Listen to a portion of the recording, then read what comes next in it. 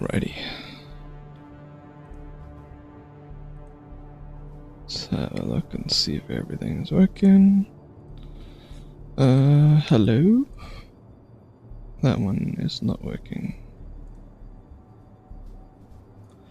Why does this stuff... Oh, it's off. Why are you off?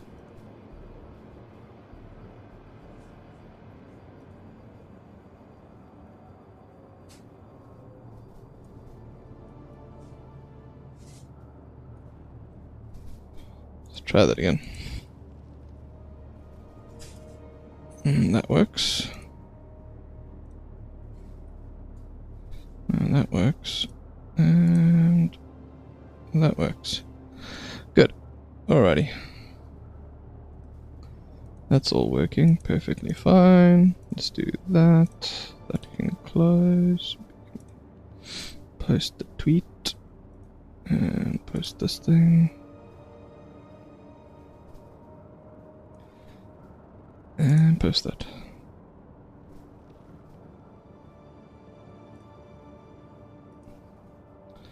Alrighty.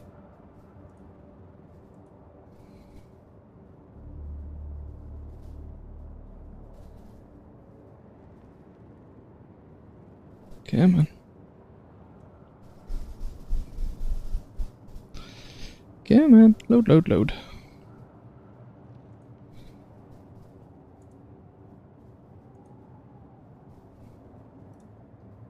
Let me just reload this thing, okay? Everything else seems to be working just fine.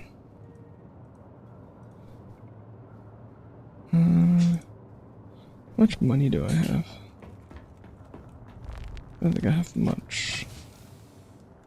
I have 150,000.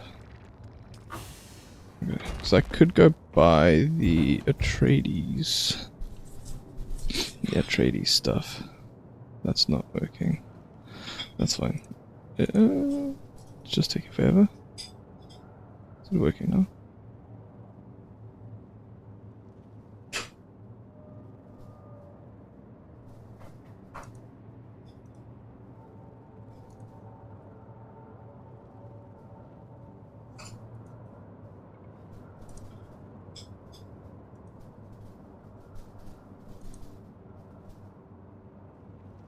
Oh, it's just very laggy.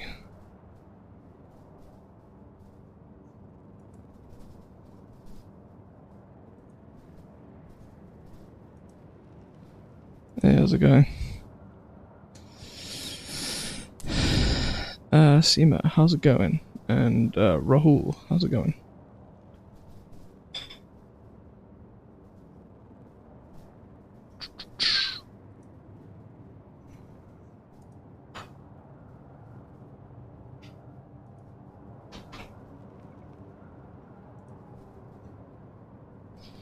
Yeah, we're gonna be making a new base today. We're gonna go find a nice spot for it. Because I'm too far away from sorry, I'm just busy setting everything up. My stream just started.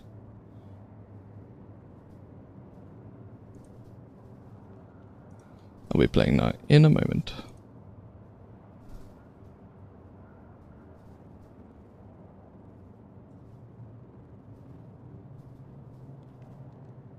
In any city? I don't understand. Hey, how's it going? Alright. So what we're going to be doing is we're currently located down here. I want to move up here somewhere. Maybe along here. Or here. We'll go and see.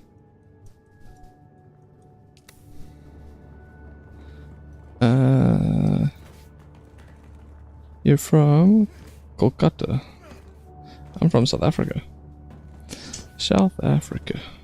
Yeah, alright, we're gonna take this thing with us. So let's take it apart.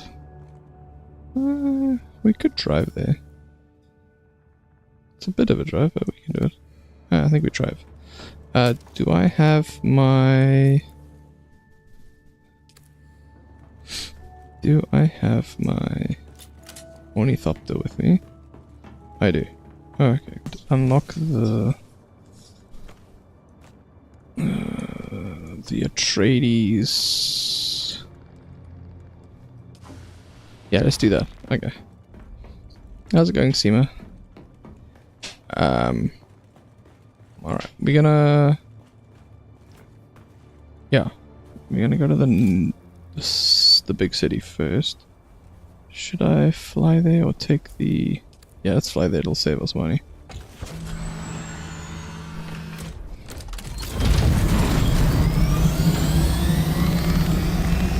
And we can buy the Atreides,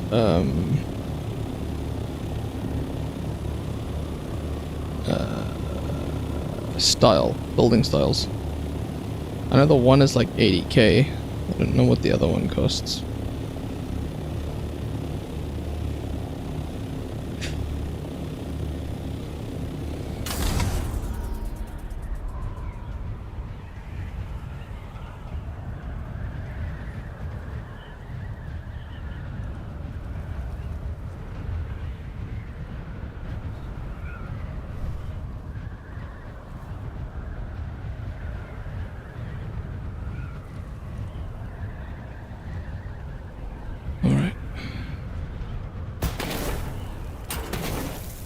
Like you just fly into the wall.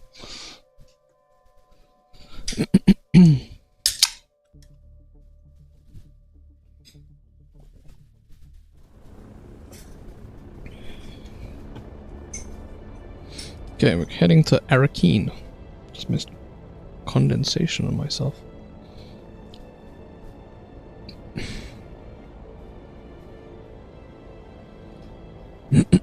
So we're going to unlock the other base parts.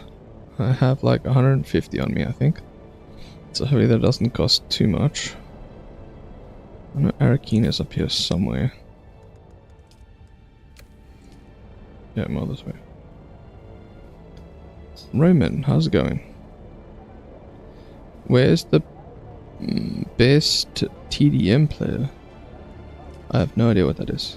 Where are you from? I'm from South Africa. And yourself?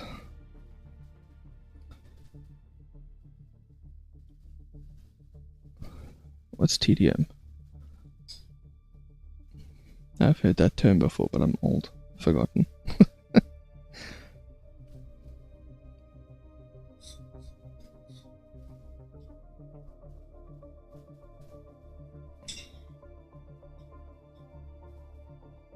I do not know Mr. 360.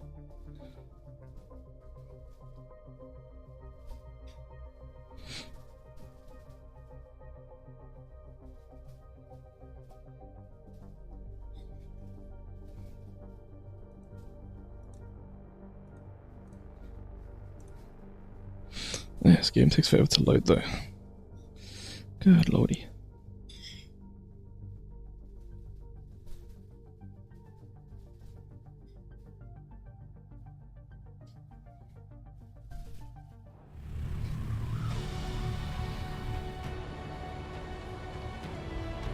Okay, let's go see how much the Atreides base stuff costs. Actually, I wonder if I can buy it from the base vendor.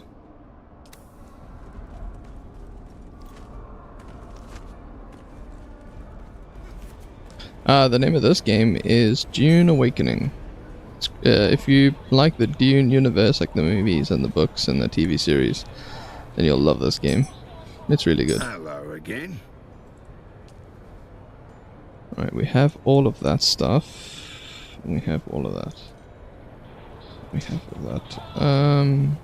And where is the other vendor? Water seller, spice merchant, Landstrap, guild. Oh, I want to see if my stuff's sold.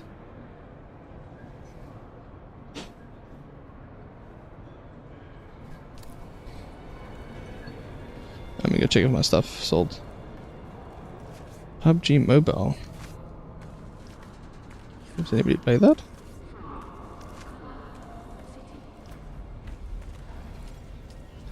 Alright, let's see. That expired and that expired.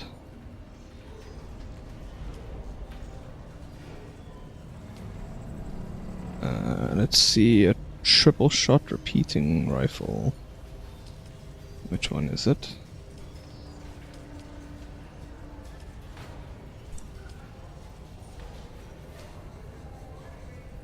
Someone... Oh, I lost it. Someone's selling one for 100k. 20k. Good lordy.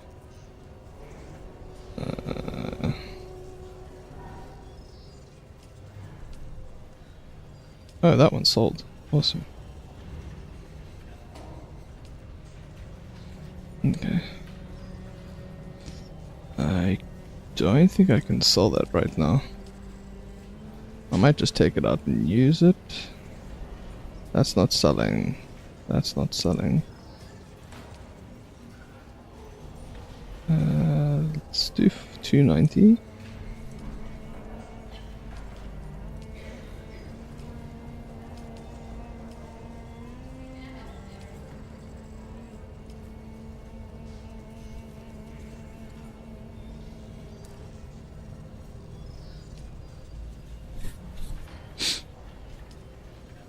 Cheers. Sorry, I was busy. I didn't see your messages.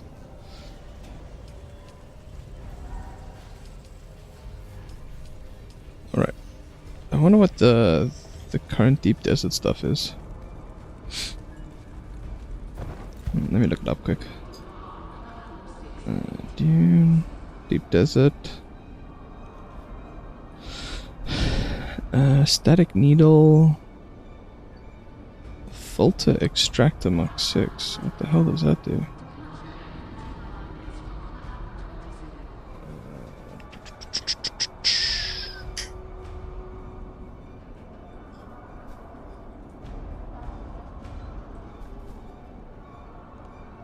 Oh, it's a blood extractor. I don't need that.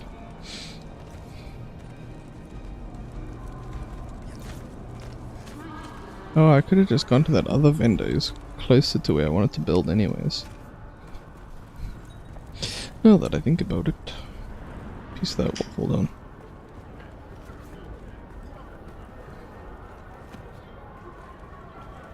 I wish you could use your skills here.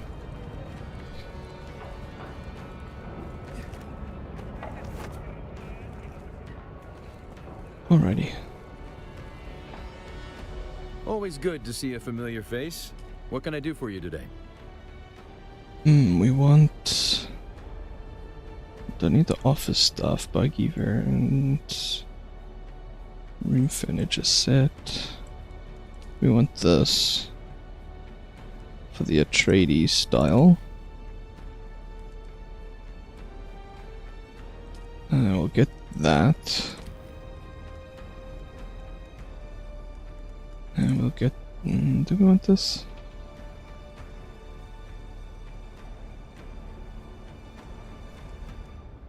We'll get that. And then I want the variants. I want...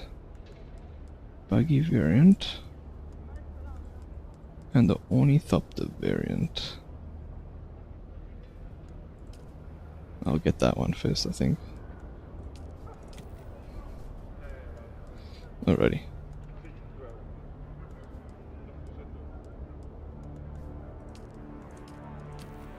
Get these swatches while I'm here.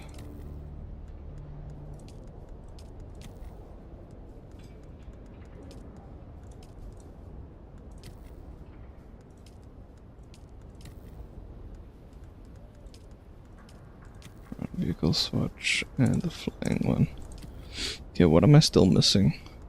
This 8,000, that for 60,000, 20,000, and I thought I bought that. Oh, I bought the ornithopter one instead. Rot. Cool.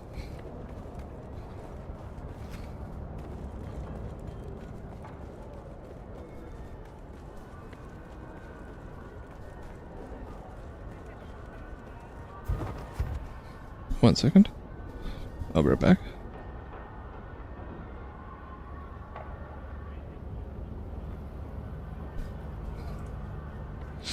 Not back.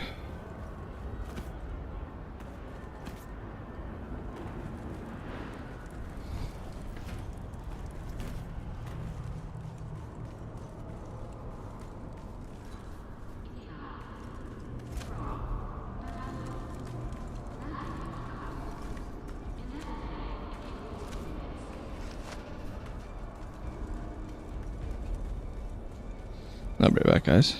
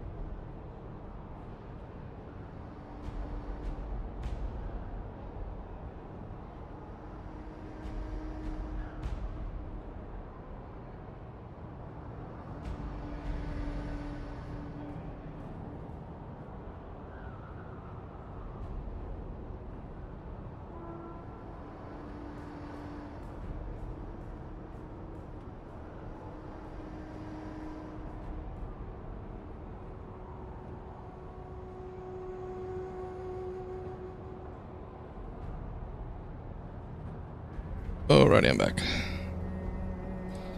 Let's carry on.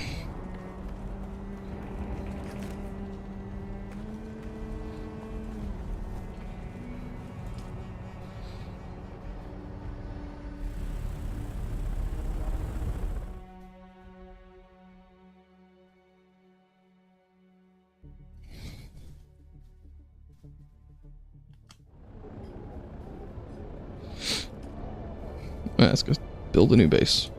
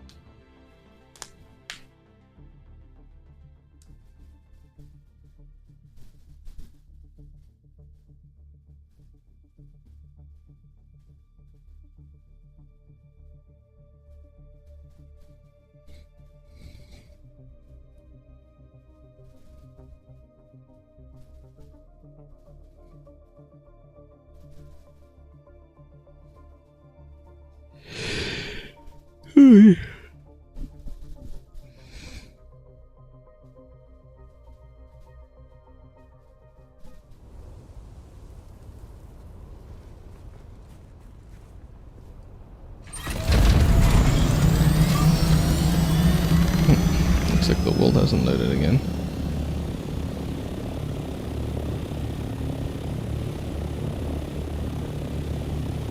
What's that now?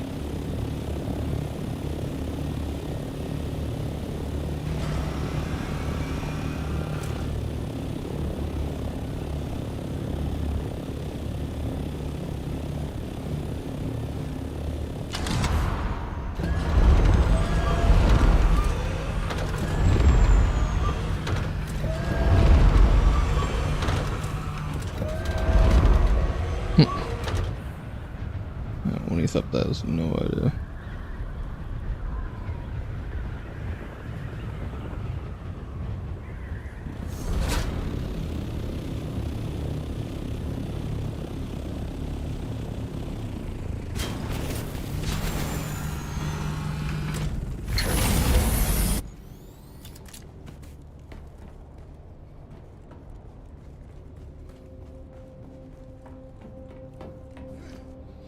Alright, we're taking this thing.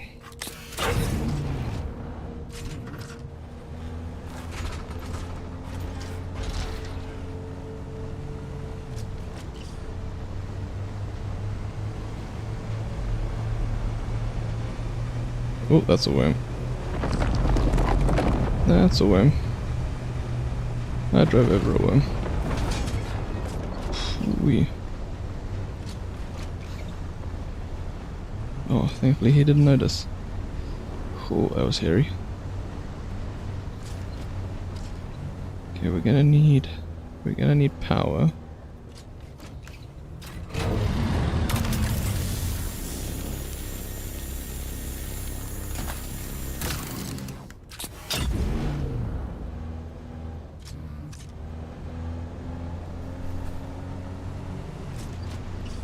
And we're gonna need granite when we get there, but I'll mine that more when we get there.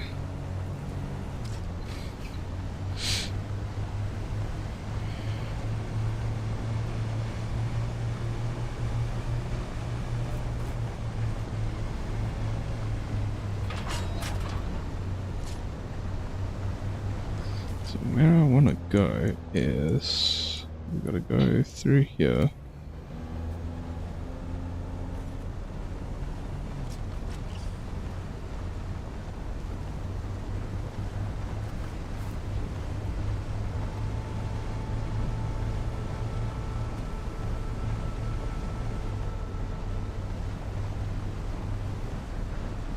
It's a bit of a drive. Maybe we should listen to the radio. Hopefully the radio is not copyrighted. I like the harvested radio. Let's listen to this one.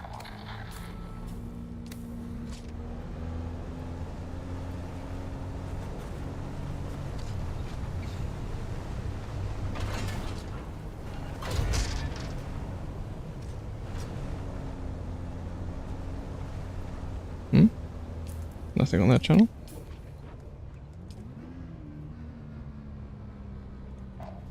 Let's listen to this one. Thorn knew how to bite and laid a beating on Rico. We separated them before it got too bad, but you can see for yourself. The holocam caught the last part. Think you can humiliate me like this? I'll be shitting teeth for a month. Count yourself lucky, thief. In the old days, they would have fed you through the mechanical separator. I have no bloody idea how that got there. I've never seen that before. The incident had been diffused for the time being. That's quicksand. Between Thorn and Rico was palpable. Was it enough to drive Rico Ma to murder? That's what I was working to find out. I was shift supervisor in Chief Thorn's next rotation. And how would you characterize Thorn's state of mind? Thorn was worried. He didn't report the fight with Rico straight away, which is weird for such a straight arrow. What happened next? We don't know all the details, but holocam coverage tracked Rico to Thorn's cabin later the same night. There was some kind of second altercation. Did Rico have an alibi for the time of Thorn's disappearance? No, he didn't. He claimed he was in his quarters the whole time. But the storm front had closed in. We were running dark. There was no way to confirm his location with the holocams. So, with suspicion Alright, we're almost there. against the Oh, decade, what was that? Captain Noah ordered Rico Ma to the brig. What we found next raised even more questions. Like a What am I giant looking at? question mark. That's a mnemonic film wire containing the coded message to Thorn. I knew exactly what it was, but I wanted to learn what the shift supervisor knew. As far as we could tell, the code was based on old cipher used by Atreides signal intelligence. The plot was thickening. Why was Thorn receiving secret messages from the Atreides? And why was that message in Rico's possession? I love the Spice Channel, the Harvest, the radio station. It's so I hadn't good. decided yet whether Rico was lying or not, but it seemed the crew had made up their minds.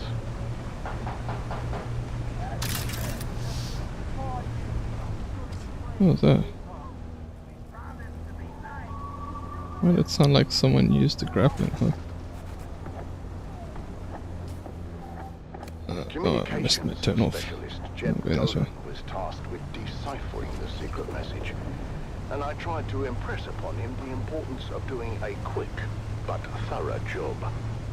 What started as a murder was rapidly becoming something else, and I had to get to the bottom of it quickly. The Spice Miners Guild had a mandate to remain neutral in the ongoing war of assassins, and had successfully done so. Sounds like one of my kids is woken up. Or had we? My wife is sorting it out though. Join us again next time, as new secrets are revealed, and we dive deeper into the enigmatic death of Crew Chief Jarek Thorne. But until then, stay vigilant and watch the sands, until death on the Titan returns. Death on the Titan. Alrighty. So now I need to get some granite. I could have just come through here.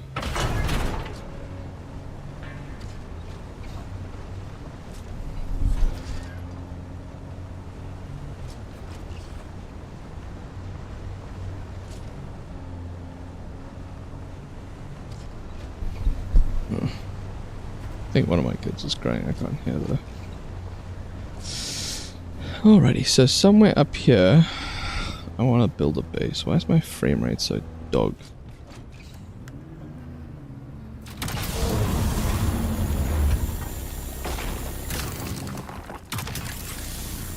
Can't reach.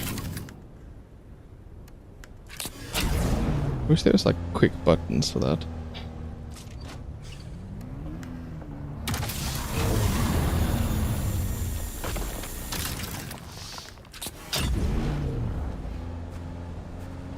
So I want to build it up here somewhere, I think.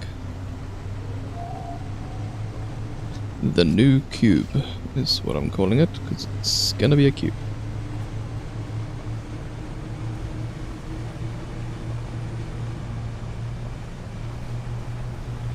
I want to find a nice spot down here somewhere. That looks like aluminium.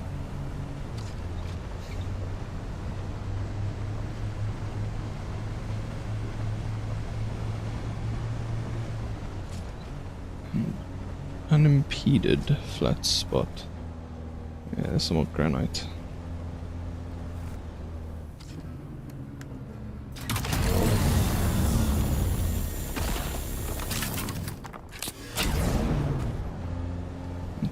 Come on, turn. As soon as you change seats, like it goes bonkers. Is that granite?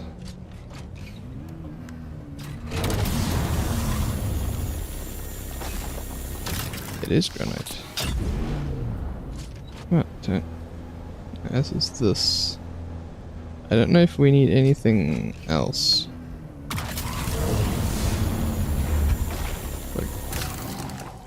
Like special crafting paste or anything, but we'll figure that out and work around it. Alright. So I want a nice flat spot somewhere.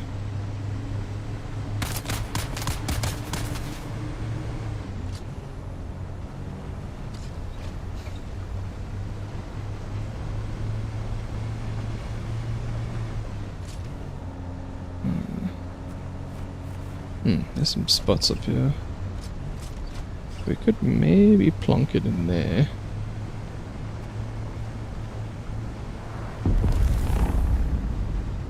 I want to learn feel.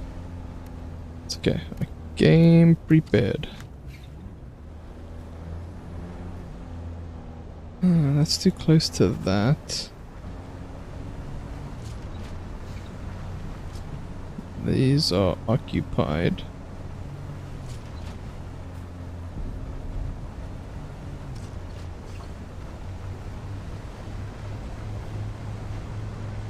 I might go back and build it in that alcove. Maybe Maybe there.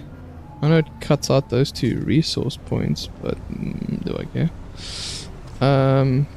This spot is relatively flat, but I would prefer it to be more flat. So otherwise I'd have to build a ramp. What to do, what to do. Where about are we?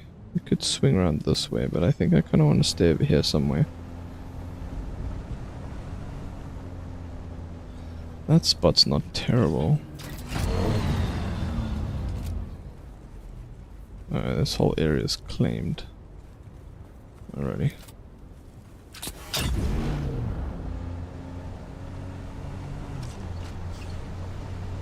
So that whole area is claimed. This is your master inspirator with the daily motivational. Today we must remember I'm probably gonna need scrap. we don't work for recognition, but do work worthy of recognition. Okay. This should be good.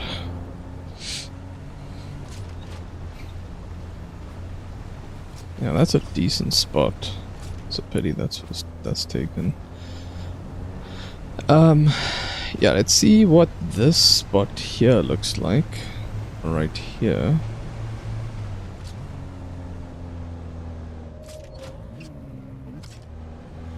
It is that one, hey? So I think that is a cave, yeah. So if we get out here... That's taken? Why is that taken? There's nothing here. Oh, they're trying to make it so you can't build on the road? I almost fit my cube in between here. Oh, that's the edge. Okay, so I can build outside of it? Yeah?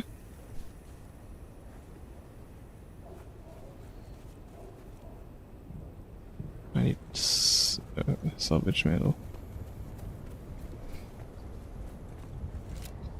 I have some.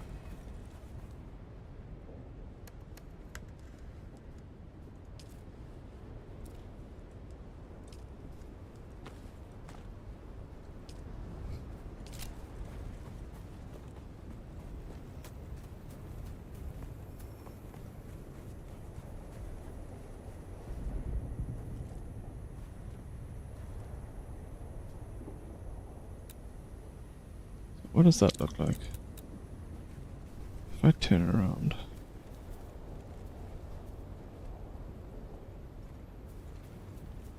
Can we go this way?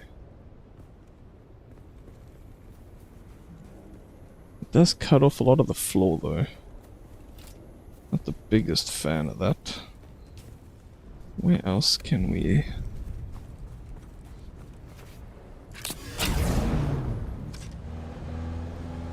I don't really want to build up because I want to ride the buggy in and out.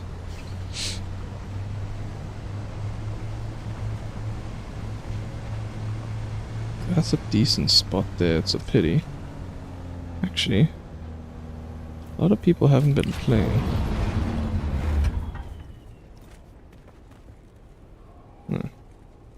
We could go check some of these bases and see if these people are still playing. If they haven't paid their taxes, we can take their base, demolish it.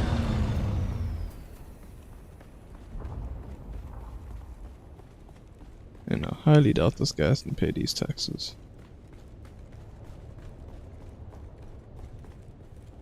Yes.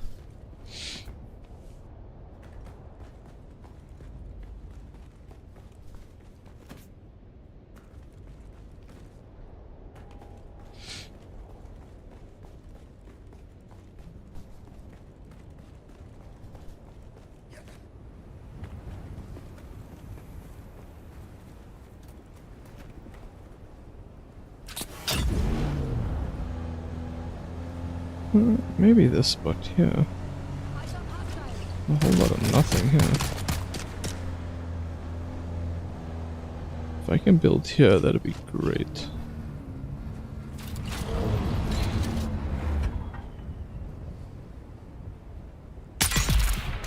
Aren't you guys annoying me?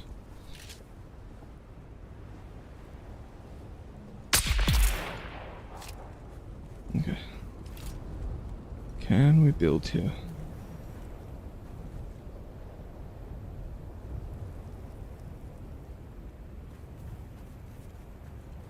We can. We can build here, and it's relatively flat. Can I push it all the way up here? Yeah, it's not terrible.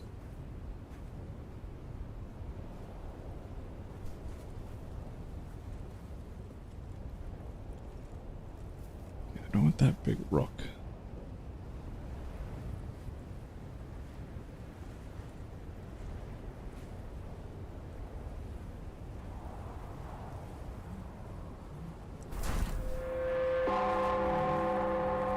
The Combined Hunted Communinet Theater presents an Arakeen Playhouse production of 5 Days at Carthage. Brought to you by the generous patronage of the Padishah Emperor and the tireless support of the Spice Miners Fellowship and Leisure Committee. So now what we're gonna do is... It's time to dim the lights and return with us to those fateful days before catastrophe came calling. It's part 2 of 5 Days at Carthage.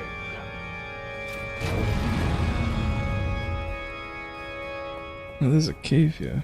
The Imperial Scenarist Guild has been provided unfettered access to the sealed records and testimonies of those who survived the Carthage incident. The following dramatization represents the official truth, as judged and signed by the Imperial Chamber Court and Aulic Council. Alright, so now what are we gonna do is... To the burning sands of Arrakis, a desert planet in a far-flung corner of the known universe. Okay, that stuff needs plaster stone. 10-1-94, and the war of assassins between House Atreides and their ancient enemy House Harkonnen is well underway. We join our 5,000. story in the bleak hills of the Simpo Uplands. 7,000. A barren and windswept place, devoid 10,000. of any life.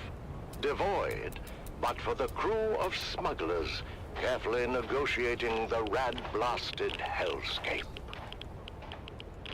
Okay, I have this as well. These hills are haunted. What locals? There are no locals. Not anymore. So I need plaster steel. These hills were wild with evil spirits. She called them Jinn. The bigger question is, how the hell a half-blind fortune teller and Arson knew to talk about these hills at all? Did we not agree to keep quiet about coming here? Ah, here we go. Simple was a restricted sector. Sardaukar kill on sight if they find you. I didn't say we were coming. I asked if it was haunted. Shingo and Max were saying it was, and I don't want any part of any ghosts or jinns or whatever. So, what did your half-blind fortune teller say? He told us an old grabbing tale about the jinn.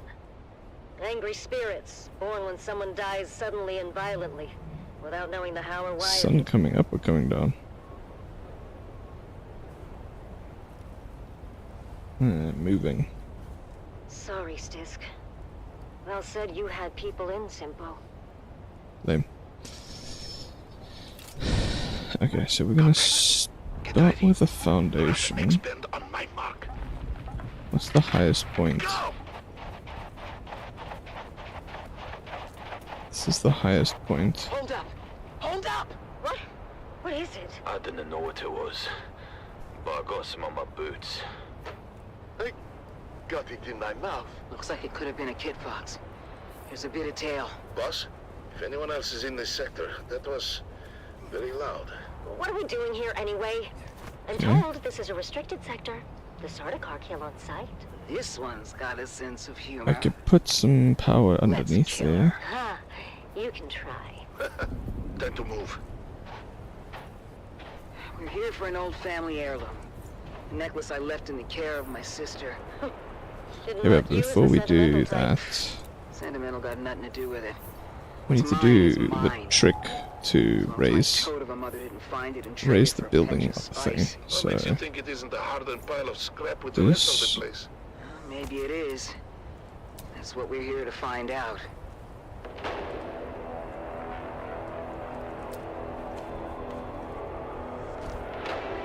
I think it's 2.5.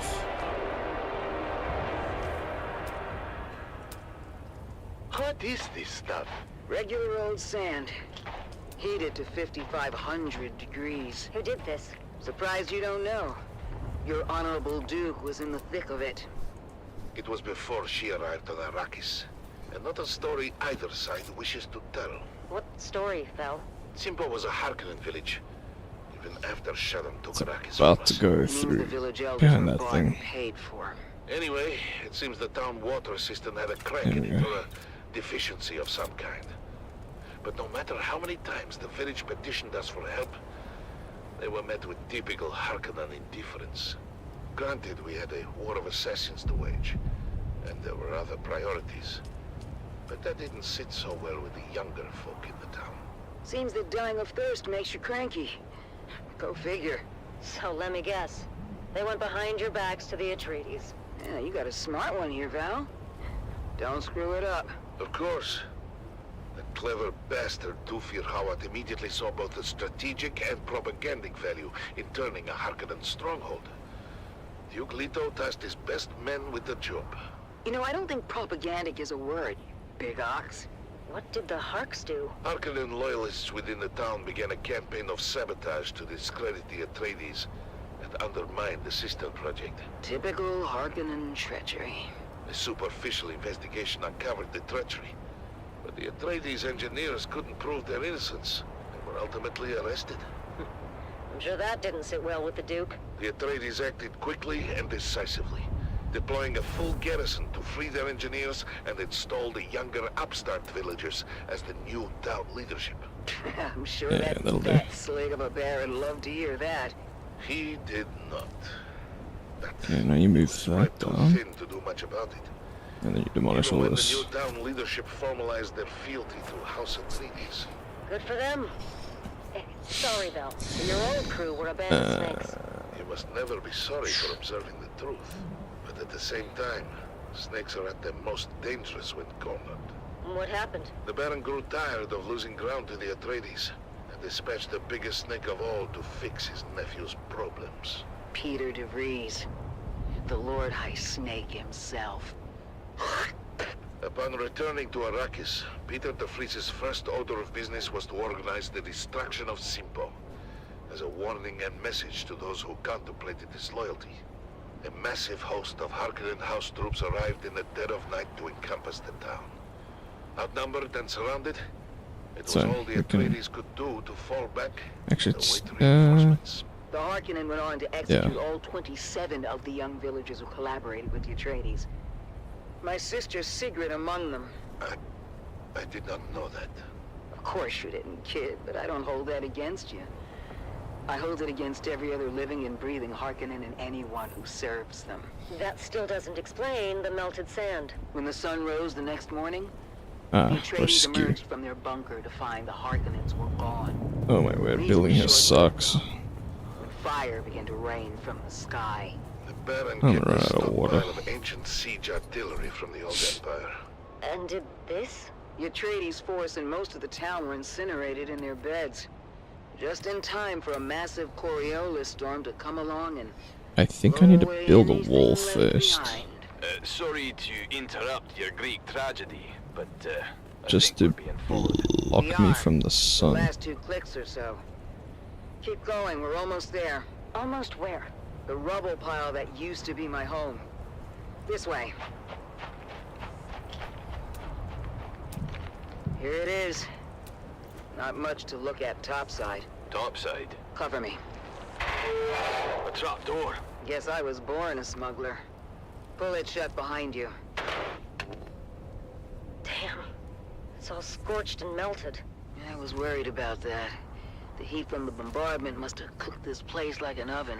So we came all this way for nothing. Not for nothing.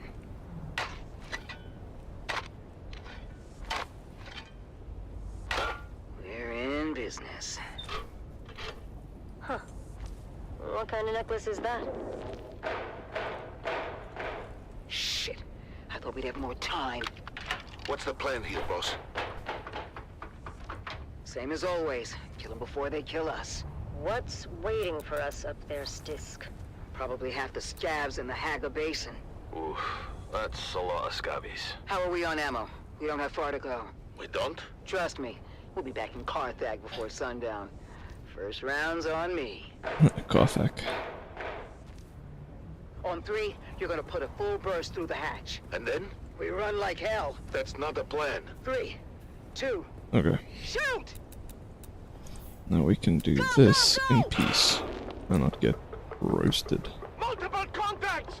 All around us! Weapons hot! With me! Reloading! Reloading! Head for that ruined house! By the way, boss, Carthag's been dry for months. Beast Rabban has ordered a total prohibition on alcohol. I know!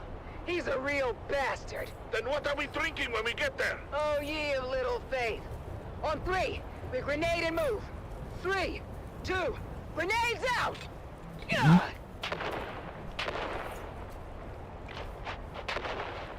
Almost there! Where? Box Canyon! Just down this grade! Okay, I can move it more this way. That doesn't sound good. Go, go, go! So if I demo Keep going! this All the way to the back! The end of what? and build from this side, Here! Where? Oh, shit. The canyon wall is fading. It's... A Solido hologram. That's a big door. Locked. Lucky we have the key. Haha. Your sentimental family heirloom. It is now. I think it was it's Inside, that height. quick! Closing door. What now? There's got to be hundreds of them out there. Trying to get in here. We ride home in style. Val, get the lights. Nice. Yeah, It's a there we Mark go. IV medium chum gunship. Can you fly it? Does a worm shit in the sand? Mount up. You know this is overkill for a bunch of scabs. The gunship isn't for the scavs. Check the hold. Shy Halud. That's a lot of booze. Stisk, you crafty devil. Told you, Val. First round's on me. Hey, Buckle build in in. peace. Next stop, Carthag. Alright. I didn't actually want to build that.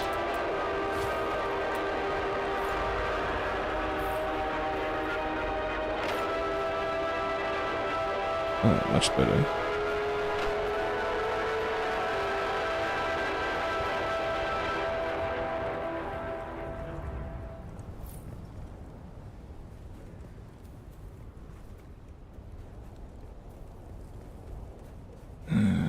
Why won't it let me stick? Oh, it's because this is here. I don't have my cutlery on.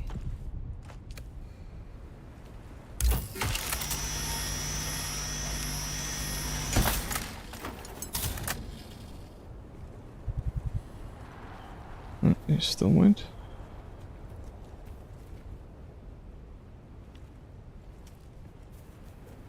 Can you snap?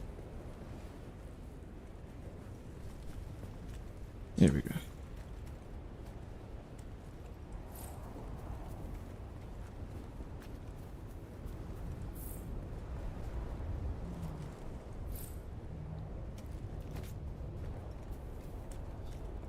And then we can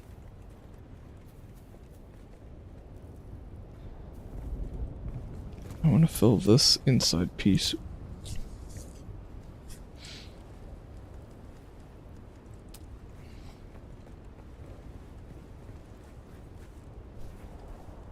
So we'll do a roof.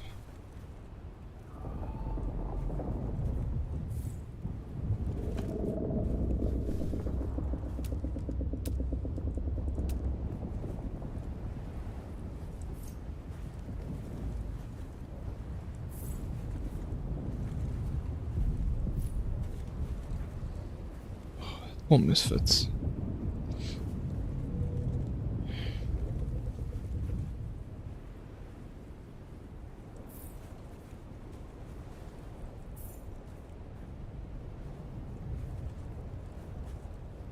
That's where I want the ramp.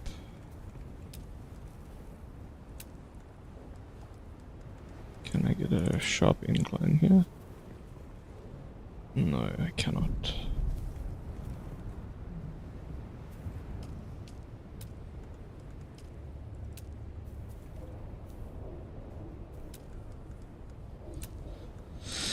Okay, so we're gonna have to do like this.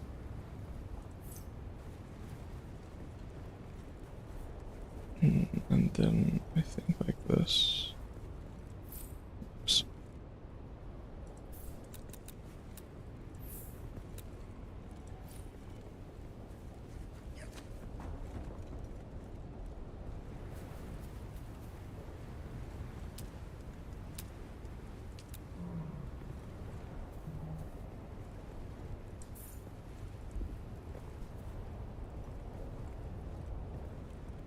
Sufficient stability.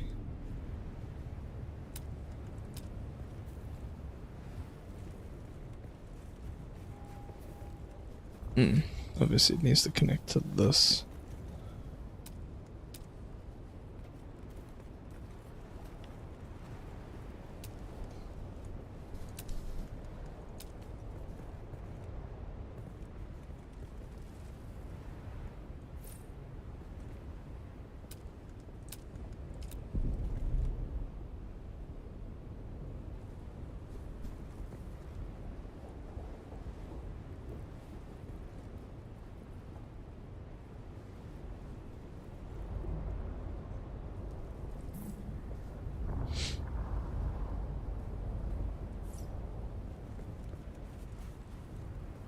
Yeah, move that in a little bit. This is Dune man Keith Villari, reminding you to ground yourself and your equipment when a sandstorm is reported. My crew kept working through the first and second warnings until static electricity shorted out our transmitter. As a result, we missed the warning, telling us the storm was bearing down on our position. Aye, many widows were made that day. Be profitable. Be safe. Okay, so now we want is this.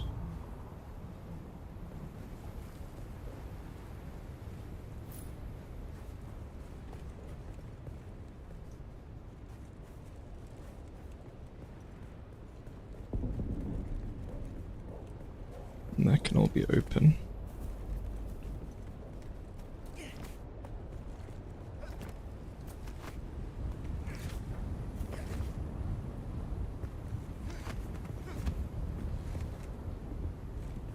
And I can put whatever I want down there. Okay, let's just start building.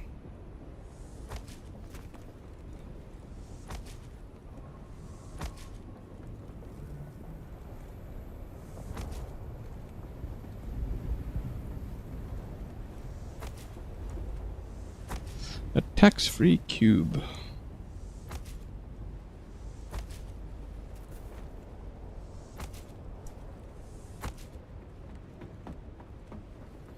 I think we can get a little bit extra space with triangles. There isn't like this type of triangle. Is there structural triangles? No, there isn't.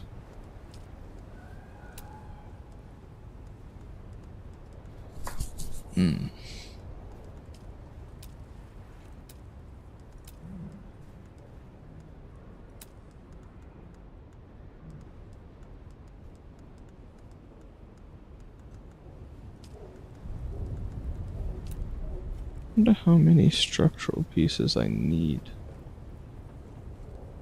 And can I use pillars?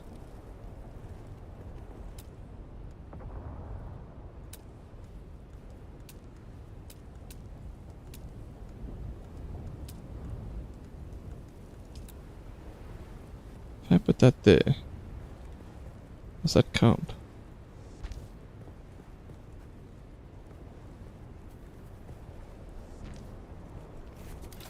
I wonder. So then if I do... well, I actually like this on the first level. So yeah, we can remove that and remove that.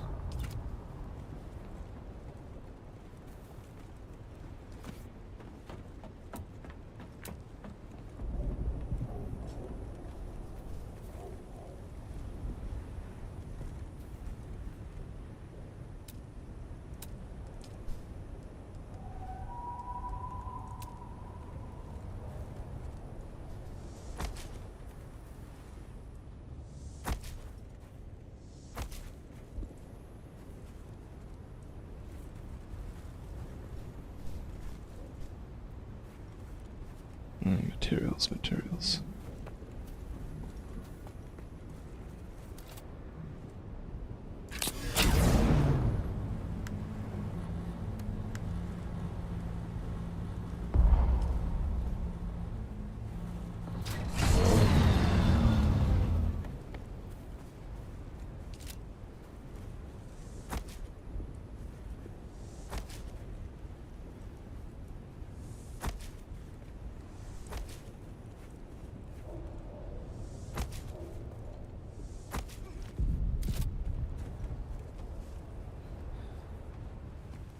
Is it the same as these? Right, jump down.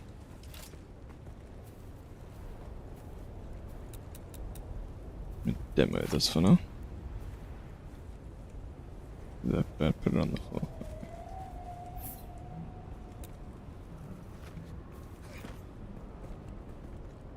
No, you can't really see those.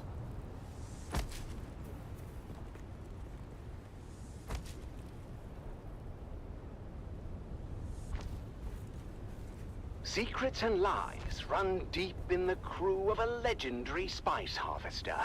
It seems there is more to fear on the dunes than monstrous worms and deadly storms. Sometimes, death comes in the guise of those you trust the most.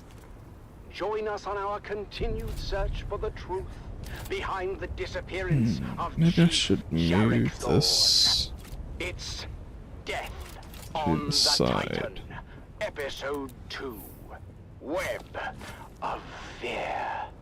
Crew Chief Jarek Thorne died under questionable circumstances following a heated argument with deckhand Rico Marr.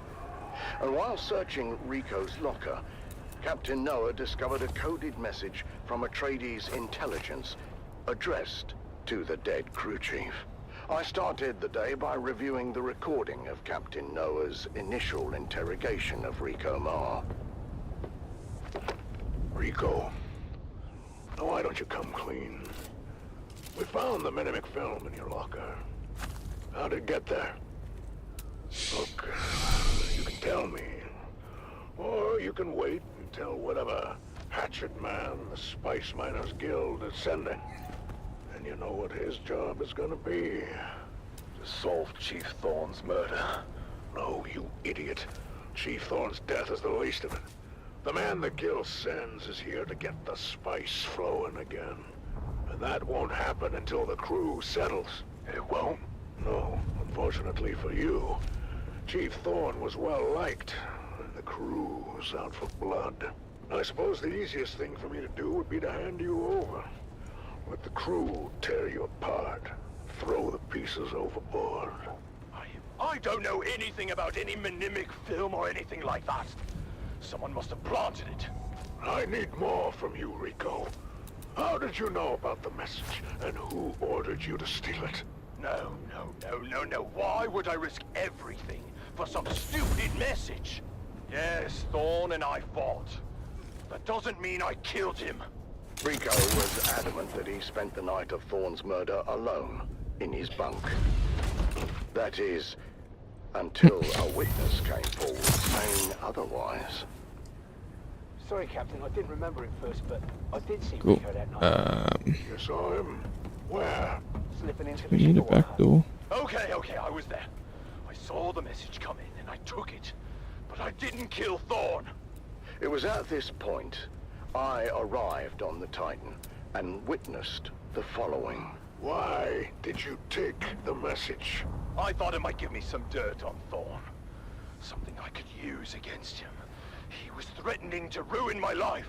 Give me your hand, Rico. Sir? Your hand, son. Place What's it flat happening? on the table.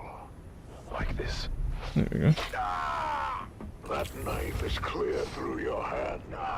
And if you ever want to have relations with it again, Oh, good lord, it's there's a time to storm start coming. talking.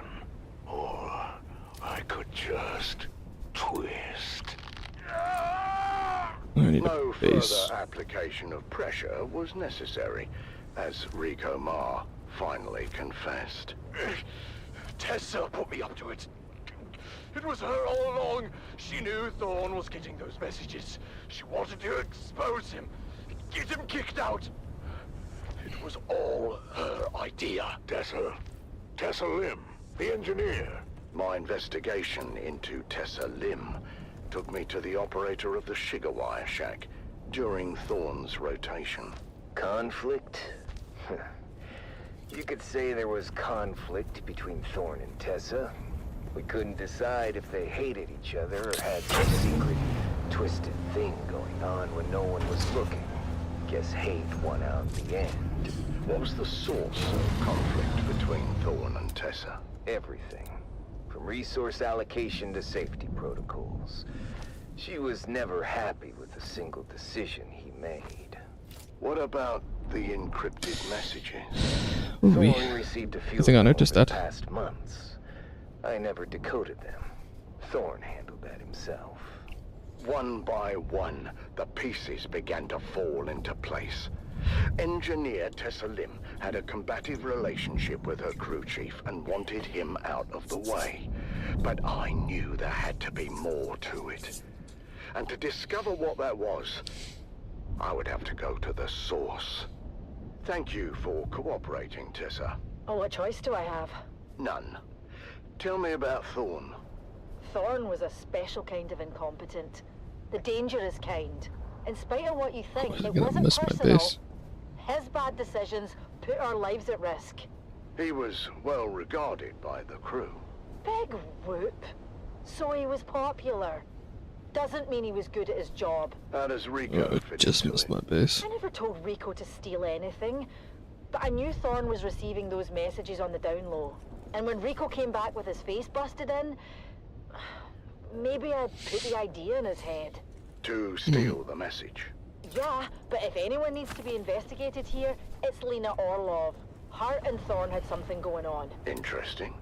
I've heard from others that you and Thorne had something going on. Don't make me throw up. Jarek Thorne makes the Harkonnen look attractive by comparison. Tell me about Orlov. To start with, Rico sleeps in a bunk. Thorne has a cabin with a door. So? So, unless Orlov can see through wood, how could she know that Rico was in Thorne's quarters that night? She must have been What should there, I do? right? Inside Thorne's Kind of want to see cabin. what the How else could she have what this such stuff looks intimate like. knowledge of his thoughts and plans? The accusations were flying fast and loose, and tensions were running high. plaster stone. As I wrapped up the interview with Tessa, she dropped another bombshell.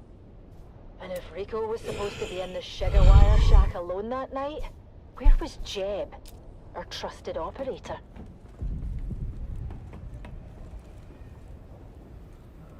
The mystery deepens on the Sand Titan as the web of deception Okay, grows. so maybe I What just is the skip it, truth but I about the do need relationship water. between Thorne and his So ship what do I need supervisor? to And build what a Death was Store? Shigawire operator Jeb really up to at the time of the murder?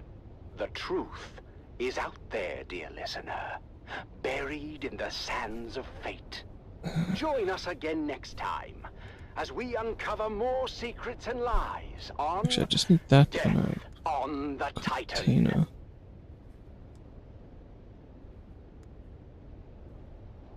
Steel and silicone. Okay, let's go get.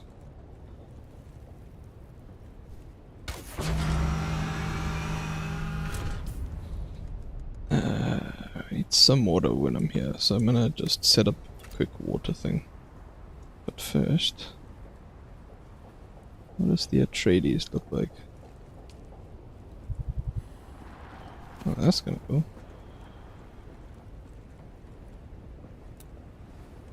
And the colors?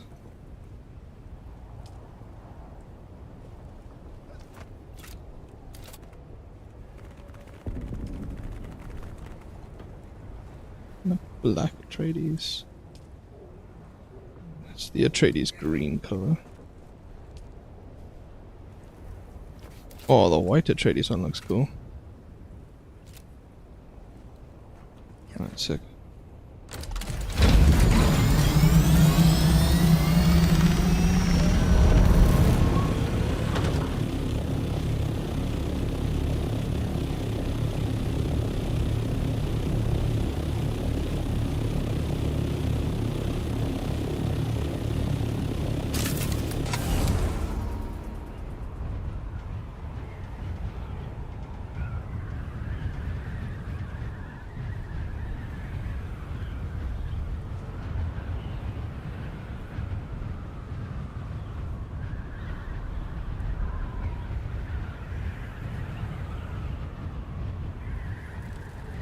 Just looking for crashed ships. There's some spice over there.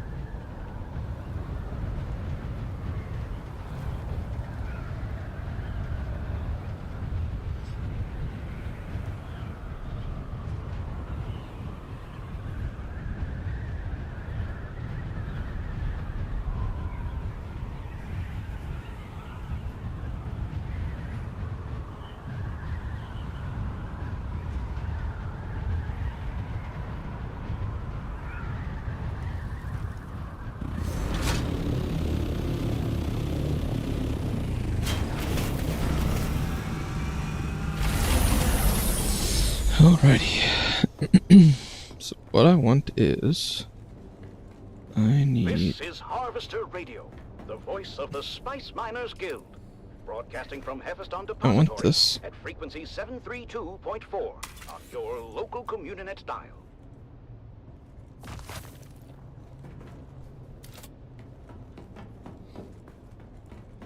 And then I think I just need copper.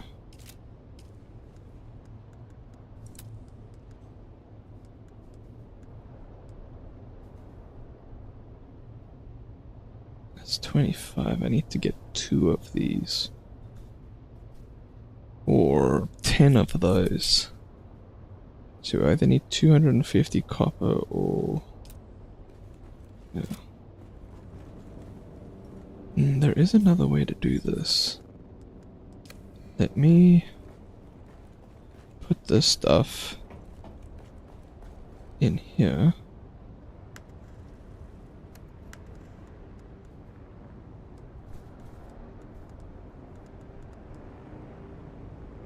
Yeah. And then I need silicone blocks.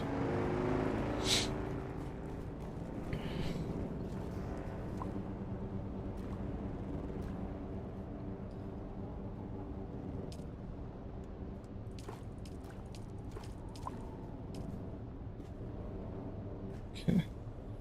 What do I need?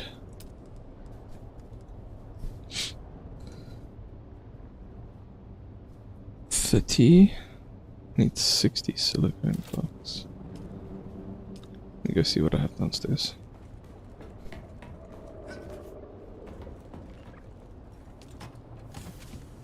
I should probably build one of these big containers as well. What do I need for a big container? Aluminium. I'll have to do that when I get there.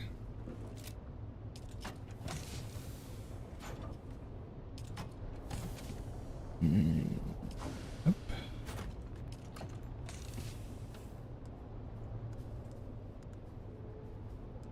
I did need some steel. How much steel?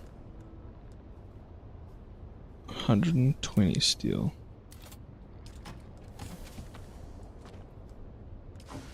I don't know. The silicone blocks are probably in the machine.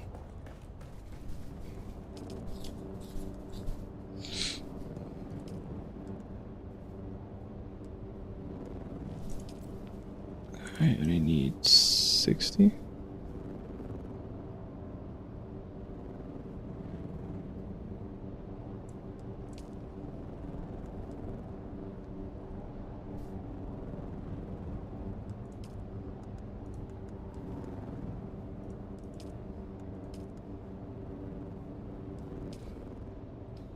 Okay, and then I need more steel.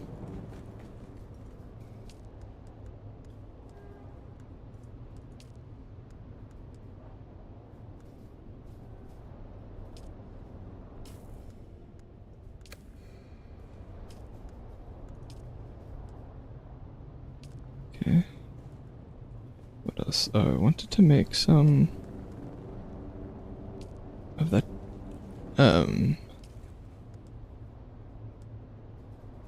pasta stone.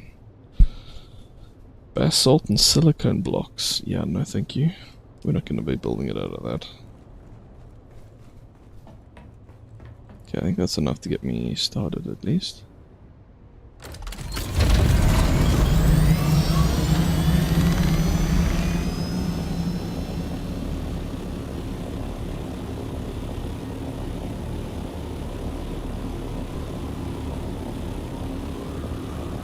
Oh, I wanted to get more to build a big box.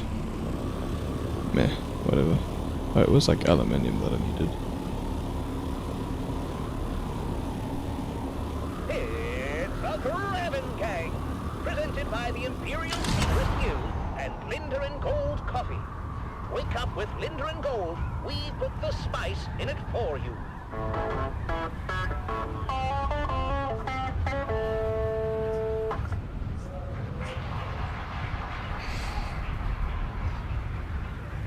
The Grabbing Gang was recorded before a live studio audience. Another day, another scene.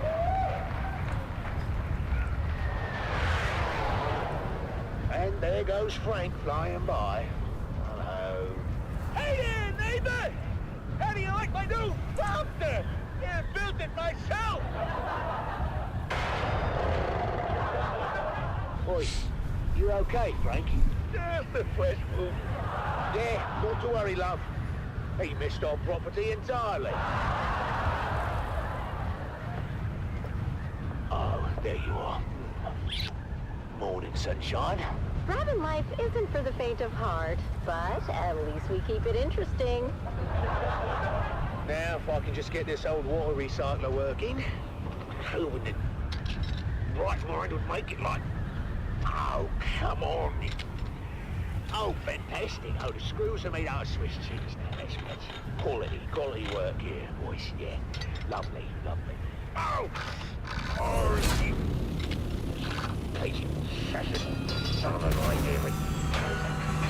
Nothing's older than your jokes. Get it up already.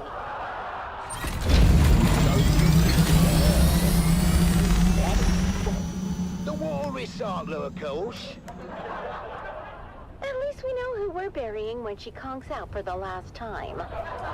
Yeah, right. Yeah, almost got it. She just needs a little coaxing, and she'll start purring. R.I.P. Betty. Gone, but not forgotten. Maybe you should get Frank to help. Do you remember the last time we got Frank to help? You were visiting your sister in Araki, and Depot 12 got popped with that surprise inspection, yeah? Well, you don't remember? The man said my hair was 3 centimeters over guild regs. Oh, now I remember. You were kinda shaggy, Dove. Well, I had no choice. I needed it cut. And I told you to wait until I got home. I don't know why you would ever go to Frank. I look like a bloody Harkonnen for weeks, love. Alright. This one will do. It needs power. Dad, can you guys keep it down? I'm trying to hear my Communinet shows. Hey, Junie, hun. Maybe you can do that outside and keep an ear open for worm sign. You know, sandworm activity's up 9,000% since that bastard Zantara took out the shield wall. How did Zantara take out the shield wall in 1 day, and it took you 6 months to build a shed? Don't you compare me to that outlaw. No, trust me. I've seen his holo. You don't compare at all. Oi, now, that's seditious talk, that is. He's an enemy of the Imperium. Oh, that sounds like a good game for frisky time. Enemy of the Imperium. Ew, you two are gross. What? We You're have gross. to build some support there. Dove. What? Have you seen her bedroom? Or, and I dare you, have you smelled it?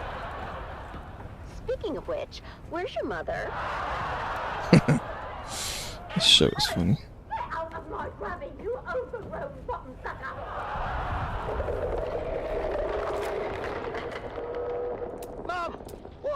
doing? I'm teaching this thing some manners. It's a sandworm, not a stray bat. Oh, well, that one had spunk. I like it. Why do we have to live with the worms? I can take anything, Arrakis. But enough with the worms already. Look, you heard what the science man said about our grabbing, yeah? To the worms, we're like a highway through the rock. But he also said they come through so fast, they don't even notice us. We should charge them a toll. 5 Solari per trip. Then we could finally get a new ground car. Hey? And Let's see if that wouldn't works. have to run so fast between rock islands. Speaking of which, it's off to the trade post.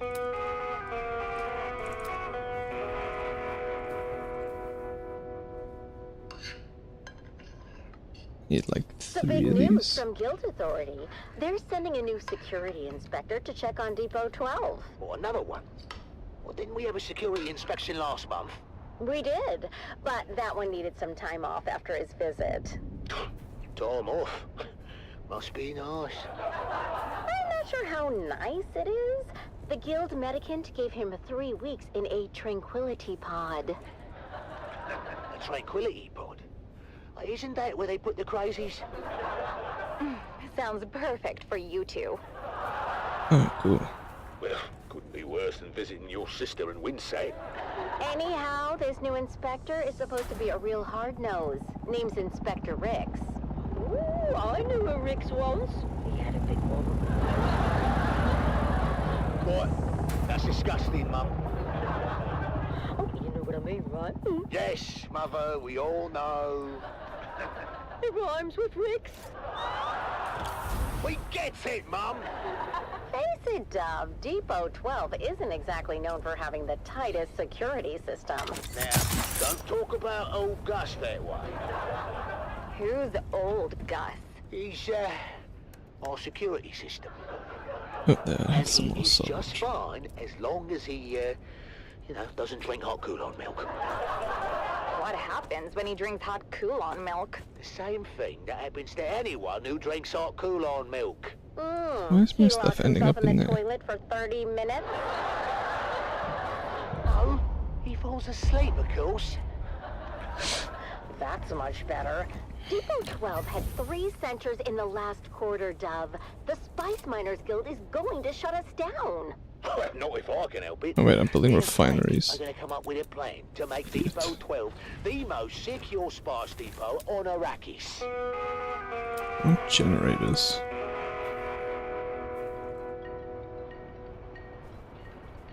Relax, Dove. I've got us covered. Yeah, that's what I'm afraid of. Hey, don't knock until you hear the plan, buddy boy. I rigged together a special security apparatus. Frank, my dear, you are still picking bits of your last apparatus from your ass. Don't remind me. Trust me, buddy. This one is foolproof. My best invention yet. And that is what I'm afraid of. I had one here a second ago. Good morning, Depot 12. I'm here to conduct a thorough inspection of your current security initiatives. This sector is one of the worst in the Imperial Basin. You can blame the Kirab for that, Inspector. I'll decide where the blame goes, Dune man. Now, show me your security. Very good, Inspector. Frank? Oh, that's my cue. Sorry. Automaton awaken! What am I looking at? My new sentry automaton. I named him Gary.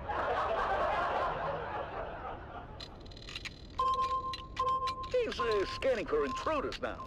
Is he? Don't worry. It's all clockwork. No Butlerian proscriptions broken here.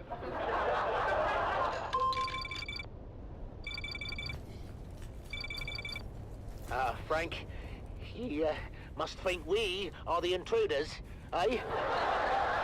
Oh, that's not good. What do you mean that's not good, Frank? I mean, maybe it's time to,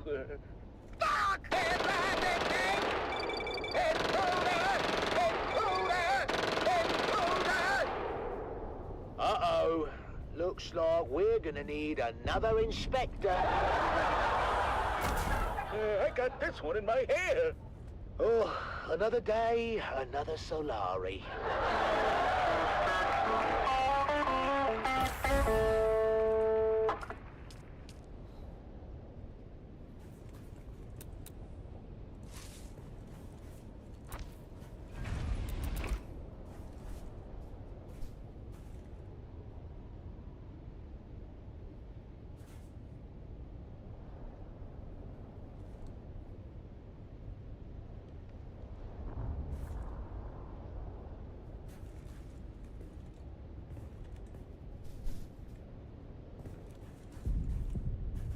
Oh, is that the exit for the trial?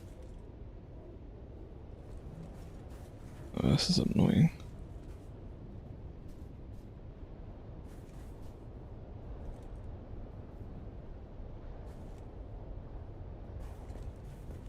I was hoping to stick a whole bunch on here.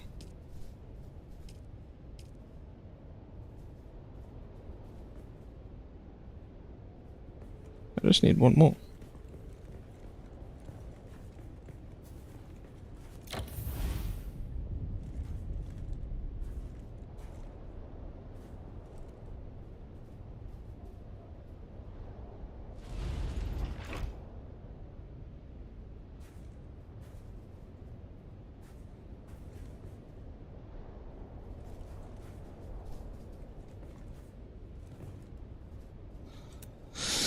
Fine, I know what to do.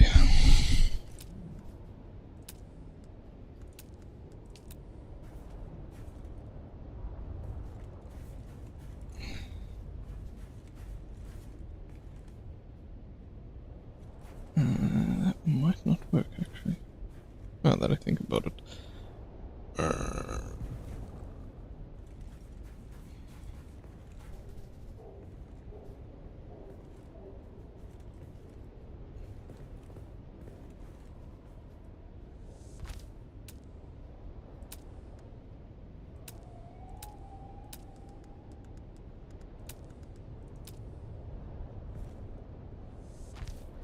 There's only certain things you can fit on these.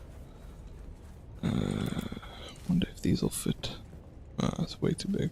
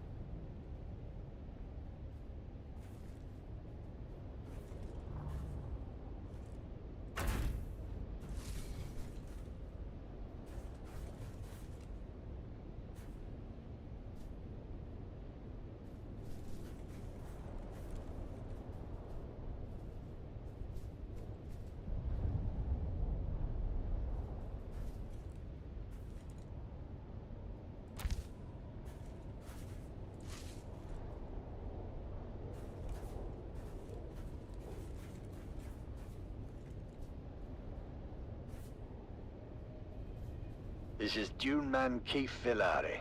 All guild brothers know about the danger of entanglement in harvesters. But what about the cost and equipment downtime? Each moving part must be carefully sanitized of blood, bone, and other viscera, costing your guild greatly in lost time and efficiency. Be profitable. Be safe. The Combined Hunted Communinet Theater presents an Arakin Playhouse production of 5 Days at Carthage. Brought to you by the generous patronage of the Padishah Emperor and the tireless support of the Spice Miners Fellowship and Leisure Committee. And now, it's time to dim the lights and return with us to those fateful days before catastrophe came calling. It's part 1 of 5 Days at Carthage.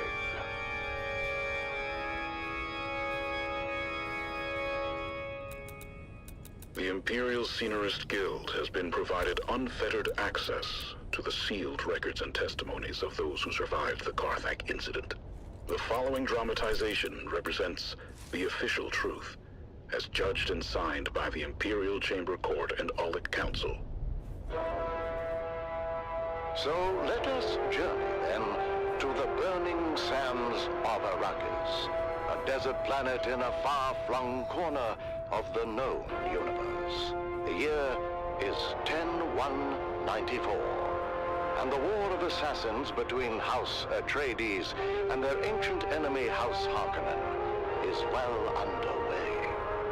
Our tale unfolds in the teeming industrial sprawl of Carthage, the seat of Harkonnen power on Arrakis. It's early morning in the Peon Quarter. Maybe this can as work. the workers ready themselves for a long day of toil in their That can. baron's name.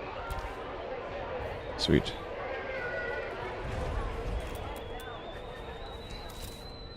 Come to tea, Devan. You'll be late again. Only tea? Is there no more bread?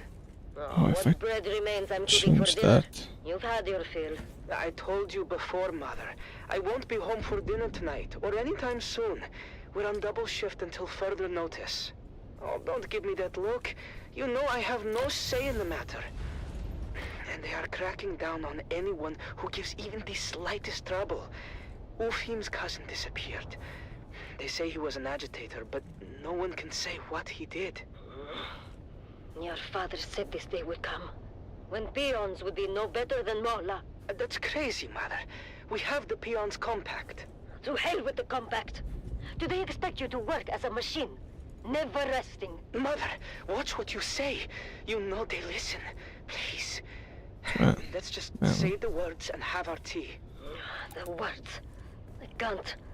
I'm too angry. But, Mother, we happily say the words every morning. Fine. We live by our Baron's leave.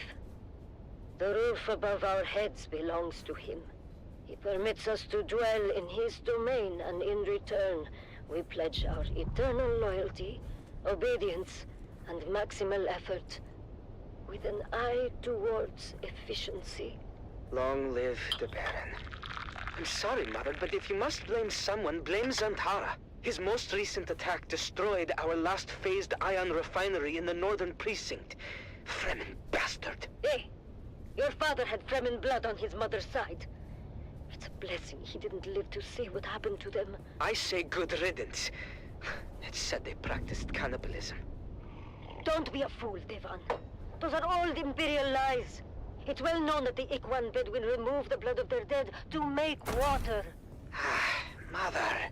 Open your eyes, my son! I wasn't going to tell you, but thanks to your Fremen hero, we're test firing a long-throw Cutter-A auger today with an ungraded barrel. Is that dangerous? Only if the phase differential is off by more than 0.0003. Devan, you can't. I forbid it. Why are they making you do this? Because, Mother, Zantara destroyed the last facility that made and tested precision las barrels. No. No. Oh I've man. got to go. Be careful, Devan. I feel something very bad is coming. Why can't this Shadow just is fit in already here? upon us.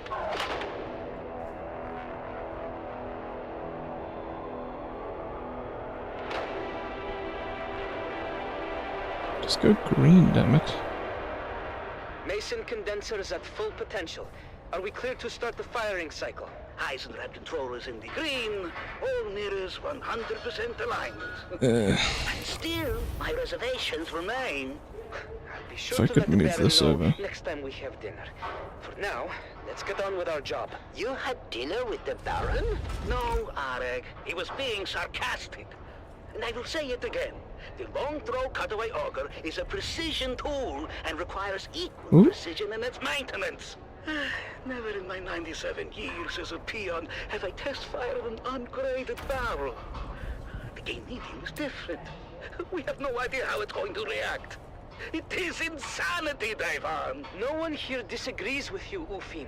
But we have written orders from the House Munitions Master, co-signed by Peter de Vries. They need this laser auger online yesterday. Because there is no risk to them. Let Peter de Vries test-fire the laser. There's too many eyes on us to mess this up. All we can do is trust in our pre-fire checklist and hope the new barrel materials meet spec. Let's go again. Spooling up Mason condensers. Maybe if I Mason move this one. condensers at full potential. Are we clear to start the firing cycle? Eisenrad controllers in the green, all mirrors 100% alignment, signal waveguide in range. Areg, how's the mesh? Phased ion is in the mesh. Optical pump is engaged and the coils are hot. Okay then, let's take it slow. Engaging throttle. These walls are like getting rid of some of my space. Shut it down! Shut it down! Areg! Venting big tanks! Submerging coils in 3, 2, coil submerge! What have we done?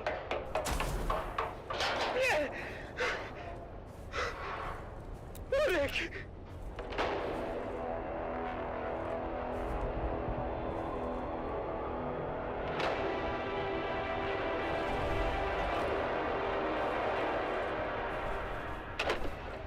Devan, come. Have some food. Do you hear me? Devan? Devan? What is it? Areg is dead. What? He's dead. They took him away. I saw him die. What happened? The laser auger went out of phase. The beam splitter vaporized almost instantly. The whole charge vented onto Areg.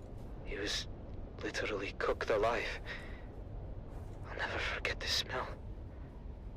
And the screaming. Oh, he suffered. Badly, I think. And you are just home now. How could you work after this? Did they not shut down the shop? No, they just moved us back to munitions repair and we finished our shifts. Oh man.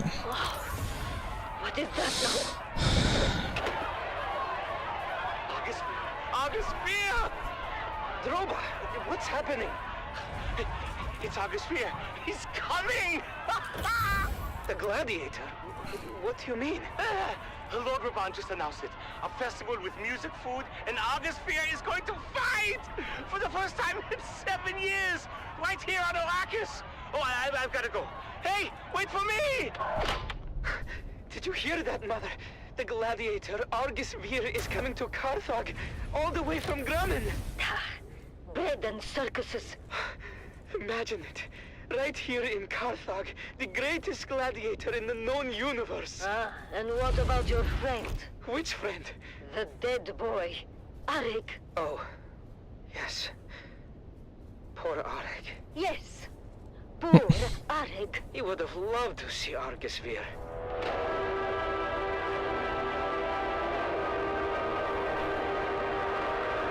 Oh.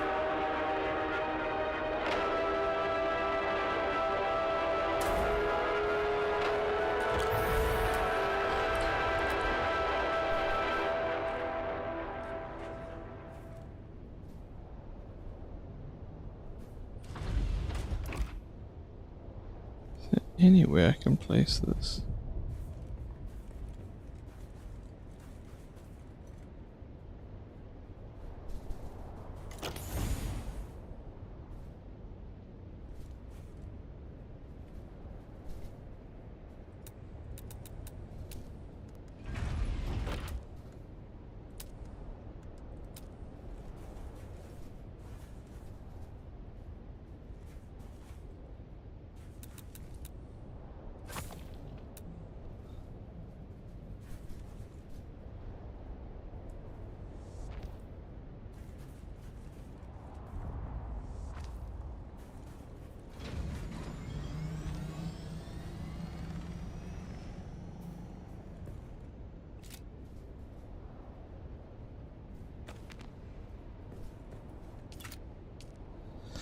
Alright, let's try that again.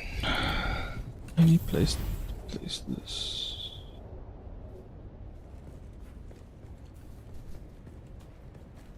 This is so annoying.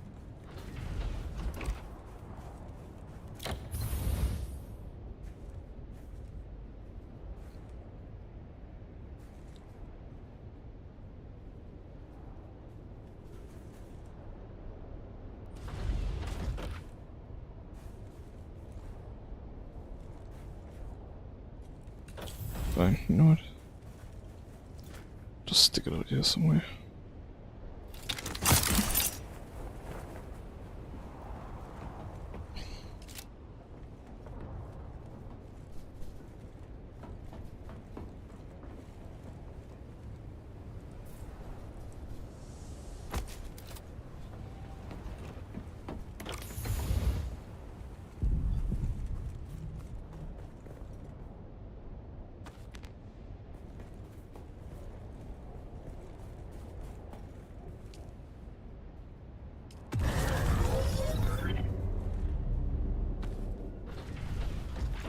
Alrighty.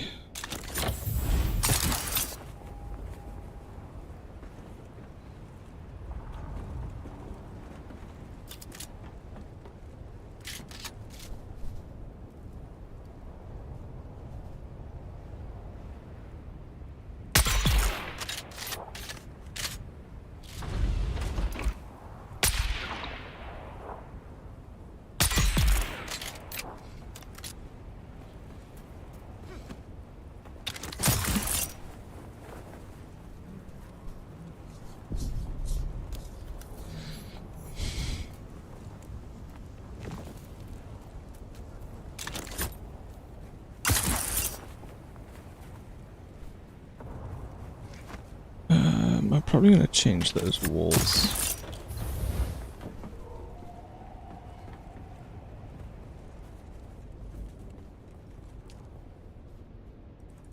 Oh, I don't have enough space on me. Great.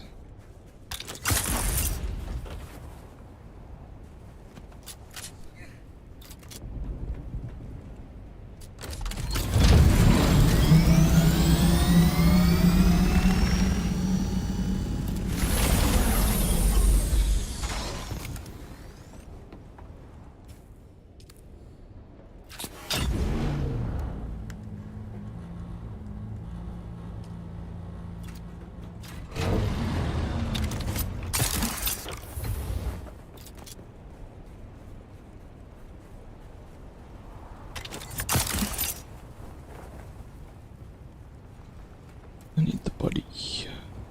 Nope.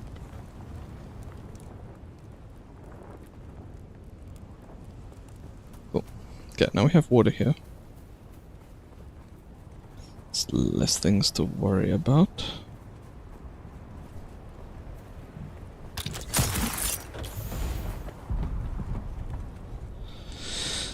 Alrighty.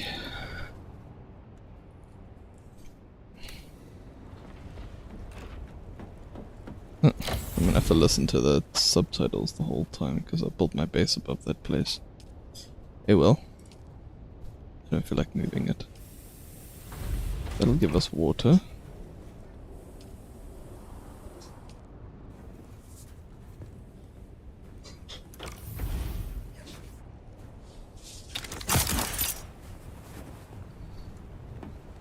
You're listening to Harvester Radio, home of the Daily Motivational, with Now, Master what do I wanna do? Inspirator Jovian Huss. This is your Master Inspirator with the Daily Motivational.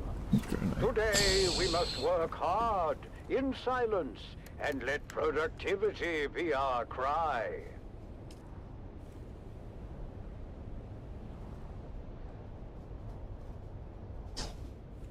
Hey, how's it going, Cleo? Unfortunately, I don't feel like typing in the chat because I only have one monitor, so it's a bit of a pain. So unfortunately, I can't do that. But that's okay.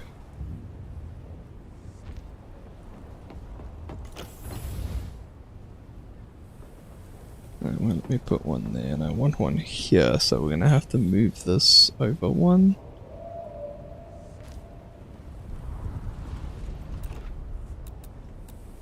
Which means I have to move everything underneath there.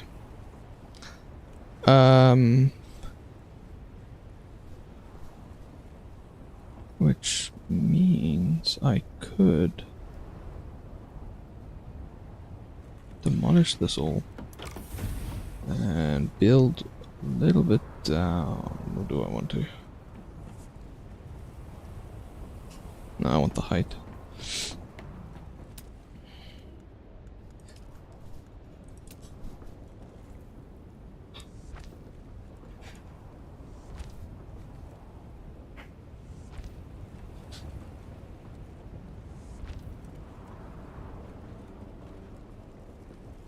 Maybe I will change these base plates.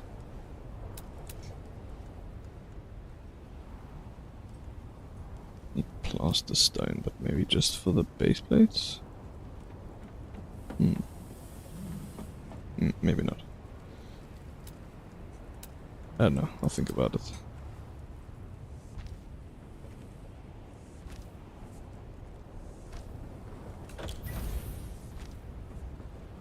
Not too sure what I'm doing there. Then I need a half wall, which is really hard to do because I should actually do this half wall. Okay, so I need some plaster stone.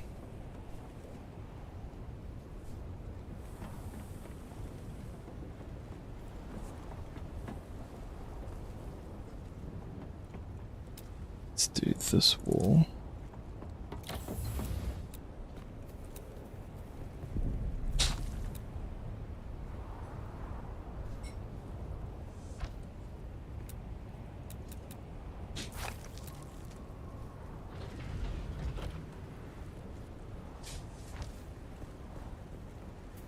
That's gonna be a corner.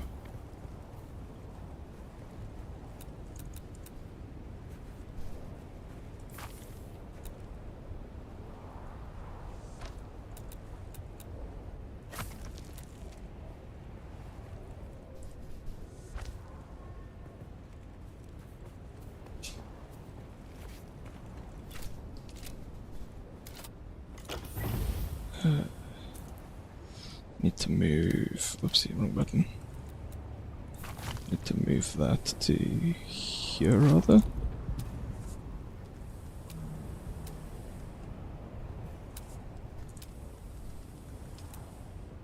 The mystery deepens aboard the Sand Titan, as Crew Chief Jarek Thorne's death remains unsolved, and the flies begin to circle. It's Death on the Titan, Episode 3, The Visitor. We need to talk about where you were, Jeb, the Why night is that a Crew different Chief color? Thorne died. I don't remember exactly. I might have stepped out for some air. I just needed a break. The work gets stressful, you know. You were running dark that night, but the weather hooks were engaged on Pad 1. Why do you think that is? I don't know. Malfunction? What do we know about weather hooks? They're used to secure ornithopters in bad weather. But isn't it true that weather hooks can only be engaged from the cockpit of a thopter? I don't know. I'm a comms guy. Do you recall seeing an ornithopter? No, I don't recall seeing a thopter or anything, really. You sure about that? A thopter's hard to miss, even in a storm. Especially if it engaged the weather hooks. Well, I honestly can't recall anything like that. Maybe the hooks malfunctioned. I'm sure it's happened. Everything else malfunctions before long on this tub. Of course, we could find no evidence of any unscheduled thopter landing on the Titan. But maybe someone else knows something. Maybe someone knows exactly who landed on the flight deck that night. I told you already. I don't know anything. Am I free to go? With Jeb's memory failing to provide any clarity, I turn my attention to Shift Supervisor Lena Orlov. Several things she let slip hinted at a closer relationship with Crew Chief Thorne. There had to be more to their connection than she was letting on. There was nothing going on between us. We were just colleagues. Tessa mentioned that you and Thorne had a close relationship. Well, Tessa's wrong. There was nothing romantic between us. Why would she lie about something like that? Maybe she's trying to deflect suspicion from herself. You know what? That's exactly what I thought too. But then, she played me this. I'm glad we've had these moments together, Lena. Me too, Jarek. I don't think I could survive another day in this barren wasteland without you. What a bitch. Who goes around recording the conversations of their crewmates? She was keeping tabs on Thorne, documenting his lack of leadership skills. Oh, she wouldn't shut up about that. I should have just transferred her to another rotation. Tell me about you and Thorne. All right. We were involved. But we were happy. I had no reason to harm him. If you had nothing to hide, why keep it a secret? Because it's personal. It had nothing to do with his death. Did anyone else know about your relationship? No, we kept it private. It was nobody's Can you business. Tessa has always had it out for Thorne. She's just trying to stir up trouble. Tell me about Jeb. What about him? His alibi is weak. As is his assertion that he received Thorne's secret messages, but had no interest or capacity to decode them. He had the capacity, if he wanted to. We both had the same signals training. Does that mean you could decode the message too? Yes, I could. Then tell me, what did the secret messages say? Stay tuned for our next exciting episode, where secrets unravel and the truth comes to light on Death on the Titan.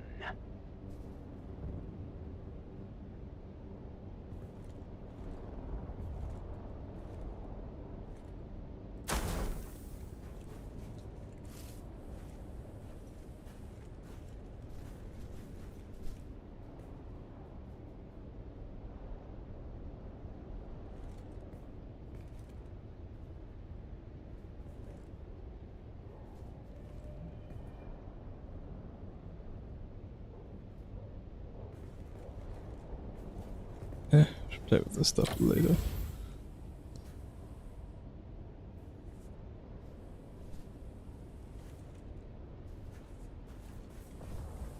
Just put it upstairs. The other one.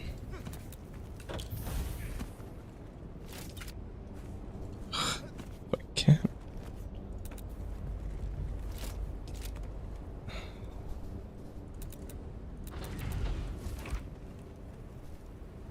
Alright, that's not it.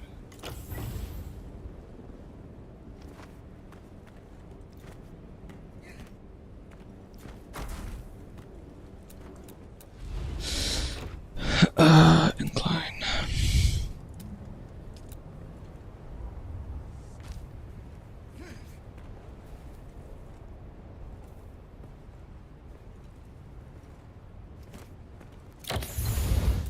This is your master inspirator with the daily motivational.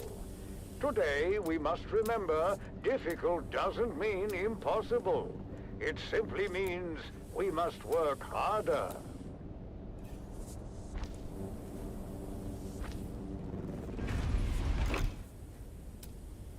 Walls.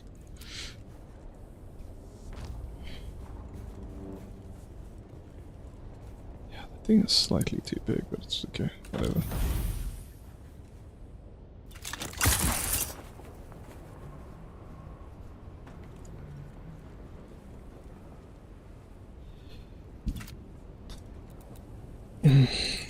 Okay, I'm gonna demo that. Come up here. I might put the door in there. Oh, one up more. Okay. Walls. Is there a half wall? There is a half round wall.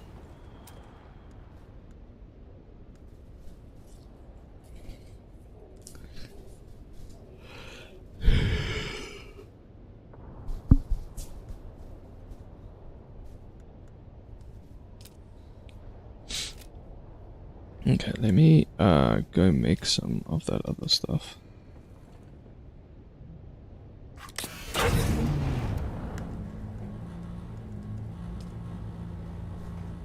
Did I have some scrap on me as well? No. Okay. Actually, what do I...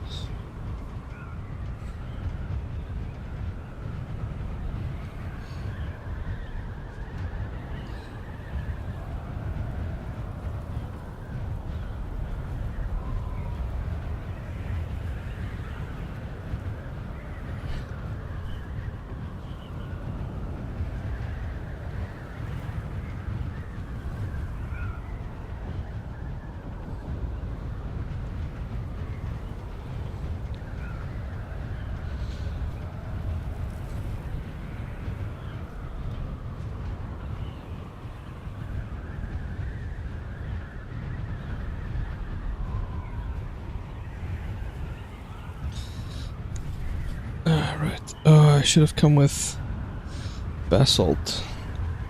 Oh, I'm such a numpty. I flew all this way for nothing.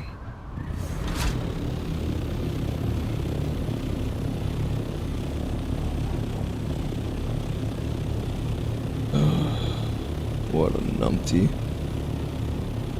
Oh, another storm is coming.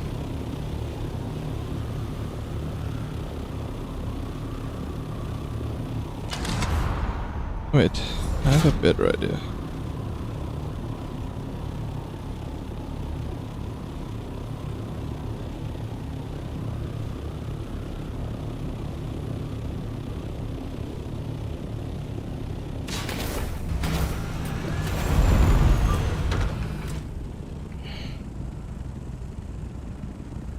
Hello?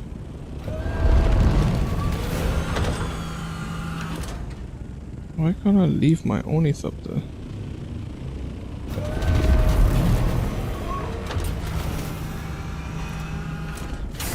That's weird. Okay, so to make that stuff, all I need is...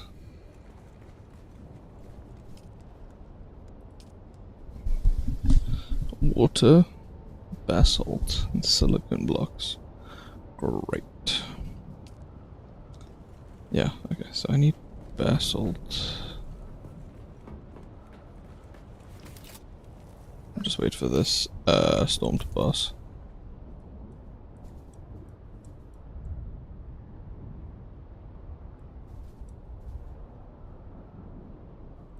Oh, it's gonna hit both my bases.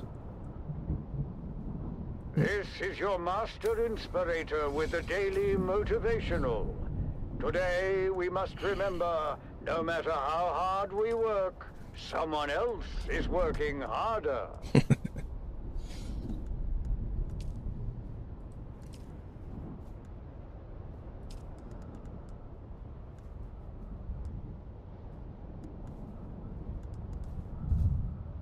I need the compactor thing.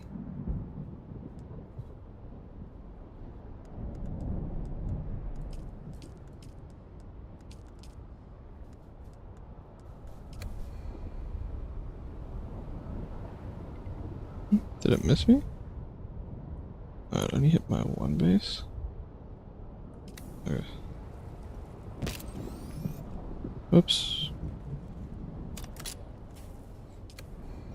Alrighty, I gotta go fill that thing with basalt.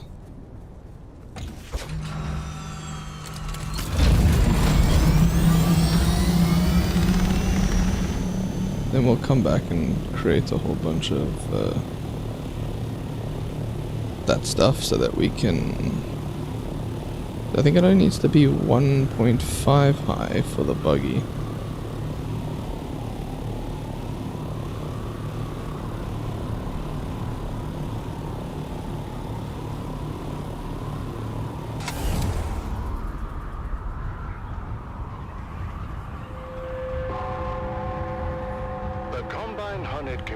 Theater presents an Arakin Playhouse production of 5 Days at Carthage. Brought to you by the generous patronage of the Padishah Emperor and the tireless support of the Spice Miners Fellowship and Leisure Committee. And now, it's time to dim the lights and return with us to those fateful days before catastrophe came calling. It's Part 3 of 5 Days at Carthage.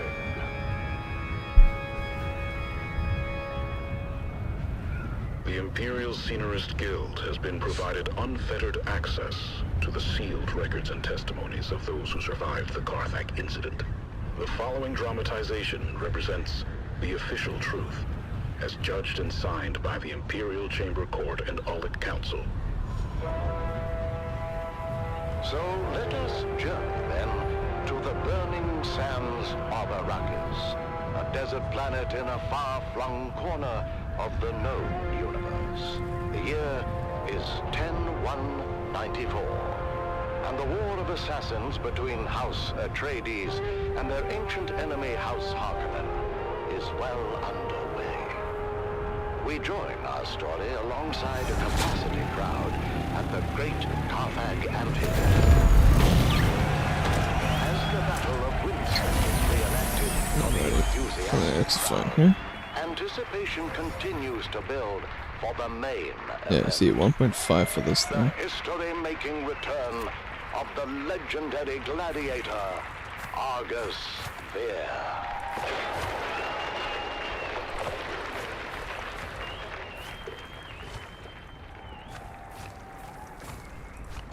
Do you hear them, Argus? All of that whoops. for you.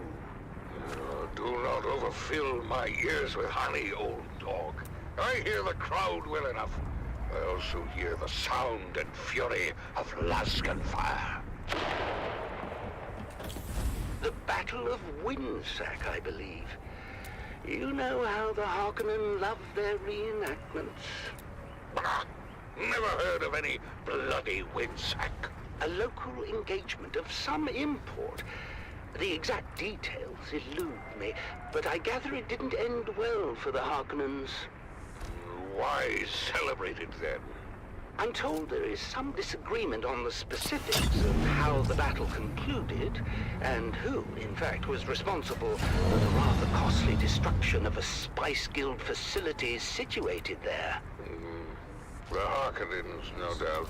I believe the Baron would claim otherwise. He would, wouldn't he? Where is my damn spice? The skin on my legs feel as if it's both swelling and tightening at the same time. The pressure's building. Basalt. Where's my damn spice? That Harkonnen bootlick should be here by now. There he is. Control yourself, Argus. And do keep in mind we are here at their sufferance. Now, enough of your prattling, page. Beginning to sound like my sixth wife.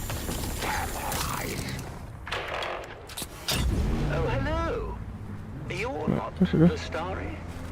No, Vestari had to attend a pressing matter. I am here in his stead. What could be more pressing than my bloody spike? My legs feel as if they're about to burst and shower the room with gore. I have your spice. As requested, a 7% solution of melange, elaka oil, and Karana brandy. Did you mix it yourself? Who the devil cares? Give it here! Some more basalt up there.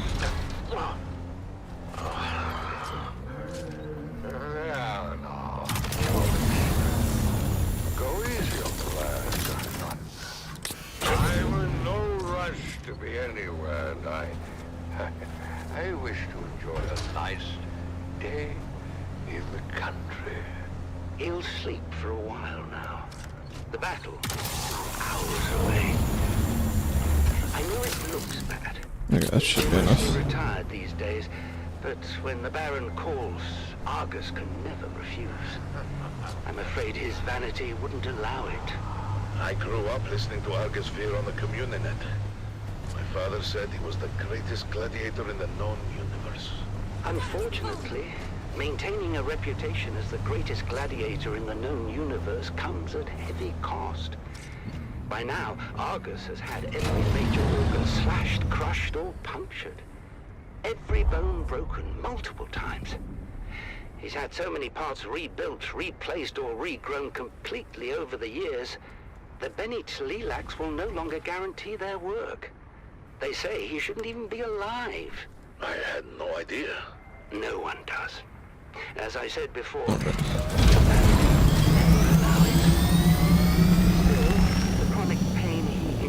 on a daily basis would drive most men to self-annihilation. But Argus Fear will never willingly die. His vanity would never allow it. Alright, now we can go back some plaster steel stuff. And with that, Or whatever it's called. The Winsack is litigated once again. The crowd making plain their love for the Baron's men, in spite of the long shadow cast by the outcome of that very battle. Everyone knows the Atreides were responsible for Winsack. That much has never been in doubt. House Harkonnen was punished because your thick-headed cousin Glossu destroyed the moonfish industry on Caladan. I've heard that before, and it's ridiculous. What could fish halfway across the universe possibly have to do with Winsack? Let me ask you this, dear. Who spearheaded the Imperial investigation into the destruction at Winsack? Your boss, Hasamir Fenring. Everyone knows this. Oh, I wonder if that's the same Hasamir Fenring that was heavily invested in the moonfish industry. I hear that Fenring lost over a third of his fortune when the industry collapsed. Can you imagine? The bastard. Who? Fenring or your lunk-headed cousin? The Count bleeds our house dry with massive debt for a facility we didn't even destroy. Hopefully this doesn't take too long. Your whole eccentric family, dearest. But if someone deliberately reduced our holdings by a third... I would skin them alive, of course. Spoken like a true Harkonnen. Would you deny Count Fenring the same accommodation? As much as the Baron bemoans it, I doubt House Harkonnen is substantively injured in anything other than pride. But enough of this. Are the girls ready? The streets are filled with revelers, and I'm not going to be late again. It erodes my authority, and I resent it. Girls! 3. What? Oh, you need How a dare lot. you address your mother that way? Oh my As word. if you were speaking to common Mara. Try again. Yes, Mother? You all look so You lovely. need so much of that. It's a shame Feyd-Rautha won't be there to see you. What? What do you mean he won't be there? Oh, okay, it I makes a heard lot. over the Okay, never mind. steward comms. It seems Feyd and some of the cousins were readying to attend the arena Yeah, when a that's contest fine. of boasting broke out. Of course, it wasn't long before an impromptu hunting party formed, and the group found themselves on a highliner bound for Rothick. Rothick? I'm not going. Me neither. You're dressed, you're going. Consider it your Right, yeah, sole there. familial obligation. Where the rest of it I end had up. those dresses brought in from Chusik at great expense. You will be seen in them. Not by Feyd-Rautha, and he's the only one we care about. Feyd is the premier get as far as eligible bachelors are concerned, darling. Who puts that nonsense in their heads, hmm? It's true. Ever since the Atreides girl humiliated him at Arsent, Feyd has been actively receiving there it is. suitors. Whores, you mean? Oh, you're fooling yourselves, girls. All of you. I can put it straight into the You only haven't the factor. slightest chance with Feyd-Rautha. No. His mate will be selected for political advantage above all. Sweet. And we offer none. Father! I know you think me cruel, but it's the truth. Any of these empty? Ah, Saved Ah, by that's a what's knock empty. at the door. Grim tidings, High Prefect. Girls, out. You stay, darling. Davros, report. We're getting calls from all wards, sir. Somehow, a sizable supply of alcohol is distributed throughout the city. Sweet. Throughout the city? Drunken debauchery reported in all wards, sir. We're shutting down pours as fast as we can, but we can't keep up. I told them this would happen. You can't drive the workers harder and harder and take away their outlets at the same time. The pressure can only build so much before it explodes. So what do we do, sir? What do? We do nothing. Perhaps the alcohol is a gift. Perhaps the crowds will have a riotous good time and wear themselves out before we see any proper unrest. What is your read on the crowd's temper, Davros? Happy, sir. Excited for the most part. Excited for Argus Veer, that is. If there's one clever move Lord Raban has made in recent memory, darling, it's delivering the great gladiator. I thought the old hedgehog was retired. He is, Spice but blow. Colossal had nothing to do with it. Argus Veer is here at the Baron's request. Well, it doesn't matter who brought him. What matters is that he's here. I shudder to think about how the crowd might respond were they denied their spectacle. Well, we'll all be denied, sir, if we don't get going. Your ground car awaits. Vastari! What happened to Valentin? Oh, I know I'm late with your spies, but it's been insane up top. The crowd's worked up as I have never seen. Oh my. Argus. Yeah, well, better wake him already. He's up next. I think that might be a problem. I can get a bucket of water or something. We're going to need more than a bucket of water, I'm afraid. Argus Veer is dead.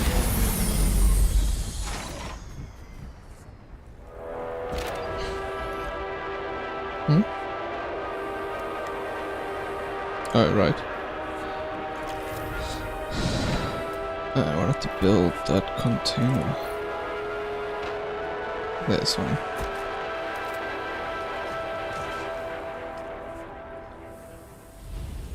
You're tuned to Harvester Radio, the Dune Man source for bulletins, weather, and matters of import to the Spice Miners Guild. Alrighty. Now we should be able to build everything.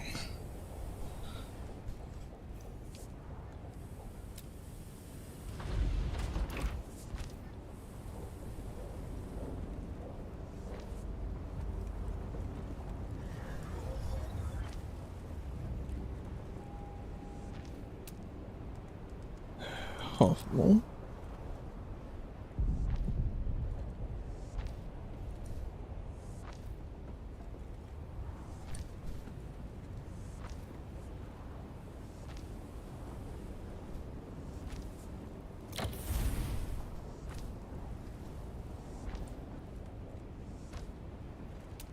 Roof.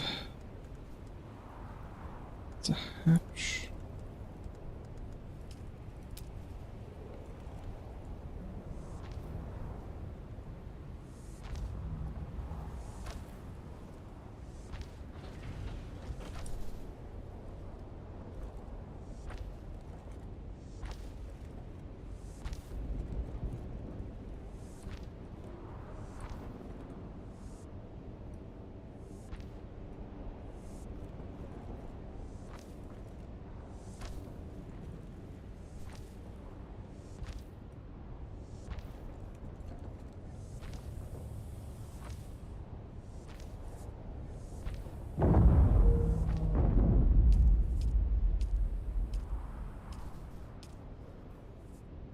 I don't know what it looks like up there. Thinking about changing this as well.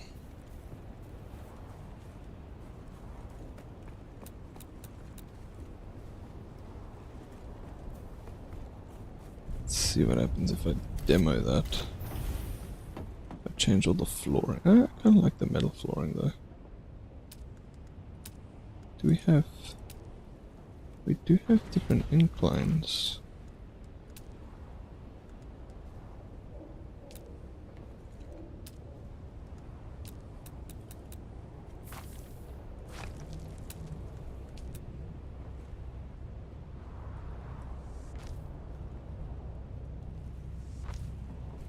Yeah, that's cool.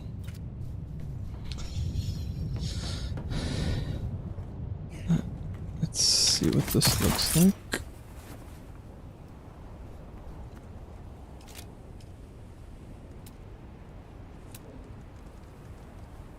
We have this one.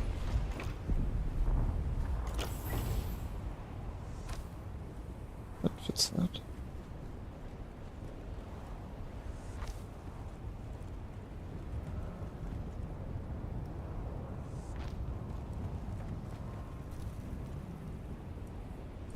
I should probably hop down first.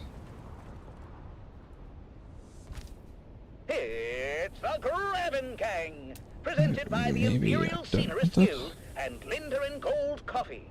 Wake up with Linder and Gold. We put the spice in it for you. Let's see what that looks like on the outside.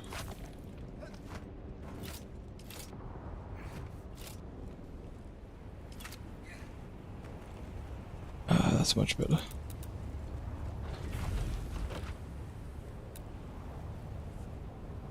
The Grabbin' Gang was recorded before a live studio audience. Another day, another Solari.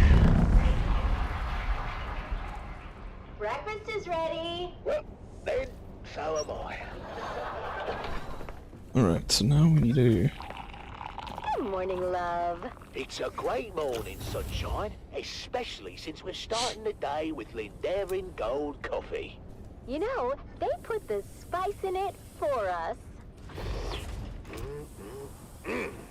Thank you, Lindarin Gold. Morning, Mom and Dad. Canute asked me to go to the festival with him. Wait, which one is Canute? The one who dresses like a Kirab? No, that's Faisal. Canute is the one with the, you know... And there, and then up there, I think. You know, the father is of the Siege persuasion. Oh, the Fremen half-breed.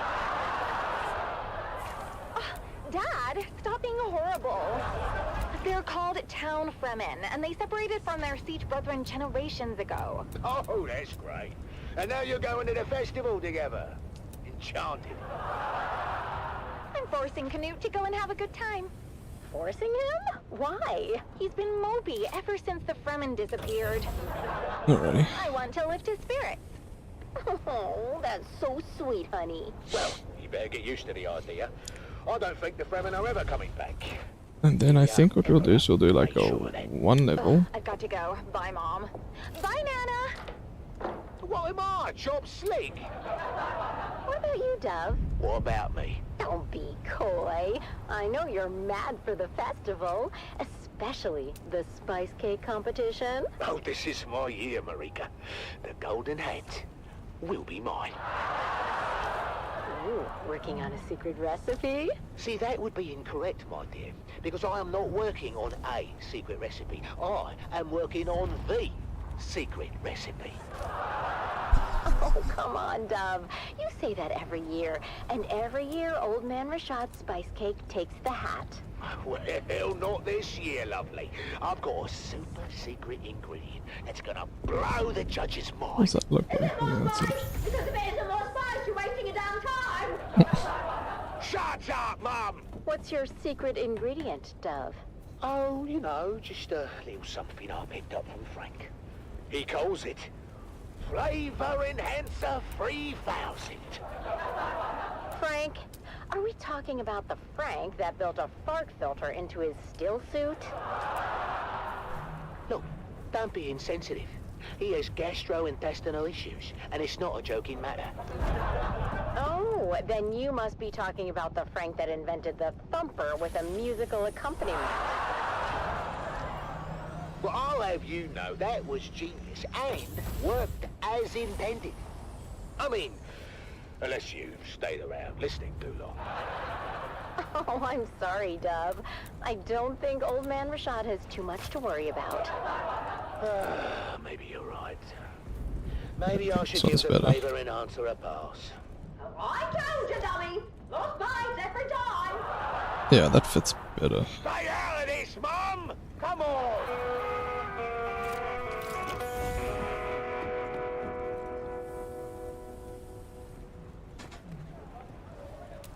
The tarot sees all, but what does it see for you? Have your fortune What's told this? and learn what fate has in store. Only 25 Solaris. Oh, that's a sick Did the window. judge come around yet, Dove? Not yet. Where's Junie? Looks like they're in line for the fortune teller. Oh, no! That's old mate Rashad's booth. Look at that line. He must be giving out free samples again. Well, that's not fair. Oh, want me to go over there as a spy and size up the competition? You just want to try his cake, don't you? Is that so wrong? What about me? Oh, I'll get you a piece too. Well, that is not what I meant. I know, but I will get you a piece. Oh, Yeah, all right, that's a fine. cool door. neighbor. Rounded window. Frank, I didn't think you'd show. I mean, well, you know, because I wouldn't use your invention. Come on, Dove. Have you ever known old Frankie boy to be a quitter? No, but I'm still hopeful, you know. Yeah, that's Come cool. on, buddy. Have you scoped out the competition? No, but my old family deserted me for old man Rashad's sample line, so I can take that to bed with me. Oh, I've been through his line twice. That cake is better than ever. Oh, thanks for Yeah. the morale boost, mate. Yeah. I'm not too dry, not too moist, just right, is it? I don't know how I What do you really say we make make this this. a little more interesting? Wait, is that what I think it is? Well, that depends. Do you think it's the Flavor Enhancer 3000? Isn't it? Right on the money. Let's sprinkle some on. I'm not sure about this, Frank. That's why you got me around, Dove. I'm sure for the both of us. Oh, the spice refiner is big. Okay. Yeah, so we're gonna have to make this a... So sorry, honey. For what? I haven't lost yet. It's so cute that you think that. Ladies and gentlemen, it's time to announce the golden hat winner for this year's Spice Cake competition. And the winner is... Dove Denick of Depot 12! Did he just say Dove Denick of Depot 12? He said Dove Denick of Depot 12. Oh, we did it! We actually bloody did it! Dad, you won! Congratulations, Dove. We're just as shocked as you are. Come around, all. There's enough for everyone to have a taste. The line starts behind my wife right there. And here's some for you, and you, Governor, and a big piece for you because I like the look of your face. One for you, little boy, and your mum. Tell me, Dove, can we know your secret? I don't think it's an overstatement to say your cake achieves new dimensions in flavor. Did you put anything special in the mix this year? Well, it's a lot. Why, yes, your judgeship, he did. In fact, the winning cake was baked with real spice and the Flavor Enhancer 3000. Flavor what now? Flavor Enhancer 3000! A new dimension in flavor, discovered and refined by yours truly, Franklin Munt. I can't believe I'm saying this, Frank, but one of your harebrained inventions finally paid off. Oh my! What was that? You okay, Mr. Judge? Sorry, I don't know what came over me.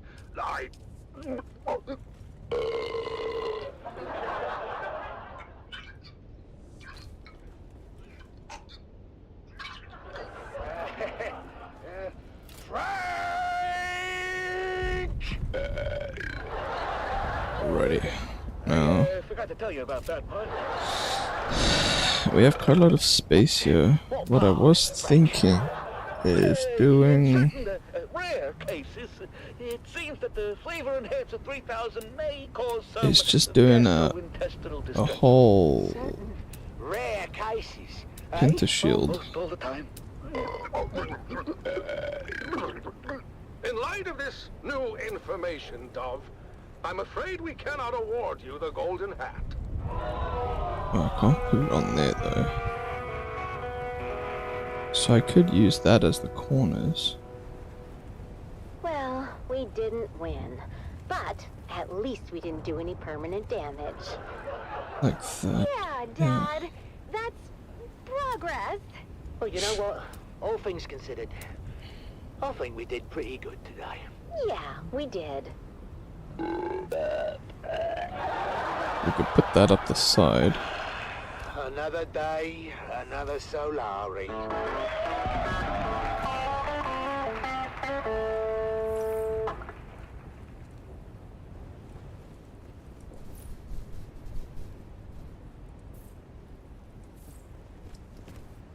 That's 3 high. Can I get a half on there?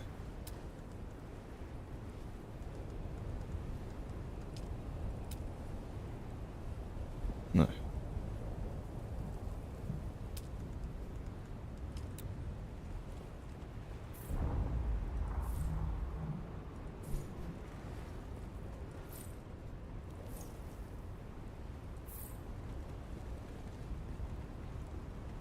Like that, and then we just do pentashields. Like that.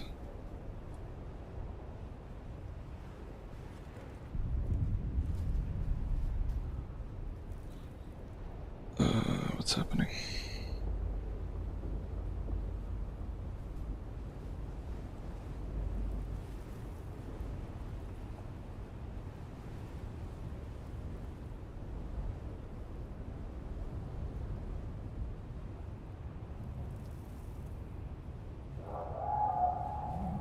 Sorry, I'm just getting that delivery.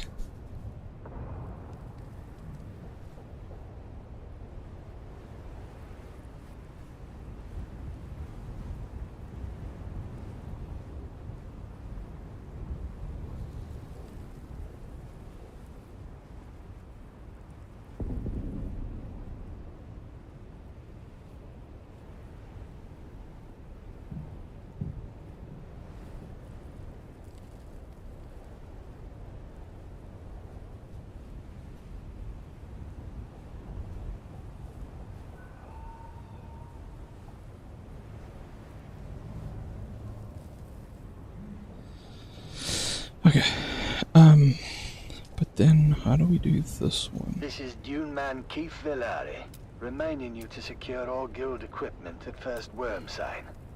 My crew waited too long and lost both crawler and carryall to the Leviathan. We thought we'd landed the big bonus, but now it will take generations for our children and grandchildren to work off our debt to the guild. Be profitable. Be safe. Like that.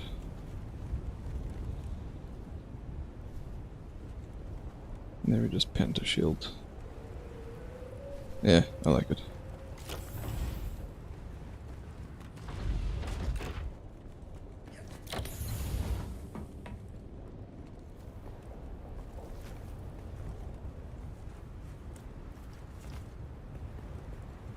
Doesn't look too bad.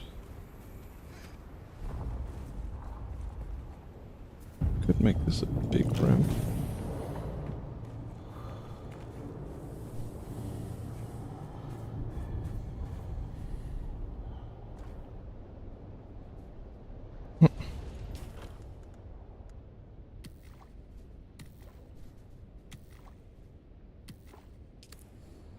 That body is still being processed. Yeah. Okay.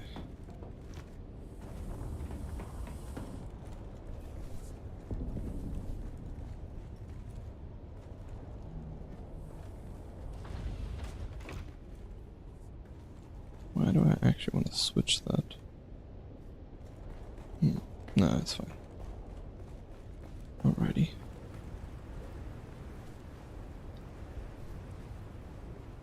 Can that big, the big building thing, this one, it can fit up here.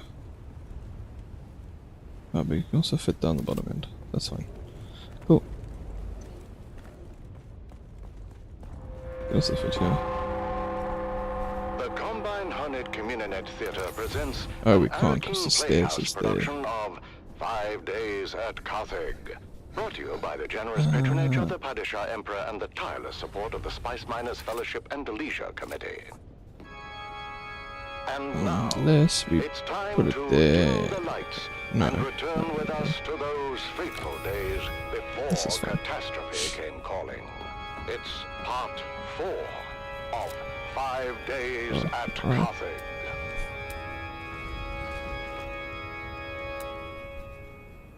The Imperial Scenarist Guild has been provided unfettered access to the sealed records and testimonies of those who survived the Carthage incident. The following dramatization represents the official truth, as judged and signed by the Imperial Chamber Court and Aulic Council. What are these? So let us journey then to the Oh, burning along the sands stairs. of Arrakis, a desert planet in a far-flung corner That's interesting. of the known universe. The year is 10-1-94, and the war of assassins between House Atreides and their ancient enemy House Harkonnen is well underway. Once again, we join our story in the tunnels below the great Carthage amphitheater. After months of being overworked and forbidden from all vice, a massive cargo load of illicit alcohol has found its way into the city and flasks of the anxious capacity crowd. What happened, Val? You've been gone forever. More importantly, is it done? It's done. I poisoned my boyhood idol, my father's boyhood idol. An old man at the end of his rope, just hanging on for one last time in the spotlight. One last bow.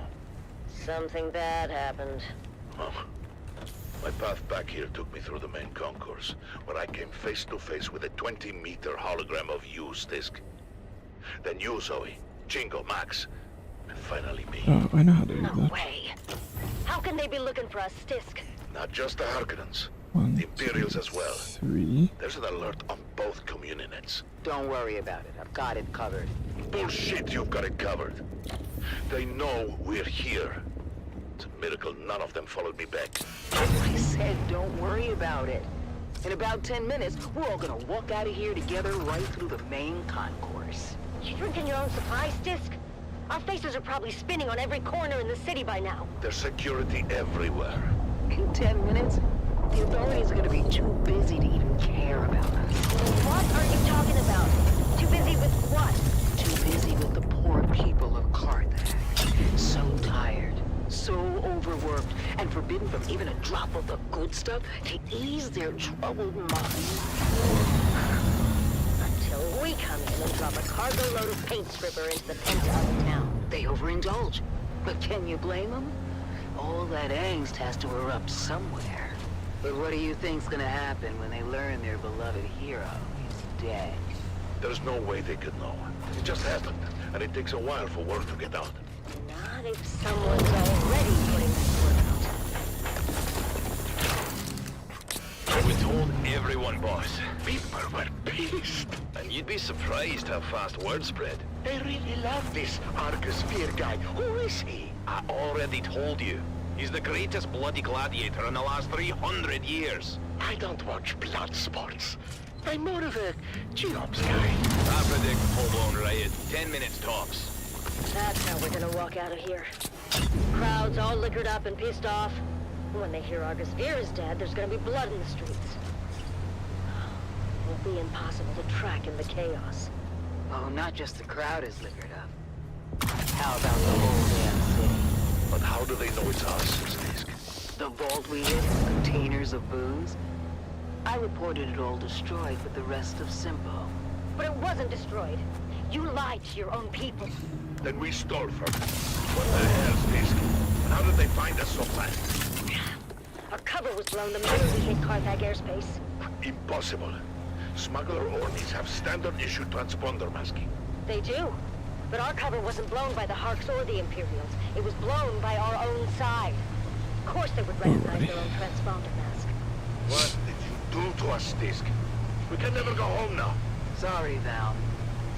If there was any other way... Any other way to do what? Betray and steal from our own? She doesn't care about the smugglers, Val. This is all about the Harkonnens. That's right.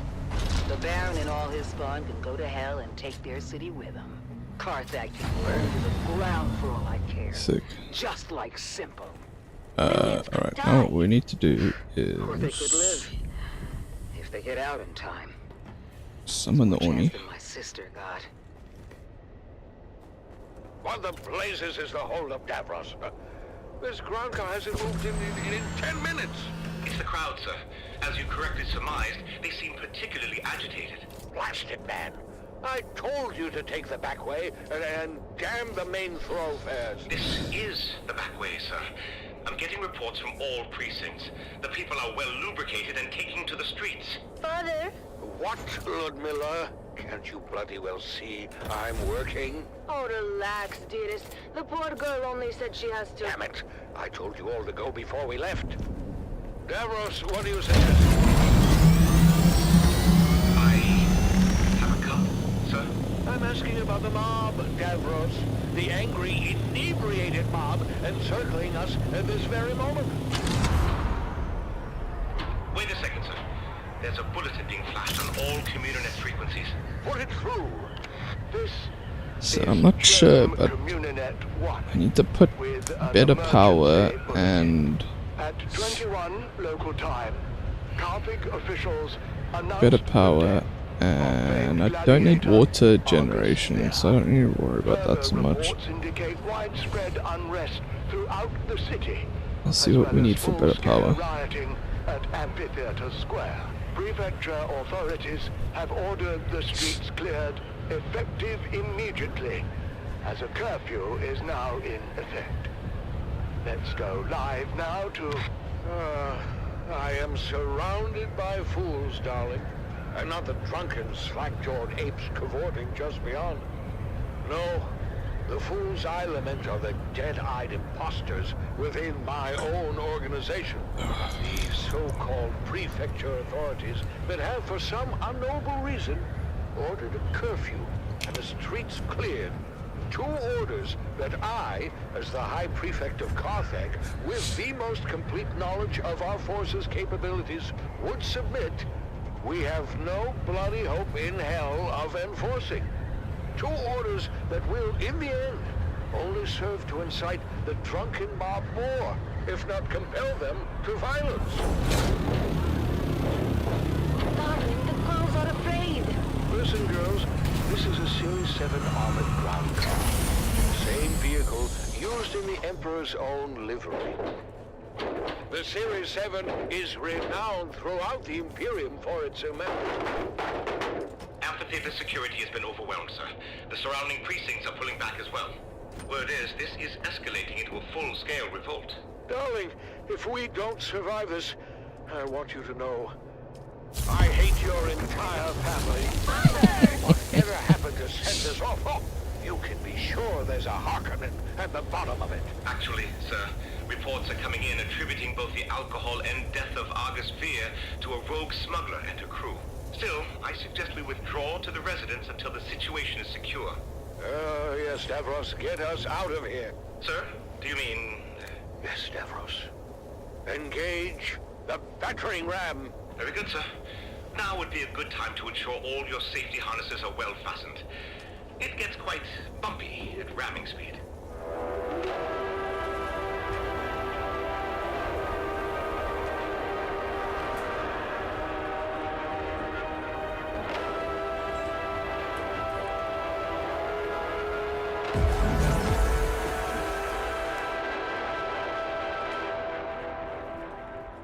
Okay, that should be enough to finish the build. And then we need...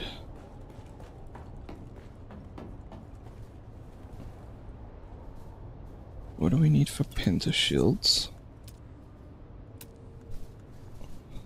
Steel, cobalt paste, and calibrated servox. Apparently we have steel somewhere. Maybe I can make some more. Let's make... not all of it.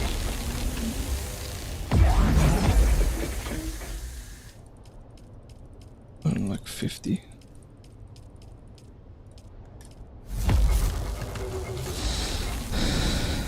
And then I need cobalt paste.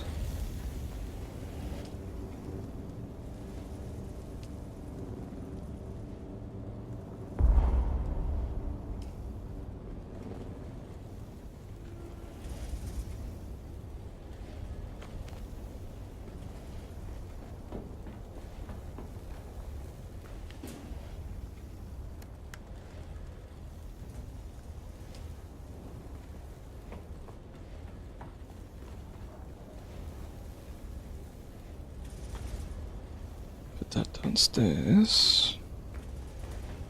Back in here.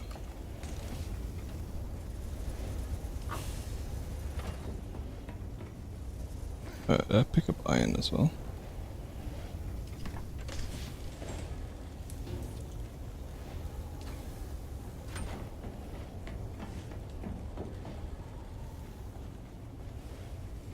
Need more cobalt paste.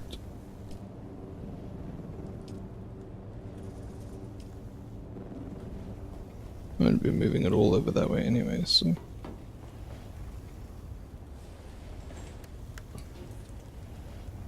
Cobalt paste.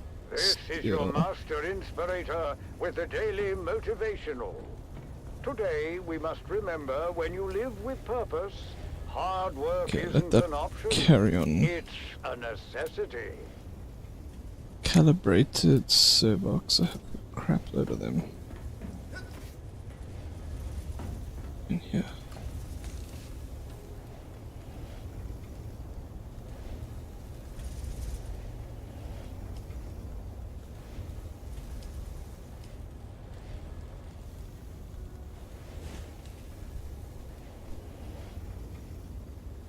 Huh? Oh. But now I can split it. So I don't need that many. And power. What do we have power-wise? Spice powered generator. Yeah, let's not do that. We could do this. Generates 350.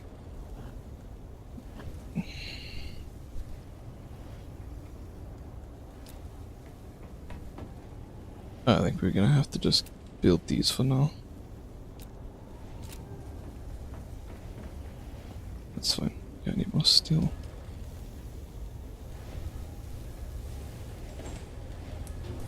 I don't remember what I needed the steel for. Was it for the... It's for these, yeah.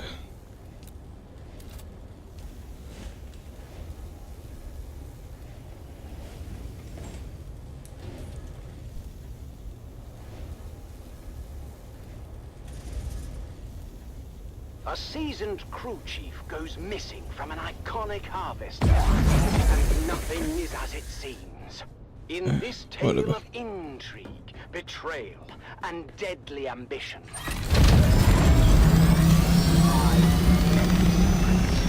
join us now as we begin to unravel the dark and mysterious truth behind the disappearance of crew chief Jarek Thorne.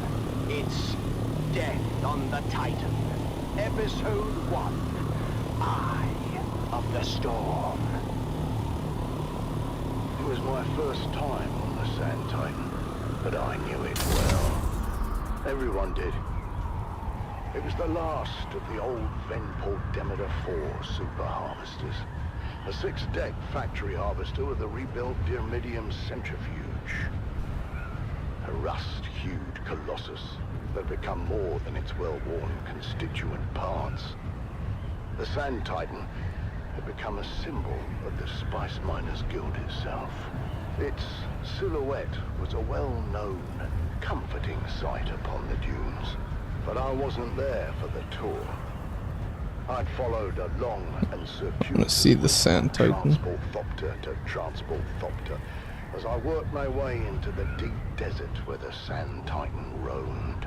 As a senior ombudsman for the Spice Miners Guild, it was my job to solve problems and make sure that the spice We heard it from the beginning. kept flowing.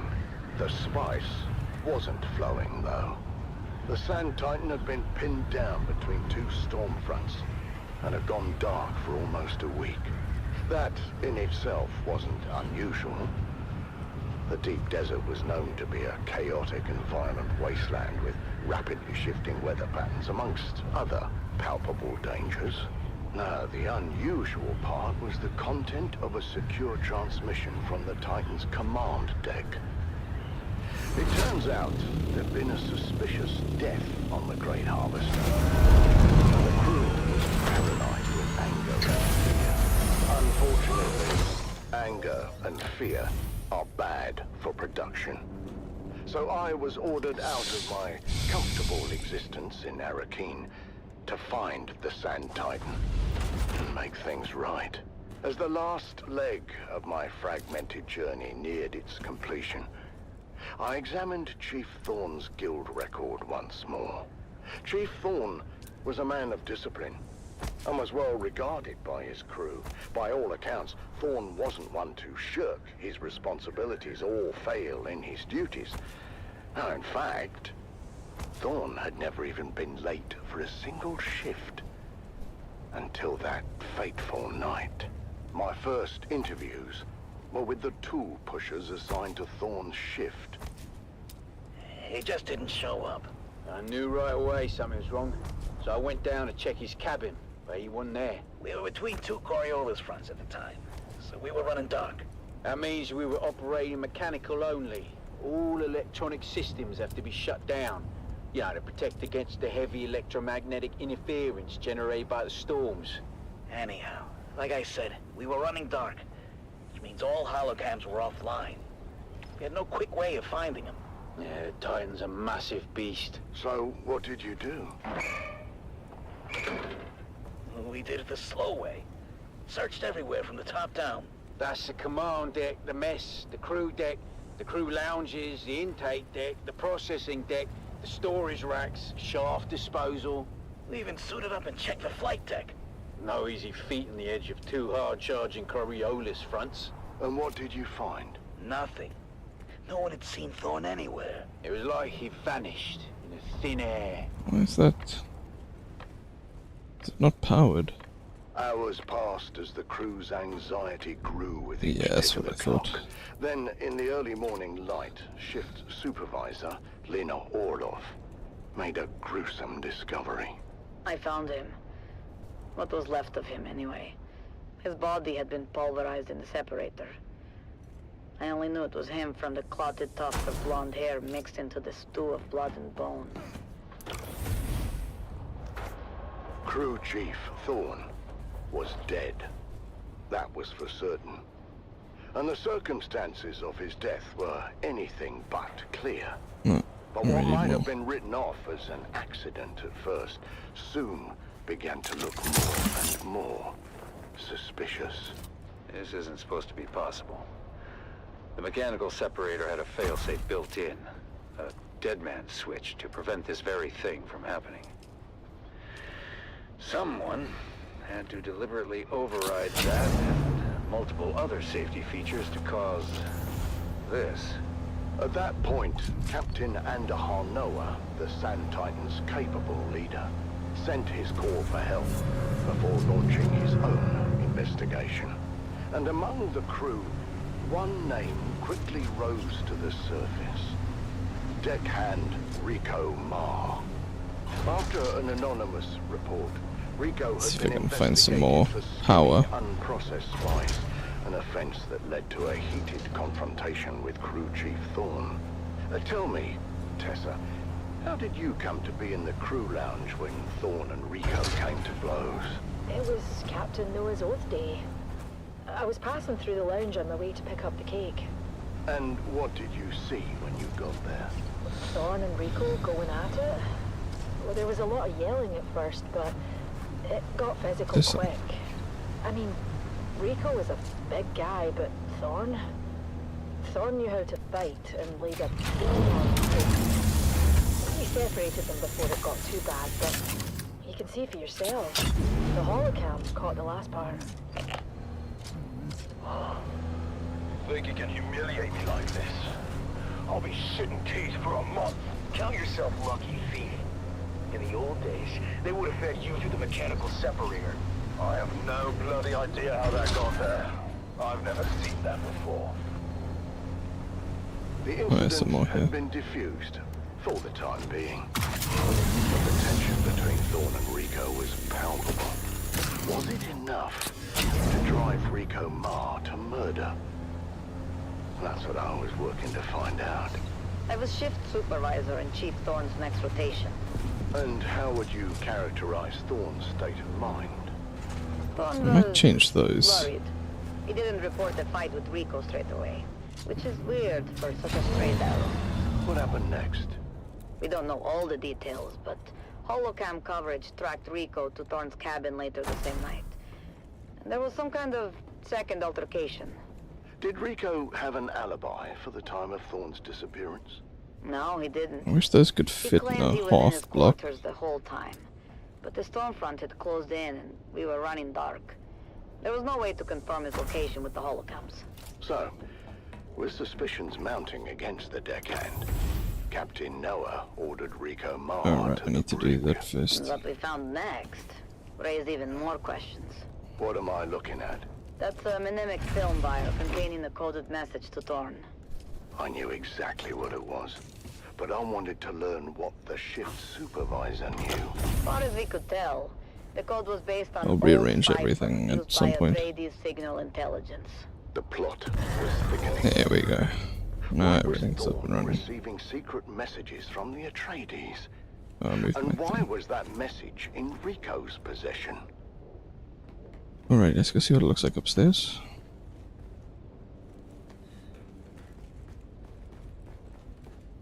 I hadn't decided yet whether Rico was lying or Sweet. not, but it seemed the crew had made up their minds. Oh, storm. Lovely. Need more cobalt paste to finish the roof. I wonder if... Communications specialist Jeb Dolan was tasked with deciphering the secret message, and I tried to would I have impress upon some? him the importance of doing a quick but thorough job. What started as a murder was rapidly becoming something else. Oh, that knocked my And I had power to out. get to the bottom of it quickly. The Spice Miners Guild had a mandate to remain neutral in the ongoing war of assassins. I'll And wait for the had storm. successfully done so. Thus far, or had we?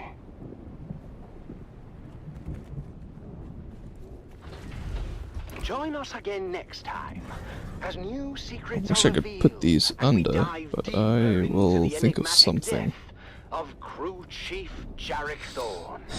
But until then, stay vigilant and watch the sands until death on the Titan returns.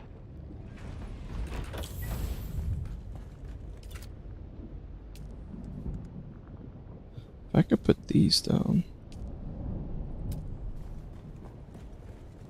How big are these?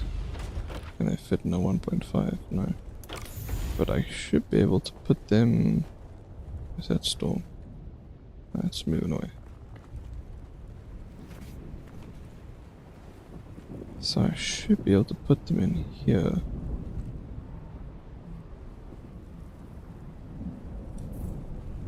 What does that look like? If I turn it...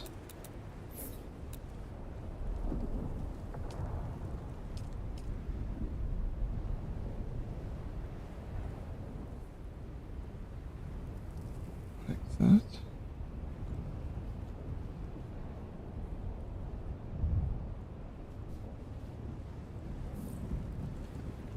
Is that out the way?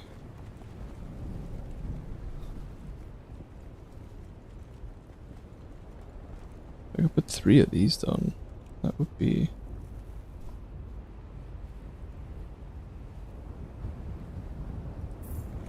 quite a lot of power gen.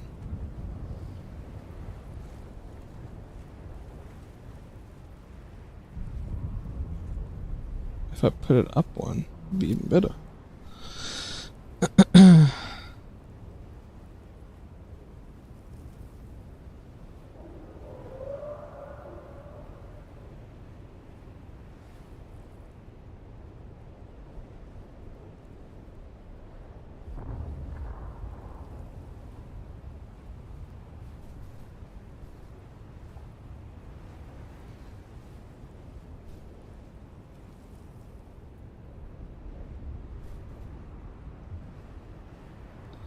Alright, guys, I'll be right back quickly. There's a package at the door.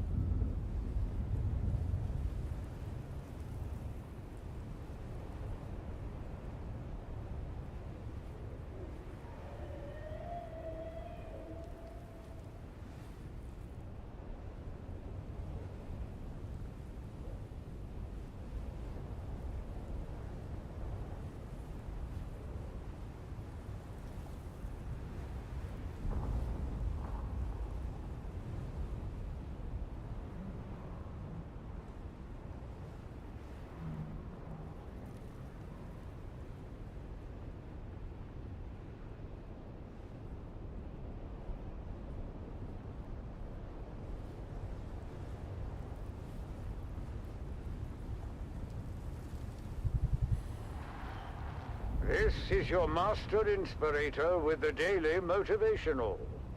Today, we must remember, we don't work for recognition, but to work worthy of recognition.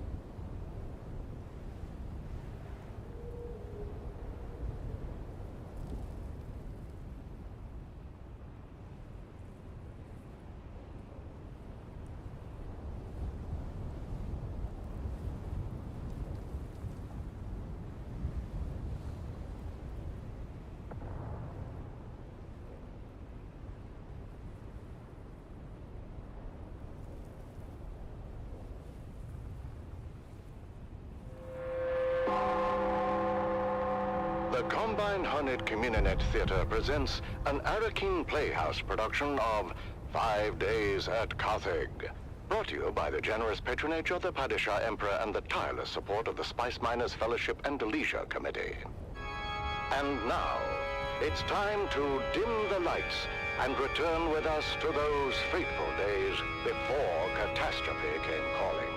It's part 2 of 5 Days at Carthage.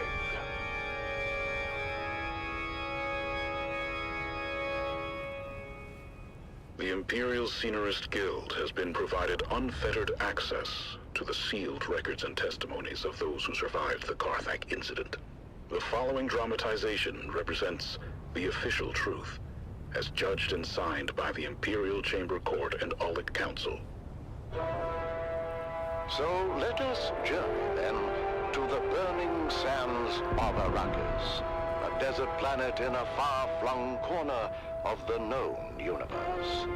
The year is 10-1-94, and the war of assassins between House Atreides and their ancient enemy House Harkonnen is well underway. We join our story in the bleak hills of the Simpo Uplands, a barren and windswept place, devoid of any life. Devoid, but for the crew of smugglers carefully negotiating the rad-blasted hellscape. The locals say these hills are haunted. What locals? There are no locals. Not anymore. That half-blind fortune teller in Arson said these hills were wild with evil spirits. She called them Jinn. The bigger question is, how the hell a half-blind fortune teller in Arson knew to talk about these hills at all? Did we not agree to keep quiet about coming here? Simple was a restricted sector. Sardaukar kill on sight if they find you. I didn't say we were coming. I asked if it was haunted. Chingo and Max were saying it was, and I don't want any part of any ghosts or jinns or whatever. So, what did your half-blind fortune teller say? He told us an old grabbing tale about the Jinn.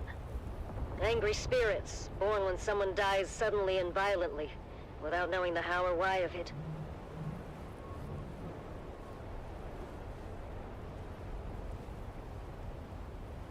Sorry, Stisk. Val said you had people in Simpo. Contact. Get ready.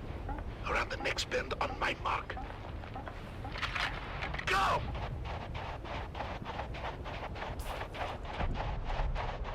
Hold up! Hold up!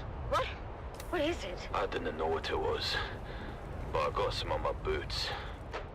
I got it in my mouth. Looks like it could have been a kit fox. Here's a bit of tail. Boss, if anyone else is in this sector, that was very loud. What are we doing here anyway? I'm told this is a restricted sector. The Sardaukar kill on sight. This one's got a sense of humor. Let's kill her. Ha! You can try. Time to move. We're here for an old family heirloom. A necklace I left in the care of my sister. Didn't mark you as the sentimental type. Sentimental got nothing to do with it. What's mine is mine. As long as my toad of a mother didn't find it and trade it for a pinch of spice. What makes you think it isn't a hardened pile of scrap with the rest of the place? Well, maybe it is. That's what we're here to find out.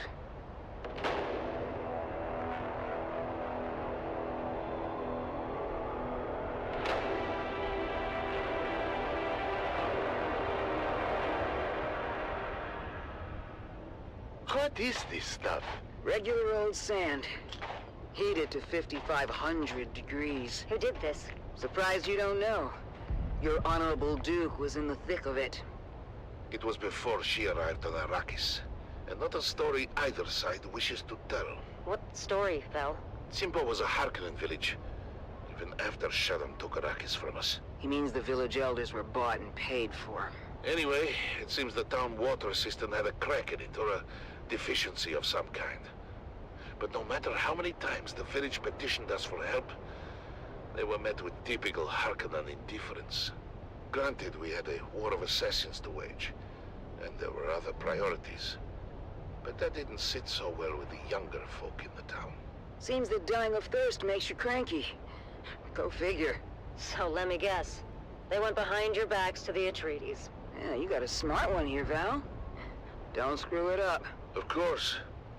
That clever bastard Dufir Hawat immediately saw both the strategic and propagandic value in turning a Harkonnen stronghold. Duke Leto tasked his best men with the job. You know, I don't think propagandic is a word, you big ox. What did the Harks do? Harkonnen loyalists within the town began a campaign of sabotage to discredit the Atreides and undermine the System Project. Typical Harkonnen treachery.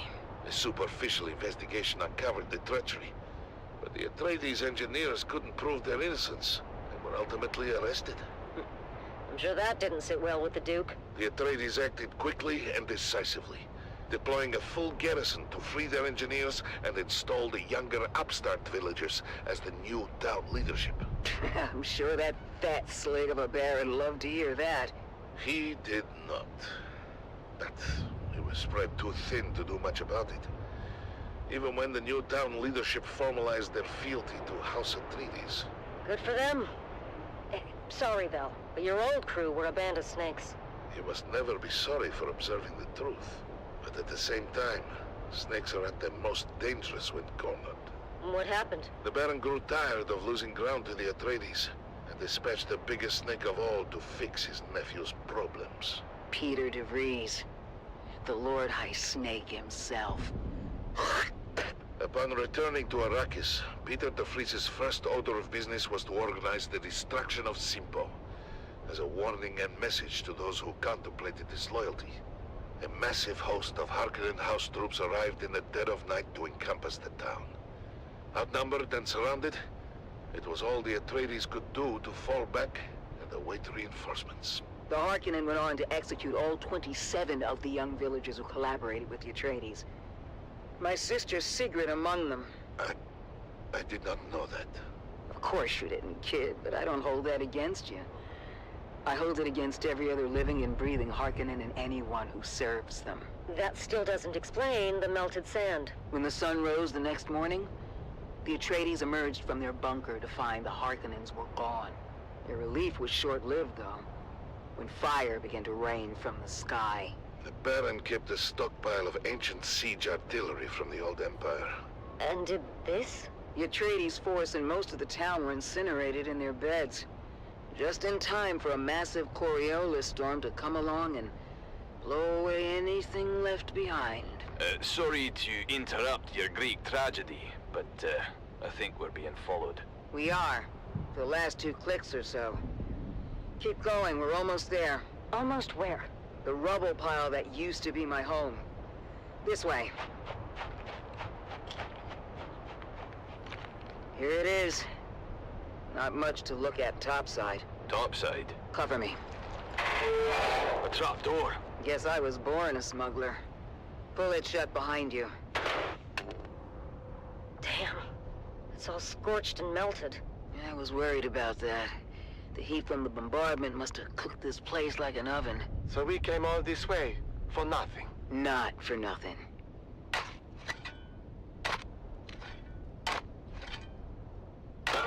We're in business. Huh. What kind of necklace is that?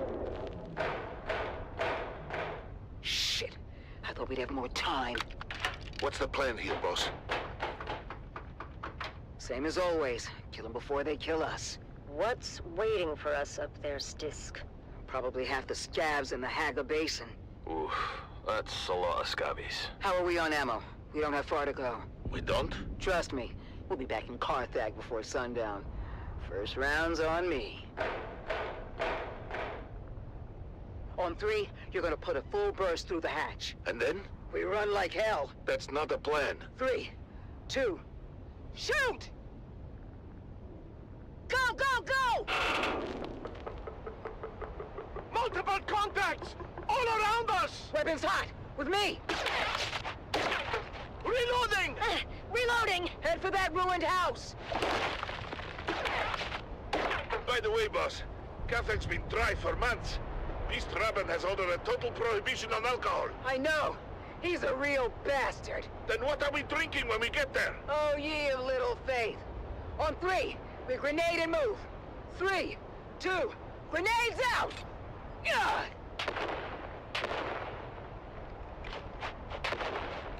Almost there! Where? Box Canyon! Just down this grade! A box canyon? That doesn't sound good. Go, go, go! Keep going! All the way to the back! The end of what? The dead end? Here! Where? Oh, shit. The canyon wall is fading. It's A Solido hologram. That's a big door. Locked. Lucky we have the key. Haha. Your sentimental family heirloom. It is now. Inside, quick! Closing door! What now? There's got to be hundreds of them out there. Trying to get in here. We ride home in style. Alrighty, I'm back. Sorry, there was a package and I just unpacked it quick. Mark 4 medium chunk BRB and BRB.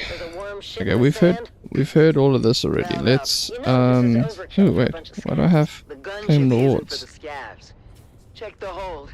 That's not normally. Ooh, money. That's a lot of booze. Stisk, you crafty devil. Told you, Val. First round's on me. I'll take that. Next stop, Free money? Sure. Yeah, what was I doing now? Yeah, I wanted to change the radio station. Since we listened to all of this, let's listen to the Atreides one now. Left of them, left of the soldiers. Okay. Now will their glory fade. Oh, the wild charge they made. Atreides, in debt to them. Honor the charge they made. Honor. Okay, I want to do Oh, noble soldiers. this. And then I want to see if it'll fit on top of that.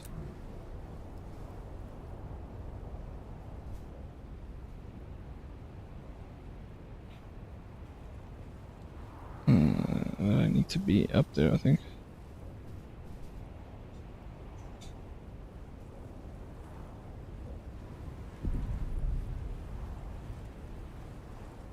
Not enough support. Wait, how much space do you take up? Ah, you take up too much space.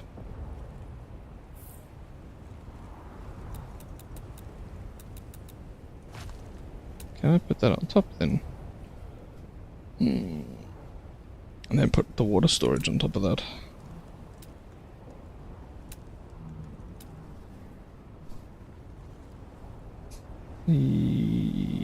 Yes, maybe?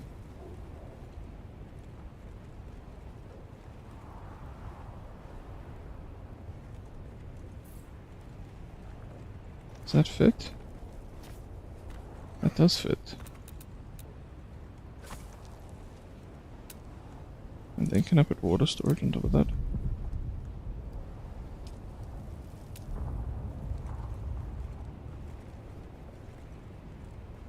Let's see if it fits in here. Oh, it does fit. Alright, cool. We can do that. That's an interesting idea. Alrighty. But for now, we will leave. Alright, will it fit? Will it fit under? Let me put one of these down.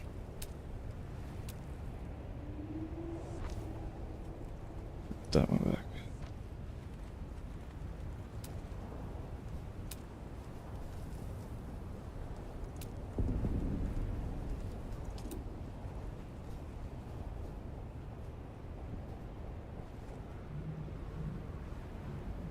Oh, it won't fit underneath. Lame. But it will fit if we don't have the caps on.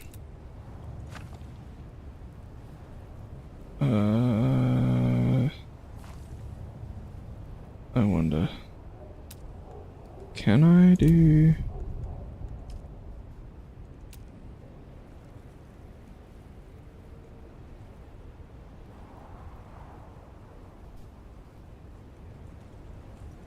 No, it doesn't like that.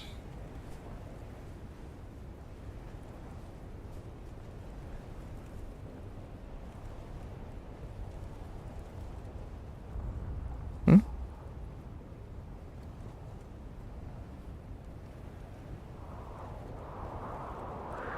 It's the Wastelander Chronicles, brought to you by O'Gary's Imports. O'Gary's Imports. If you want it, we have it. And if we don't have it, that we'll needs to be get it. straight.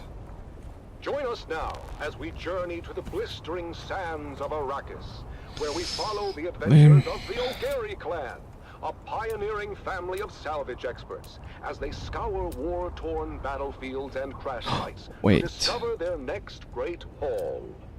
Can we put this in? No, we need the rounded one. Hey there, everyone! Welcome back to the Wastelander Chronicles. I'm your Badlands Scout, Sally O'Gary. Back with another wild adventure from the Wastelander Chronicles. Today's story is a real nail-biter.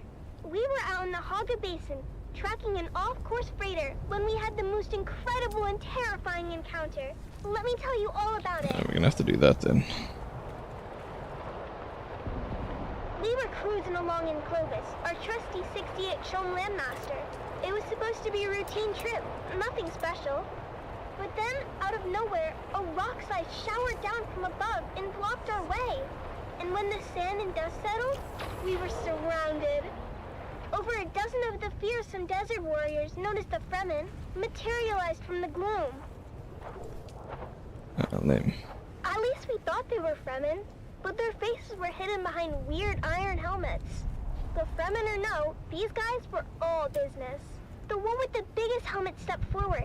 He seemed to be in charge and didn't waste any time figure that out accusing later. us of trespassing on Masquerade territory. Masquerade? I've heard of these clowns. Maybe not a good time for name-calling, hon. We tried to explain that we were just friendly explorers, but they weren't having any of it. The one in the big helmet said we were infidels, defiling the electric worm's domain. Whatever the heck that meant.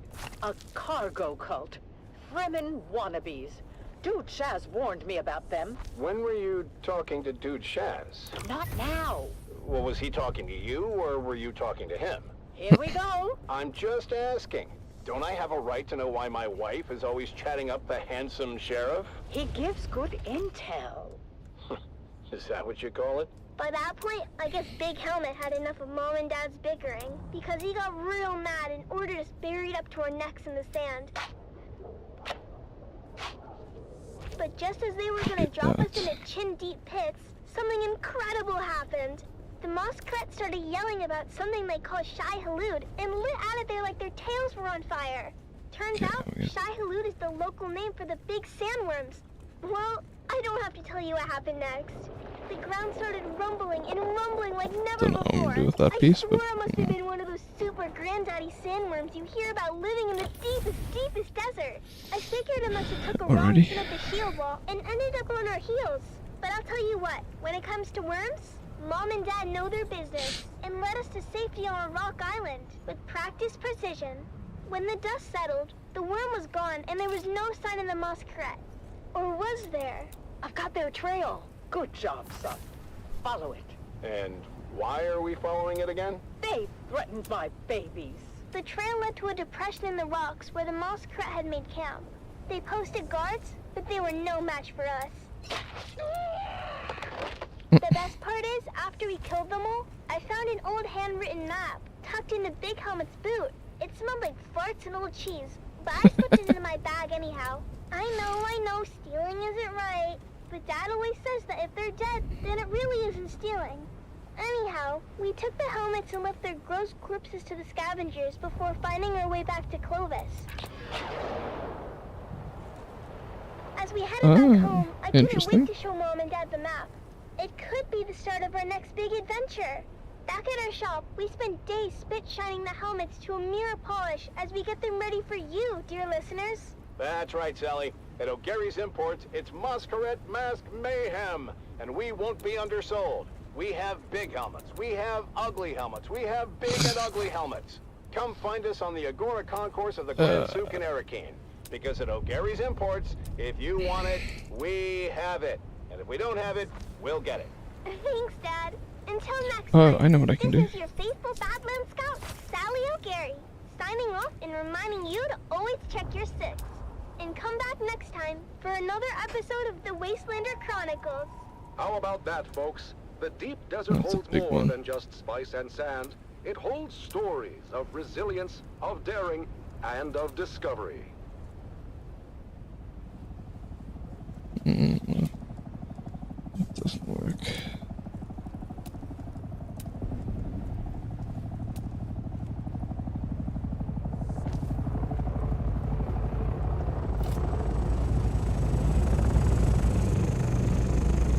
What do you want, buddy?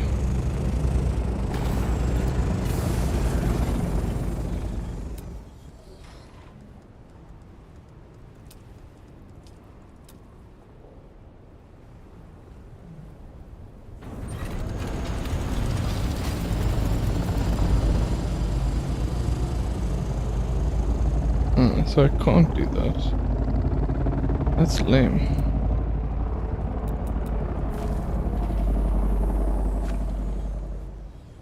So I'd have to make that a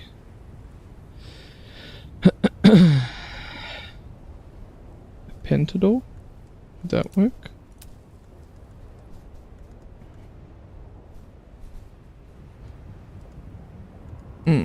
Or just a wall. Make it a window.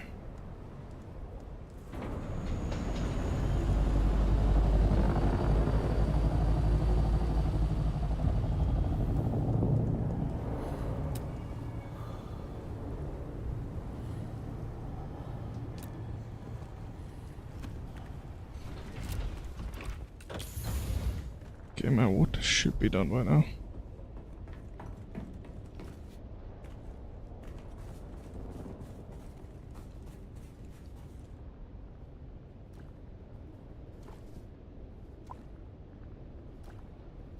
Cool.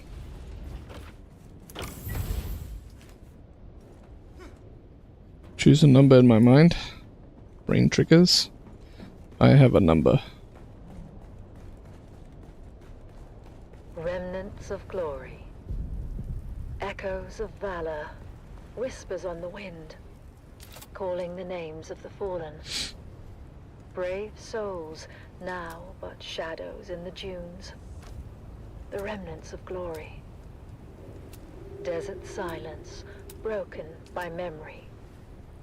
Sand beneath our feet, shifting with each sacrifice. Lives given, given to the cause. The remnants of glory.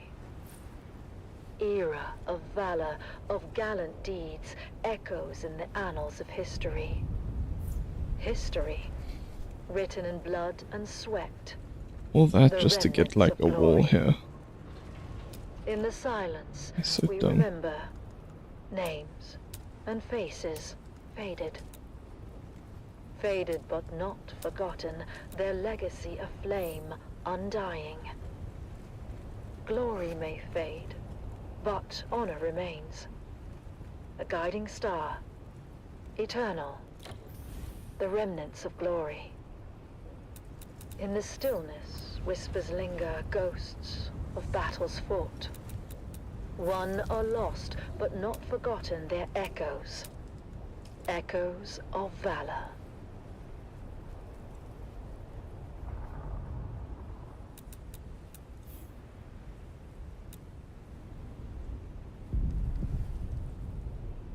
Yeah, it doesn't like that. That's so silly.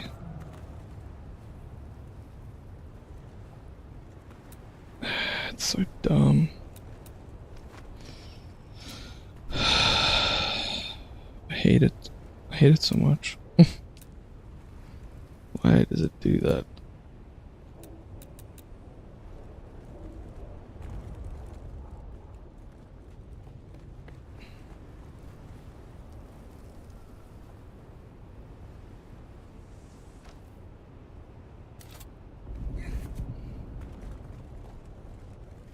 Maybe I need to move the stairs. I don't know.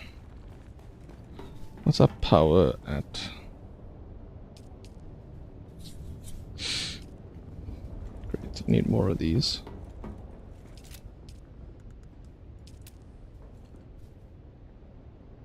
We'll sort out the power later.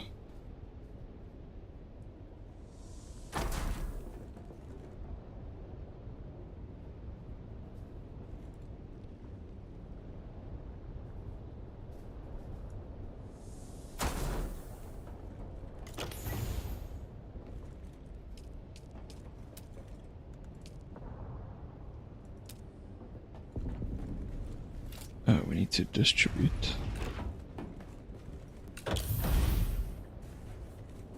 Power. Welcome, noble listeners of House Atreides, to another poignant episode of Through Their Eyes. Today, we bring you the story of Sergeant Creel, a decorated member of the 2nd Deep Desert Expeditionary Force who has faced the horrors of war firsthand.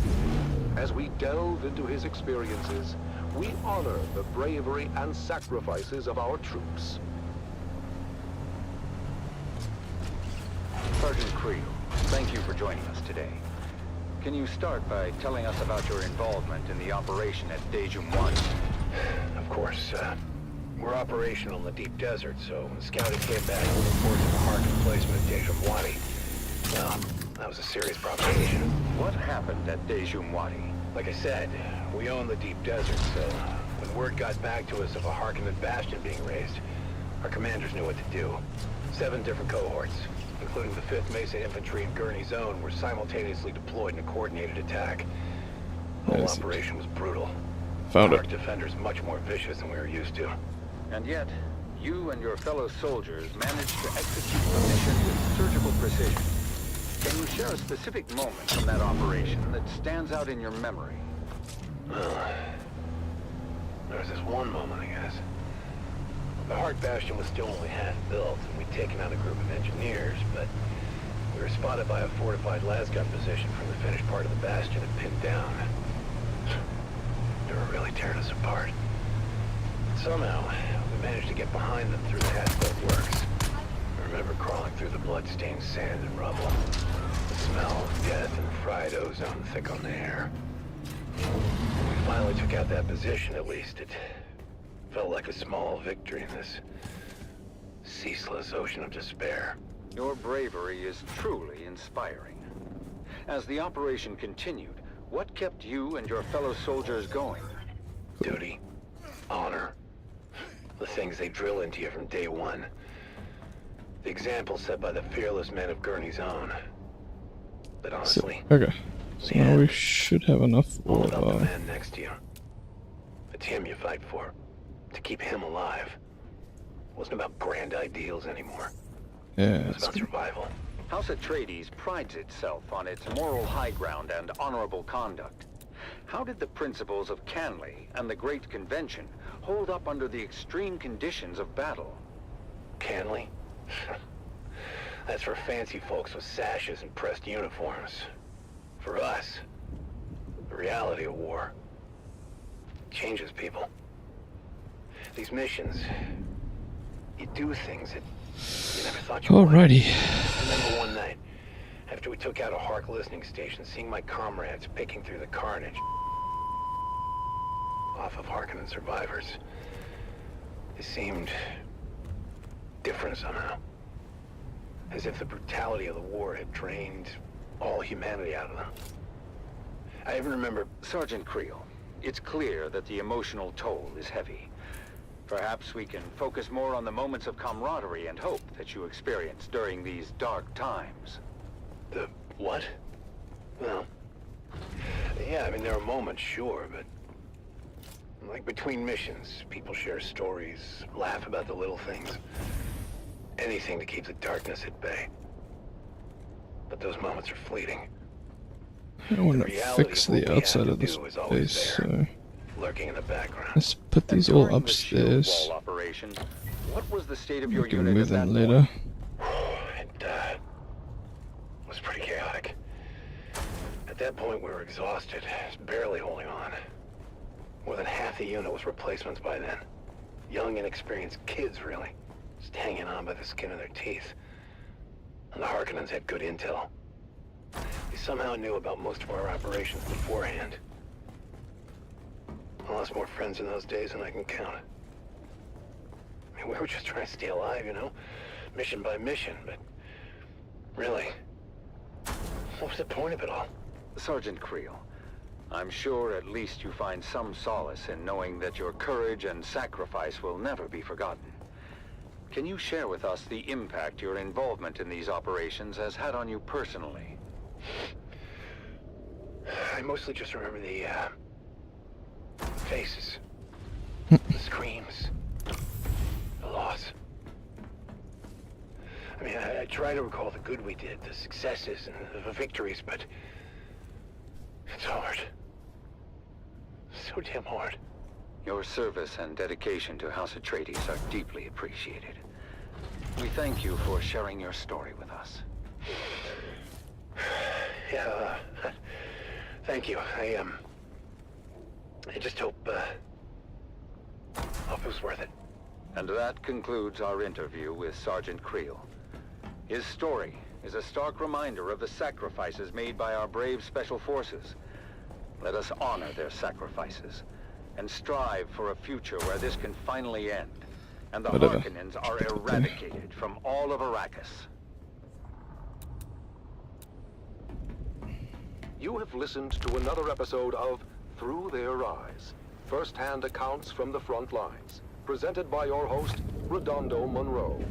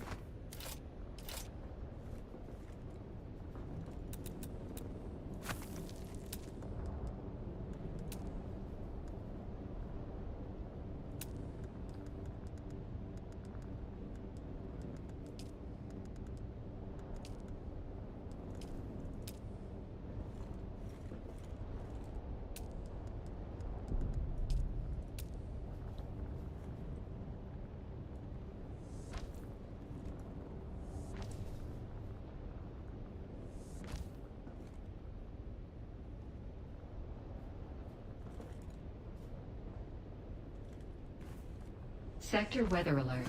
A large sandstorm is approaching. Cool. Bring it on.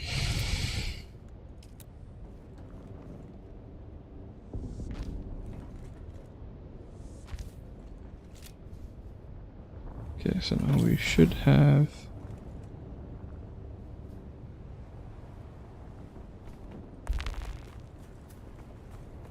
yeah, that's much better. I actually need to do those ones.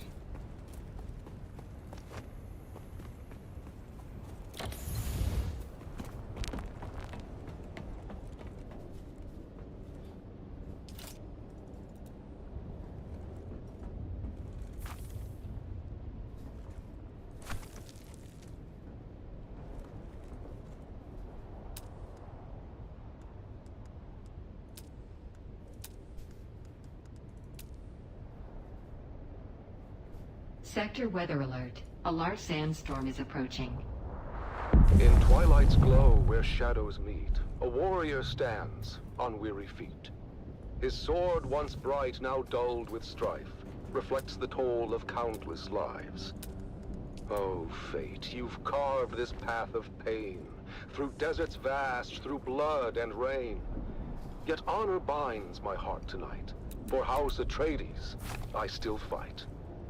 Remember those who fell in fields, whose courage were their only shields.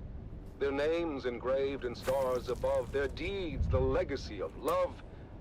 In silence, now I take my leave, for battles end, and souls must grieve. But know this truth, my comrades dear, in every heart we still stand near. O house of just and noble name, we've lit the stars with honor's flame. And though my journey's end is near, House Atreides, shed no tear. For in the halls where heroes rest, where valor shines, where hearts are blessed, we'll meet again Sector weather in alert. timeless peace, A large sandstorm where is all approaching. our pains and trials cease. In twilight's glow where shadows meet, a warrior stands on Let's weary go. feet. His sword Let's go once watch bright, the now dull with sandstorm. strife, reflects the toll of countless lives. Oh, fate, you've carved this path of pain, through deserts vast, through blood and rain. Yet honor binds my heart tonight, for House Atreides I still fight. Remember those who fell in the field, whose courage were their only shield. Their names engraved in stars above, their deeds the legacy of love. In silence, now I take my leave, for battles end, and souls must grieve. But know this truth, my comrades dear, in every heart we still stand near. O house of just and noble name, we've lit the stars with honor's flame. And though my journey's end is near, House Atreides shed no tear. For in the halls where heroes rest, Awesome. where valor shines, where hearts are blessed, we'll meet again in timeless peace. My where tax-free all our house. pains and trials cease. Powerful words that remind us of the courage and resolve that lives in every Atreides. Maybe I make this wider, I think. Just to make it let me demo that. Demo this. And put that in there.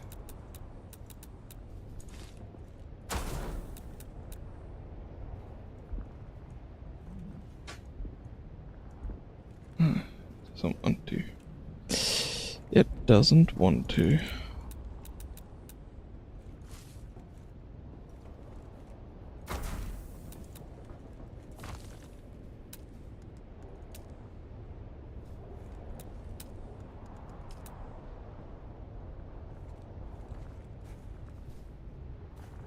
Buddy, you were there. There's like a build order to this.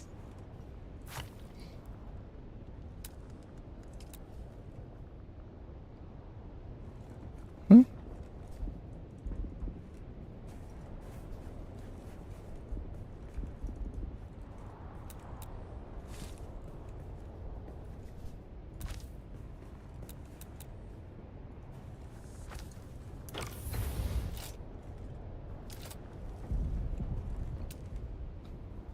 Anyways.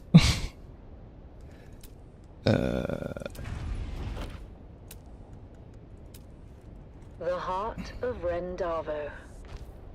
Rendavo's father was a sergeant, old and bent and grey. He served the Duke in '88, back in a bygone day. He lived out in the desert and scraped his meager fare, with children 9 around him and Ren, the youngest there. The older siblings learnt some sense, but Ren was left without.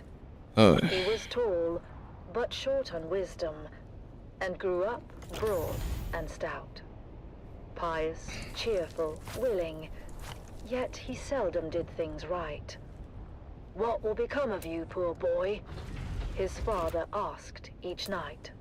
And finally, Ren answered, "A soldier, sword in hand. If all else fails, at least I can still die for Duke and land."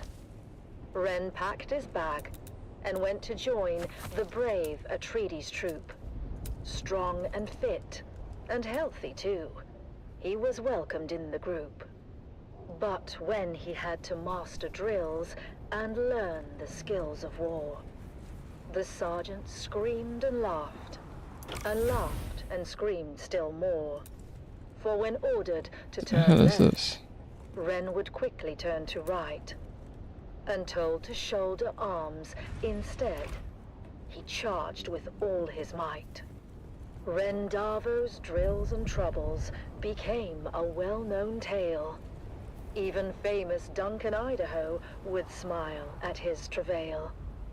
And when at last Ren's unit was ordered off to war, the officers debated, was he suited for that chore? But Ren just let them argue. He stood there, broad and straight. If with the others I can't go, I'll go alone. Just wait. He took his sword and backpack and marched out with the rest. At camp, he was their servant, fulfilling each request. But when the battles raged, he was ordered to stand back. He didn't understand when to take cover or attack. Duncan Idaho was on the run, Harkonnens in his tracks. He passed Ren Darvo's unit, shouting, "Boys, you watch our backs. Don't let the devils through the gorge, or all of us are lost. Oh, we can put it that way. Until we regroup. Keep it safe at any cost." A small detachment, made up but of barely 20 men, got there in time to make their stand. Along with them came Ren. The Harkonnen fell on them hard, their lasguns raining death. And 7 brave Atreides men gave up their costly breath. The same disastrous fate would soon befall all those who'd stay. So when ordered to retreat, they all retreated straight away. All but one, who stayed to fight and charged the foes instead. Ren couldn't get the notion of flight through his stubborn head.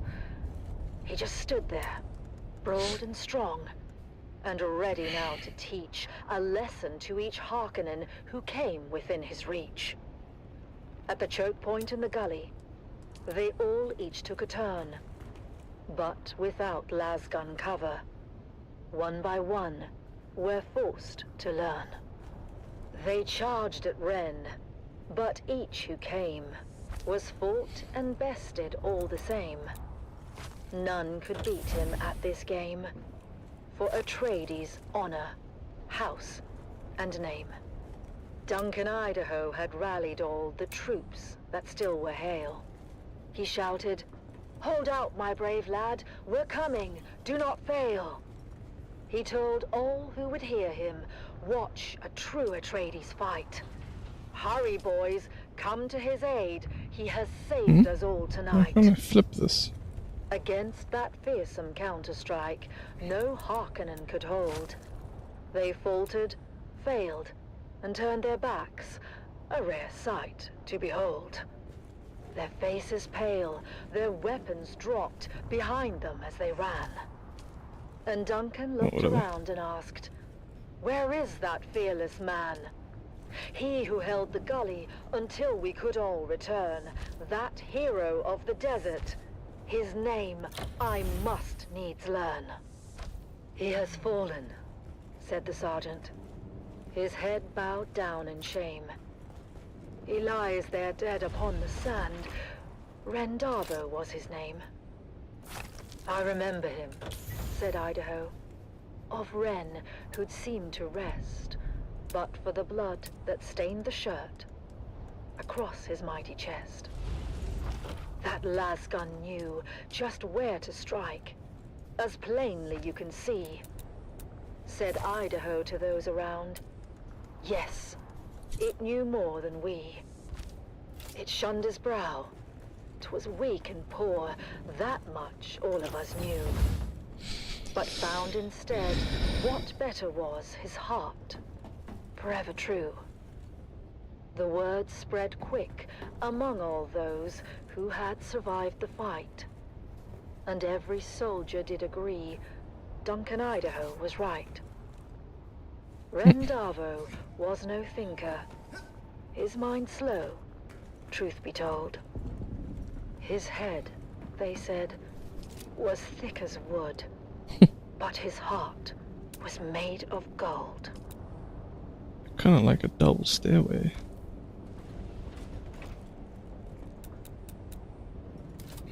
What do you guys think?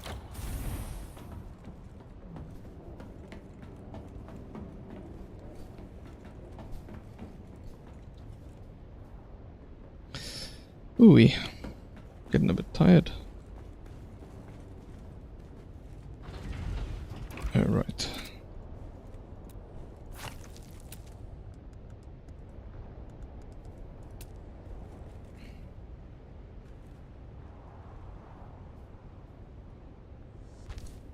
wonder if there's a way.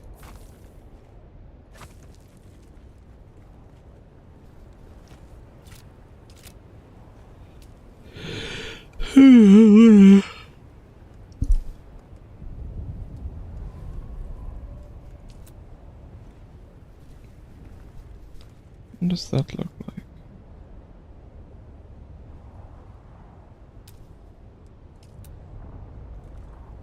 Alright.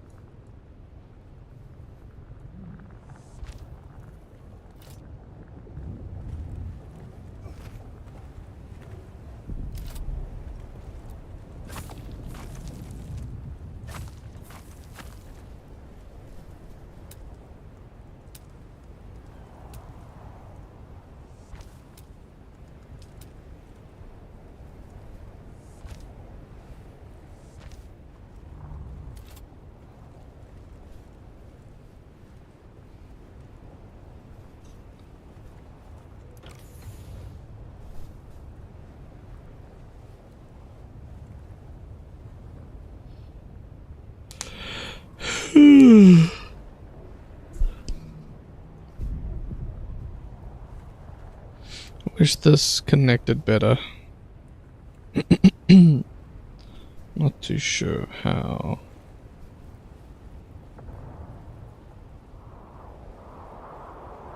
It's the Wastelander Chronicles, brought to you by O'Gary's Imports. O'Gary's Imports. If you want it, we have it. And if we don't have it, we'll get it. Join us now as we journey to the blistering sands of Arrakis, where we follow the adventures of the O'Gary clan, a pioneering family of salvage experts, as they scour war-torn battlefields and crash sites to discover their next great haul. Hey there, everyone! Welcome back to the Wastelander Chronicles. I'm your Badlands Scout, Sally O'Gary, back with another wild adventure. After that scary encounter with the Masquerade, we got our hands on that super mysterious map. Dad was all over it, trying to figure out where it led. Normally, he would take it over to his Mentat friend at the Seleucid Bull. I used to think Master Chim was scary when I was little. The way he got that faraway look in his eye when he did his computing. Master Chim would have taken one look, and before you got a word out, he'd have done a sector-by-sector comparison of the map with known topography. But in this case, Dad didn't want anyone knowing the secrets of the map before he did. I'll figure it out myself. Mom said he was being a paranoid old fool, but what should have taken 30 seconds took 2 days. And don't you know it, 2 days later, we found ourselves piling into Clovis, our 68th Homeland Master, and set a course for the Hog Evasion.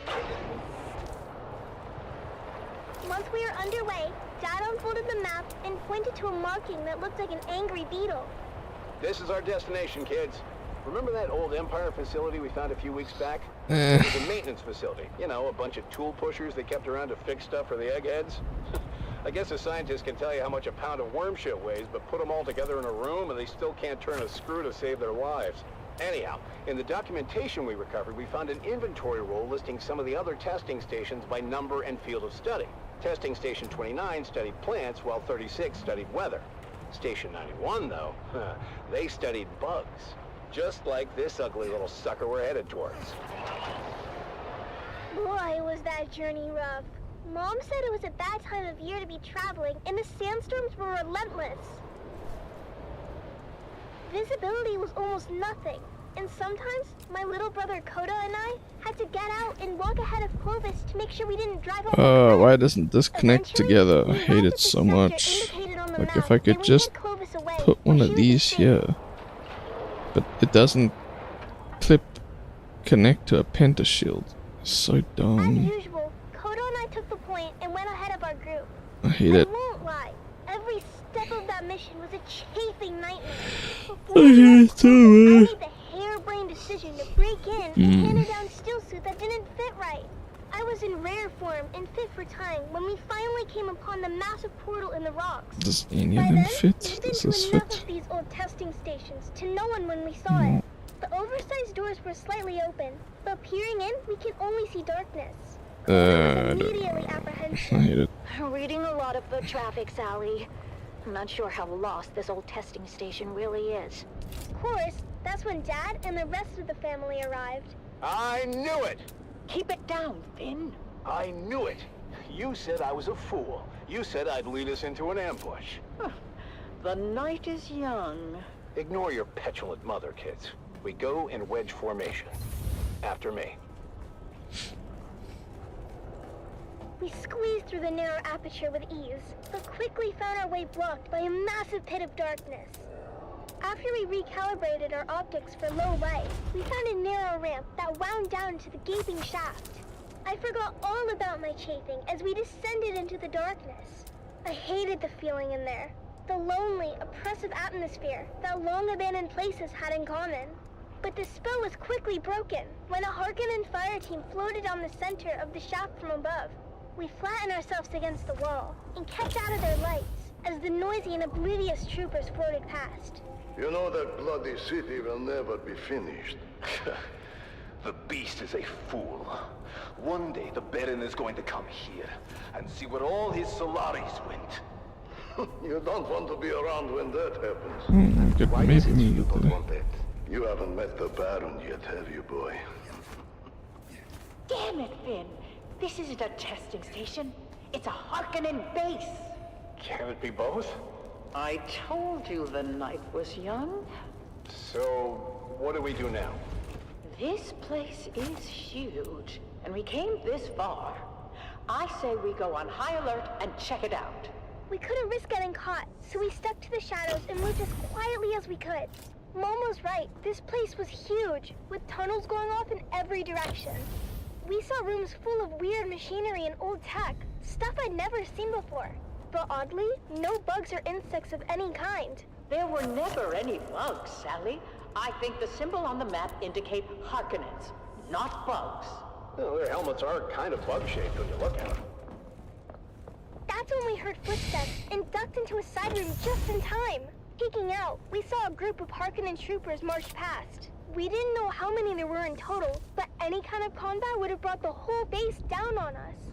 My heart was pounding so hard, I was sure they'd hear it. After they were gone, the spirit of adventure had left us, and we resolved to get out of there as fast as we could. Koda and I really wanted to kill us a Harkonnen, but Mom told us it wasn't our time yet. We'd get our chance one day. But boy was she wrong, as we came face to face with the Harkonnen captain at the top of the ramp. Our daggers were already in hand, as I went high and Koda went low. Eyes and thighs, we called it, as we practiced the move so many times. And that's how we killed our first Harkonnen. Koda took an ear for his collection and offered to help me start my own. But, ew, I told Koda no way. Once we made it back to Clovis, Dad sealed the hatch behind us as Mom brought her great engine to life. After we got back to Arakeen, Dad met his friend, Master Chim, and shared our findings. While we didn't score any decent salvage on the trip, Dad did receive a reward from the Atreides for providing them with actionable intelligence on the Harkonnen base. Apparently the location of that particular base had troubled them for a while. Last we heard, Gurney Halleck was on his way there with a heavy assault team. With that said, Atreides days are back at O'Gary's Imports. That's right, Sally. Discounts across the board if you serve the Duke and can prove it. Come find us on the Agora Concourse of the Grand Souk in Arakeen. Because at O'Gary's Imports, if you want it, we have it. And if we don't have it, we'll get it. Thanks, Dad. Until next time, this is your faithful Badland Scout, Sally O'Gary, signing off and reminding you to always check your sys. And come back next time for another episode of the Wastelander Chronicles.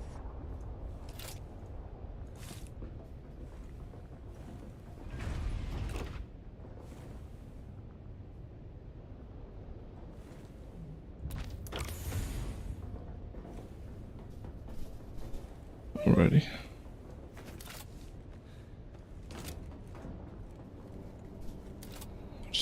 that.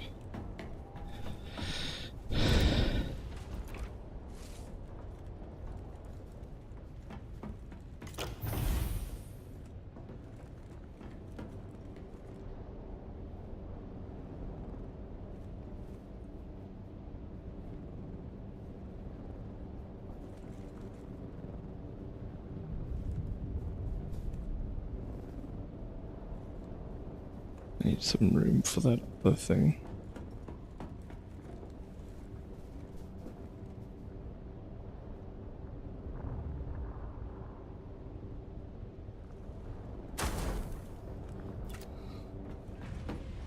Alright. Yeah, there's that like giant pad thing. This thing. It's gonna fit like right here.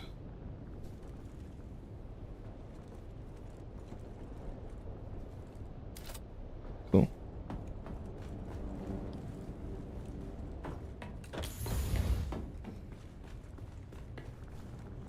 That door must just stay open, I think.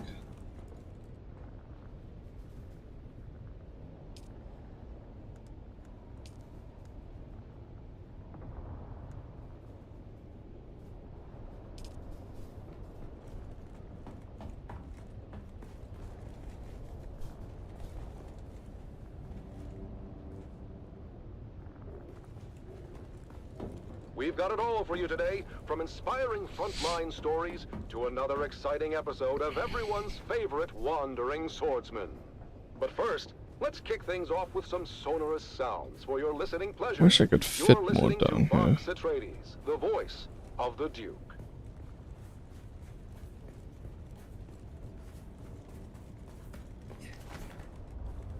Could fit a crap load of the water things. If I just leveled this out.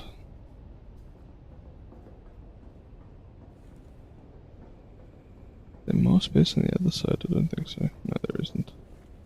Yeah, I could put a lot of the water things down here. Those are the mini ones.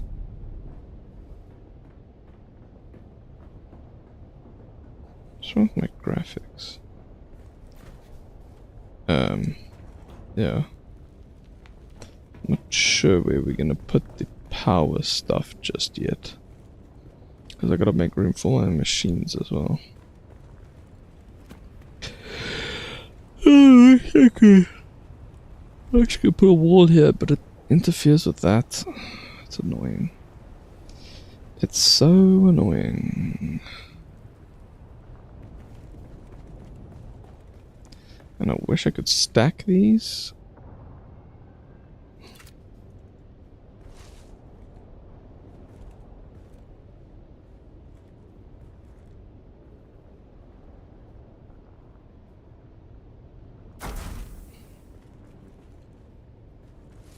I mean, there's plenty of room.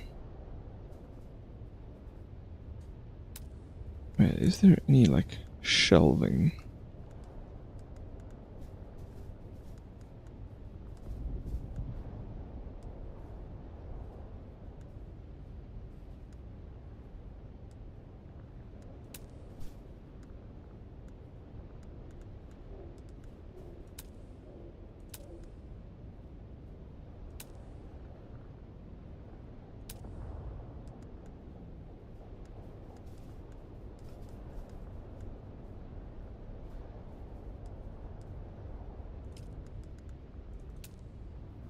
That's tiny. I need a shelf.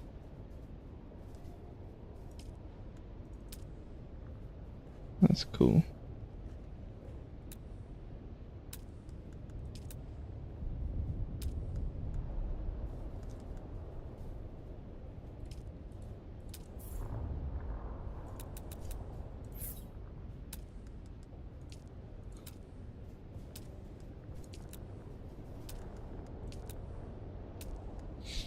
In this troubled age, when darkness stalks the land and corruption threatens to extinguish the last light of hope, a lone warrior roams the cosmos.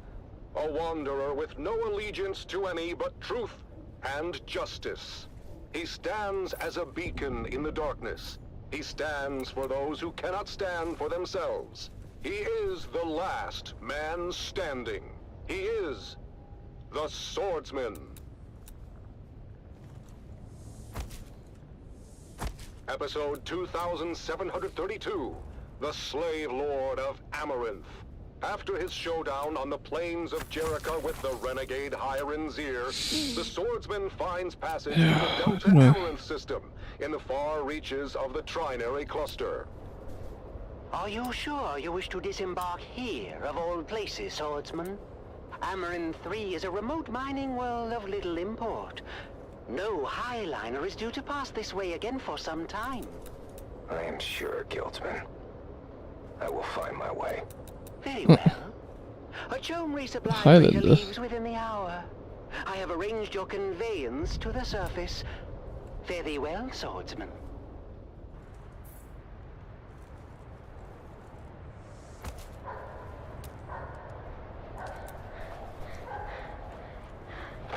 Oh, there, boy.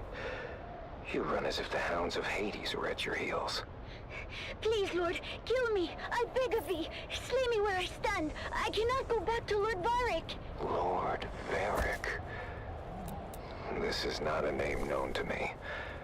What house governs this world, boy? For many thousands of years, this stewardship of Amaranth 3 fell to a house minor with allegiances to the great house Waku. Waku is no more. Their systems were purged in the Third Colsack War. Their holdings forfeit to the Spacing Guild. As you say, Sirrah. The boy speaks the truth, Lord. It's been 6 or so centuries now. And the Guild has not assumed control? This world must be in a ledger somewhere. Well, the Highliner comes like clockwork. But we get supplied, and then they're gone again. To wherever Highliners go. We just figure they forgot about us. Then who is this Lord Varric? Born a slave like his father before him. The Varrics took control when it became clear we were forgotten. A Mala, claiming lordship over other Mala. We must go, Sirrah. If Lord Varric's men find you, I don't know what they'll do. Take me to the slave called Varric. Justice will be served.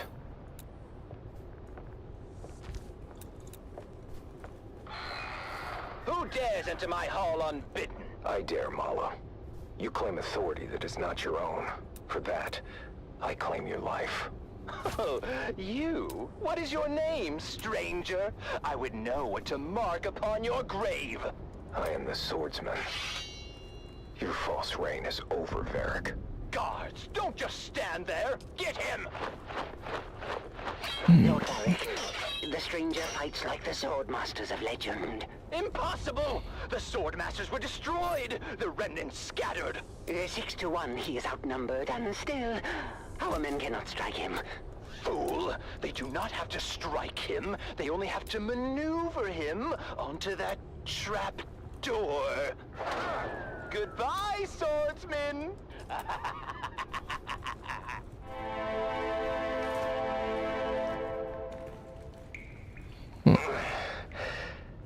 Save your breath, stranger. You took a brutal beating on the way down. I wonder. Most do not survive the fall, as the bones in this dungeon attest. Dungeon. Below Lord Varric's audience chamber, I am Rodrigo. He is no lord. Not in any legitimate sense. I'm not sure that's a distinction many here would appreciate. What else is a lord if not a title claimed by force? A lordship is an investiture governed by the Heritage Council in Section 437 through 441 of the Great Convention. It's a covenant, as old as the Imperium itself. Ah, but tell me then, stranger, the ones who established your covenant, how is it they claimed their power, if not by force? How is it they are legitimate, and the pig Varric is not? You tire me, old man. Well, at least we agree that Varric is a pig. Rest now, stranger. You'll need your strength for what is ahead. Damn it, I oiled that hinge. Can he walk? Can you walk, stranger? Our last true governor had the unshakable fear that the people would rise against him and throw him down here.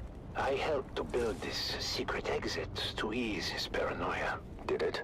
Yes. Until House Waco fell. Then the people turned on him and threw him down here. But he escaped through a secret exit. No. He landed badly and died soon after. But we will escape from his secret exit. This is my daughter, Gina. She will lead us to safety. What about Varric? As far as Varric is concerned, you're already dead or dying. No one has ever come back from this place.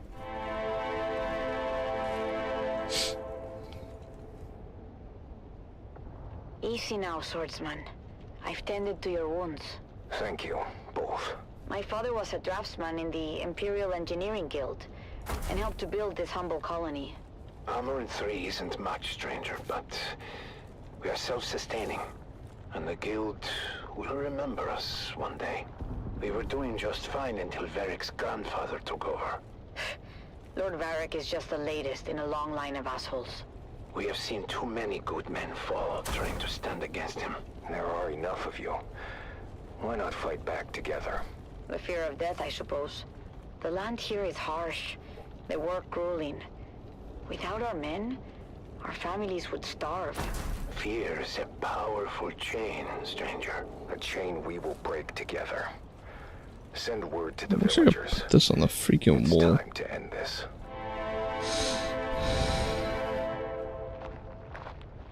Colonists, you've lived in fear of Varric's rule for too long. He is a vile pretender, and order must be restored. But how can we do this, stranger? We are not an army. Remember yourselves. You are Imperial peons, with all the rights and protections that station implies. But who will stand for us? We've been waiting on the Spacing Guild for over 300 years. I will stand for you, and you will stand for yourselves. But how? I will train you, after I have forged a new sword.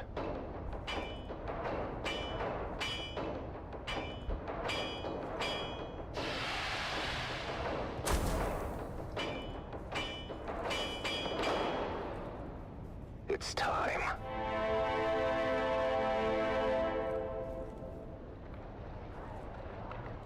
Today we break the chains of bondage. Today, we fight! Huzzah! We've gone over the plan.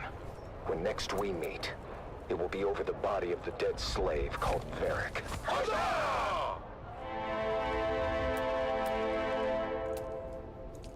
So then I told the farmer, if you cannot pay your proper tribute, perhaps your comely young daughter can pay it for you. Slave Lord Varric, your false reign ends now. You? But how? Guards, get him!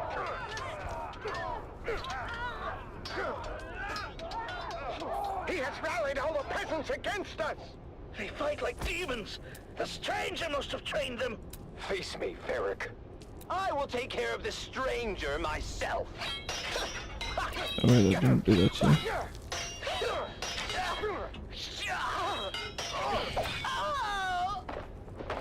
The tyrant has fallen.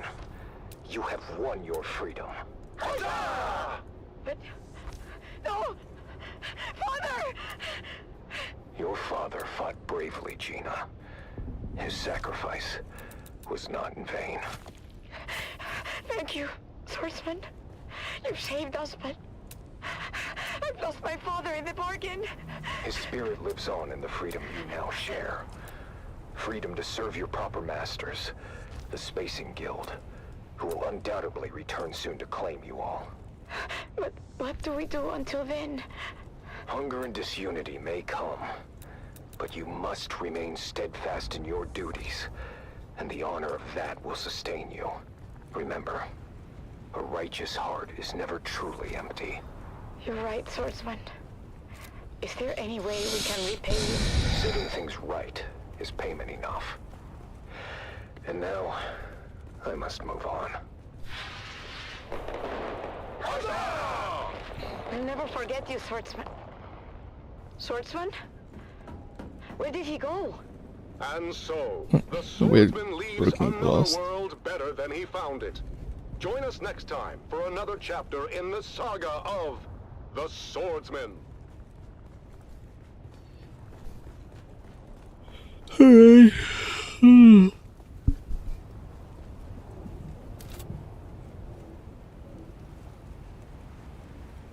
Yeah, you can fit. You can fit a few more in here now. Still not sure about this though.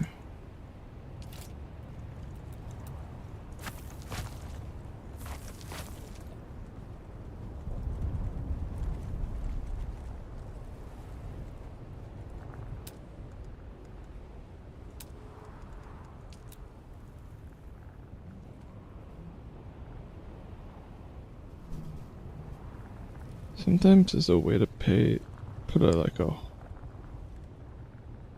it halfway up.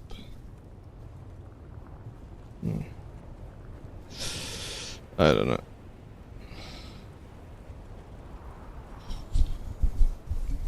Yeah, I don't know what I want to do.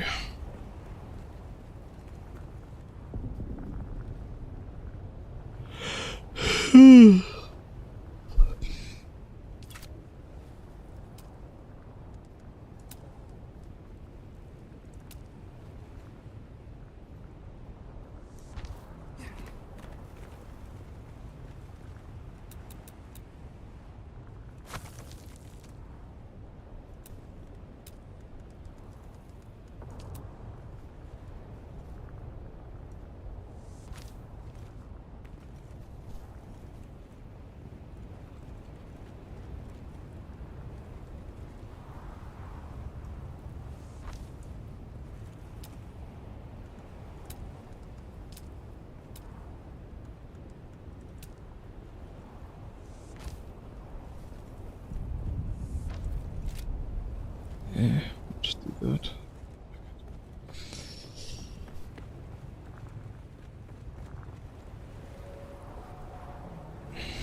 The warriors farewell. In twilight's glow, where shadows meet, a warrior stands on weary feet.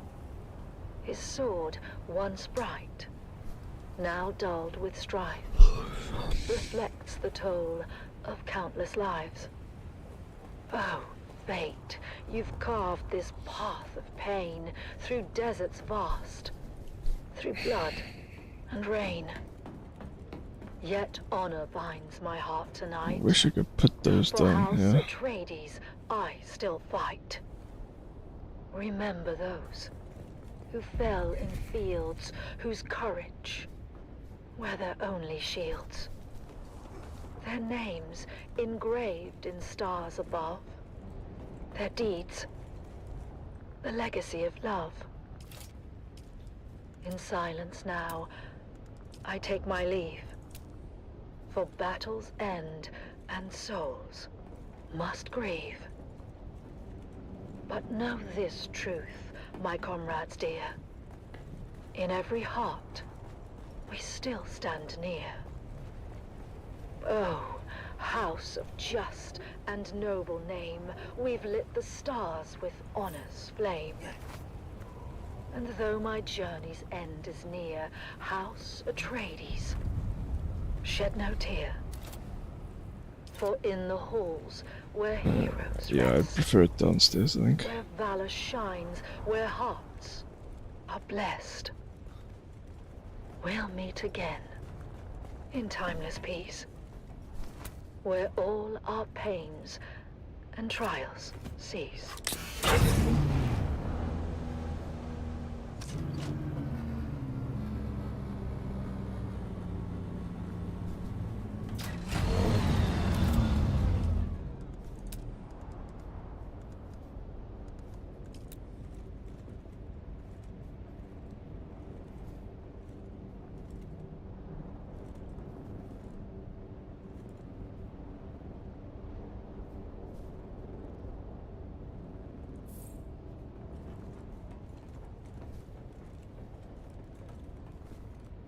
Why does it have to be all the way?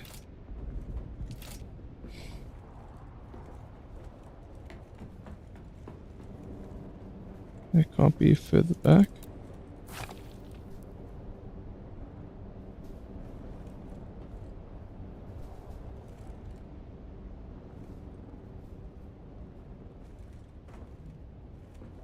Huh?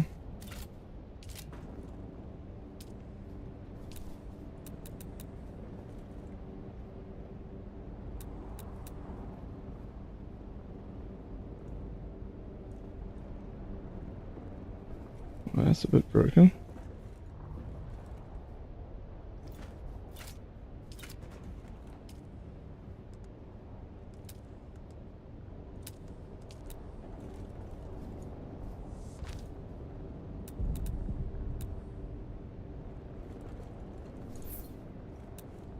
There we go.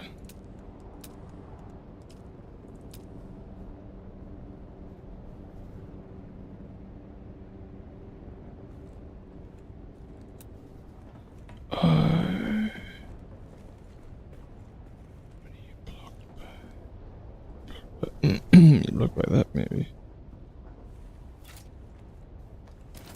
I don't see anything else you could be blocked by.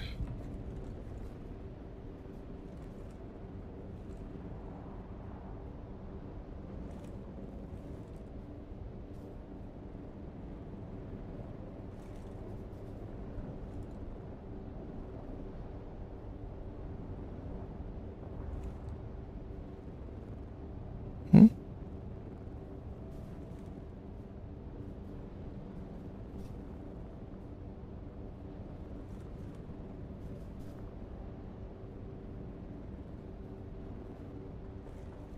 The hell are you being blocked by? I don't understand. Anywho.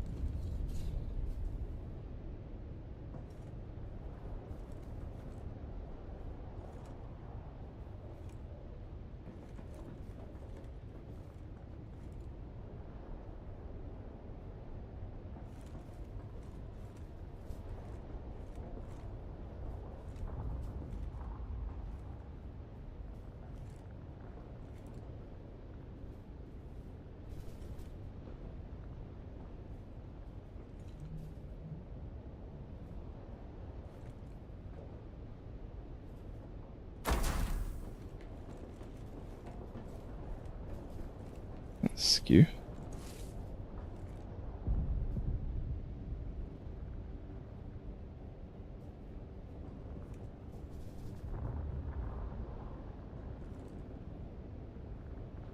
Always with you.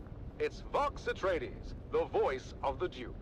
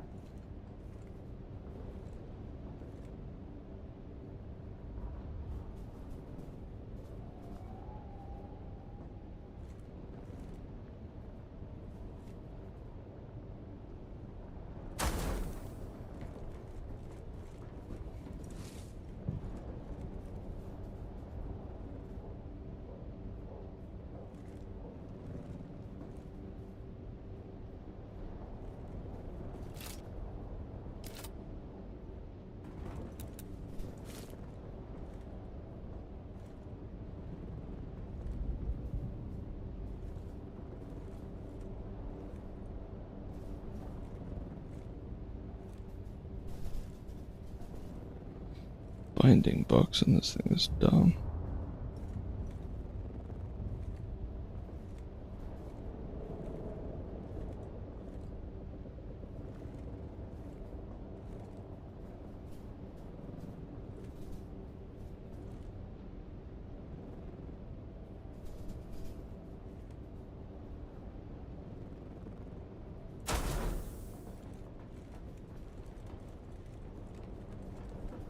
That's right. I don't know.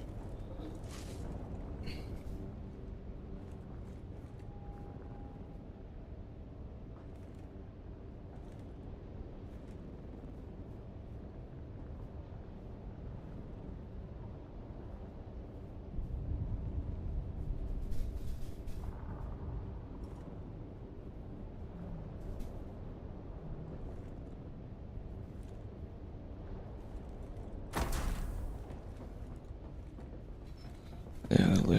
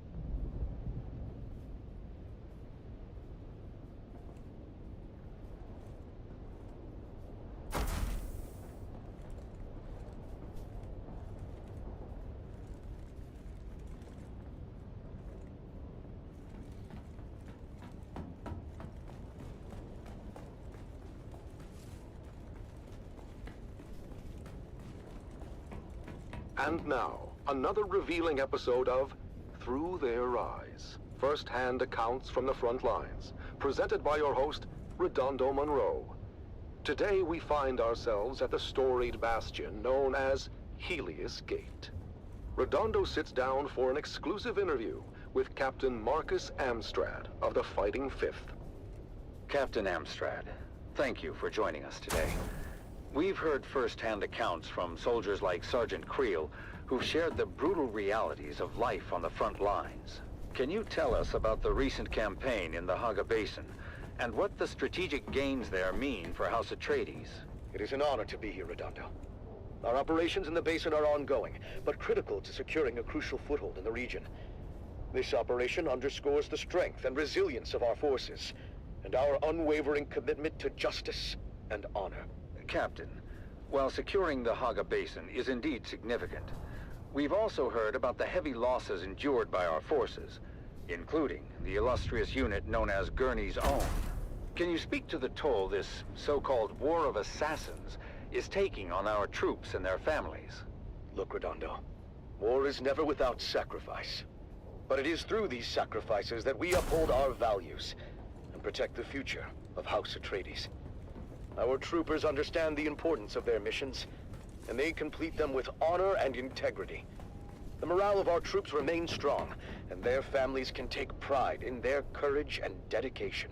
In previous episodes, we've heard how brutal some of these missions have been, and about the emotional toll on our soldiers. Sergeant Eric Thorne, for example, described the chaos and loss during the final days at Three Rock Station. How do you address the concerns of those who feel that the cost of this war is too high? The cost of freedom and justice is never too high. Every mission we complete, every campaign and every sacrifice we make brings us one step closer to a lasting peace and a brighter future for House Atreides. Our troops are well trained and well prepared to face the challenges before them. They do so with unwavering resolve. Captain, some have raised concerns about the ethical implications of our tactics and the impact on civilian populations. How do we ensure that we maintain our moral high ground in this conflict? House Atreides has always held itself to the high standards of the Great Convention. Our tactics are designed to minimize harm to civilians and uphold the principles of that treaty. Any deviations from the standards are swiftly addressed and corrected. Our commitment to honorable warfare is unwavering. There have been reports of war crimes committed by Harkonnen forces, as well as allegations of misconduct by our own troops. How do we respond to these allegations and ensure accountability? The Harkonnens are known for their brutality and disregard for both human life and any type of agreement between the houses. But we do not stoop to their level. Any allegations of misconduct by our troops are thoroughly investigated, and those found guilty are held accountable. However, it's important to remember that our forces are under immense pressure, and mistakes can happen. We must focus on the bigger picture, and the ultimate goal of victory and justice. Captain, what message would you like to send to the families of our soldiers and the subjects of House Atreides who may be struggling with the hardships of this conflict? To the families and citizens of House Atreides, I say this. Stand proud. Your loved ones are fighting for a noble cause, and their sacrifices are not in vain. In time, we will emerge from this confrontation stronger and more united than ever. Trust in our leadership, trust in our soldiers, and trust in the principles that have guided us for generations. Together, we will prevail. Thank you, Captain Amstrad, for sharing your perspective with us today. Your words remind us of the strength and resilience of House Atreides. That concludes our interview with Captain Marcus Amstrad. As we continue to navigate the complexities of this conflict, let us honor the bravery and sacrifices of our soldiers and strive to uphold the values that define House Atreides. Join us next time for another episode of Through Their Eyes. You have listened to another episode of Through Their Eyes, first-hand accounts from the front lines, presented by your host, Redondo Monroe.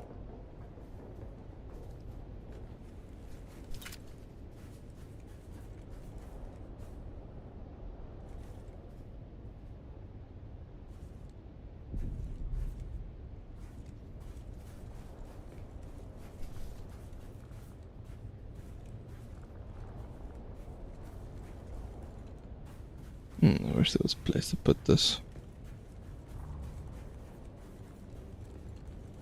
Wish I could fill this whole thing down here with these, but alas, I cannot. But I can fill it with the copper water stations. Do they need power?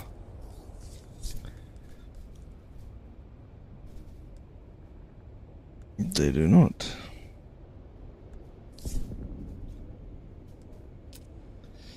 They do not. So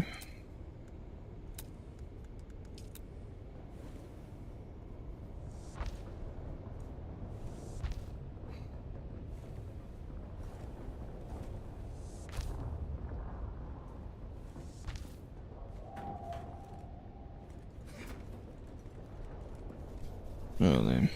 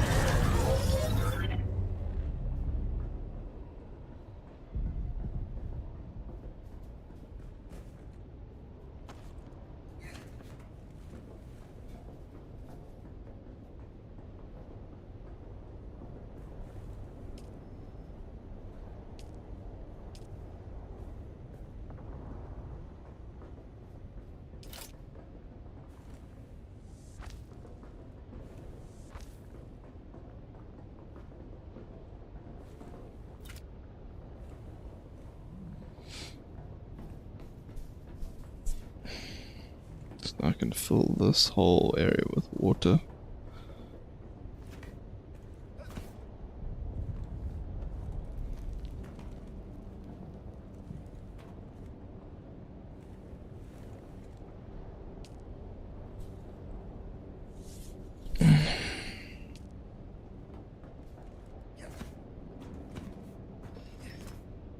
wish I could stack these things or put them on a wall or something.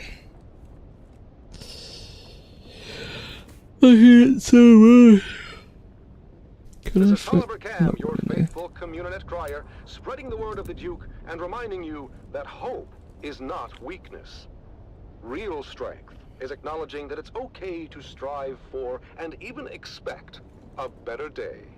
We've got to approach every fresh sunrise as an opportunity to renew our bonds and strengthen our commitment to a brighter future.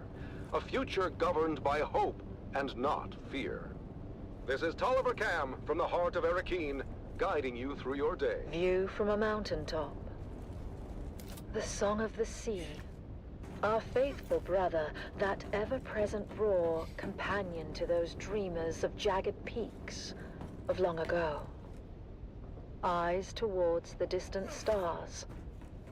Visions not of glory, but of light and hope across the darkest voids.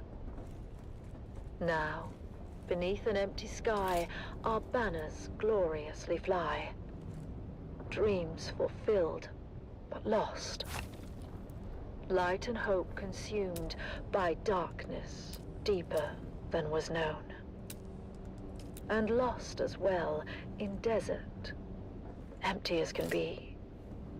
The song of that far away sea.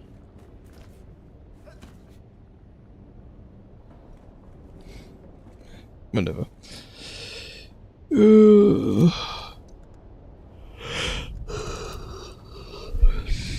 won't let me put it in now because of that.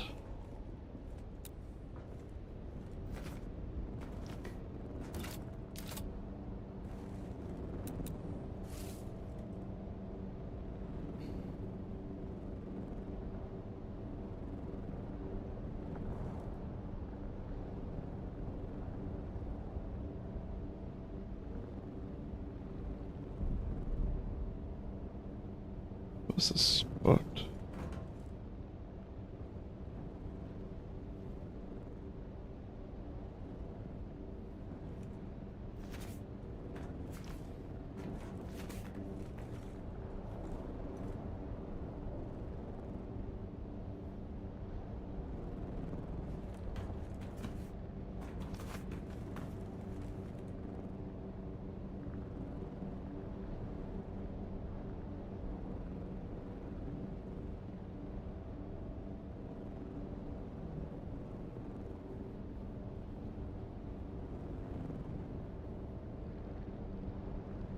The hell is that?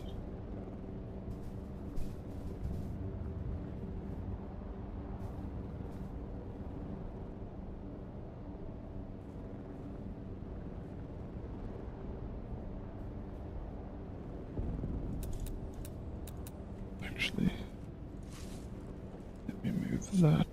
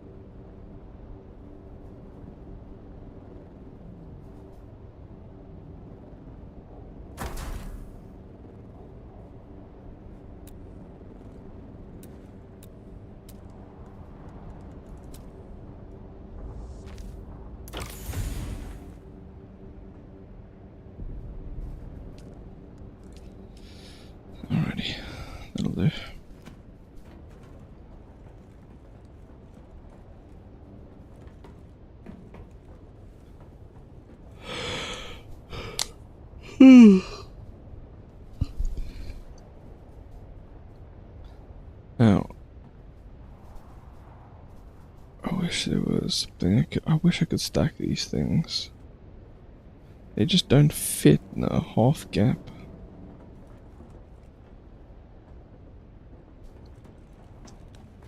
Okay, is that all of them? That is all of them.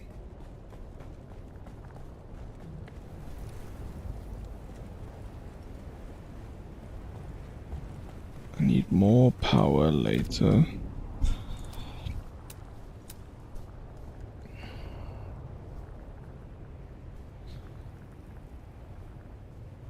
I need duraluminum.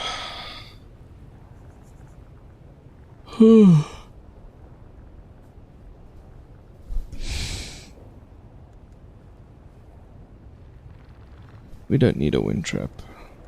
We will just run the entire base off dead bodies. I will move everything over. I want to build a crap load of these.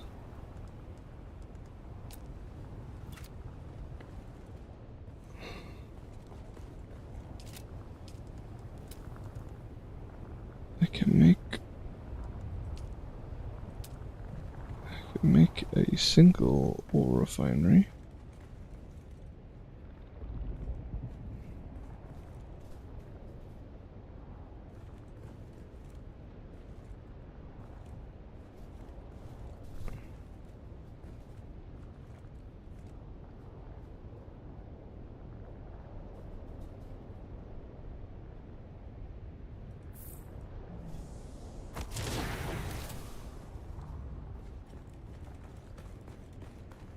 I just need some copper.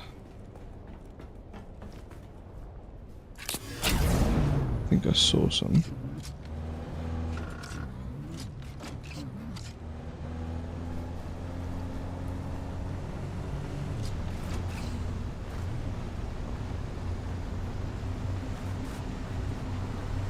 Yeah, there's some there. Oh, there's some there as well. We got quite a decent amount. Whoops, wrong button.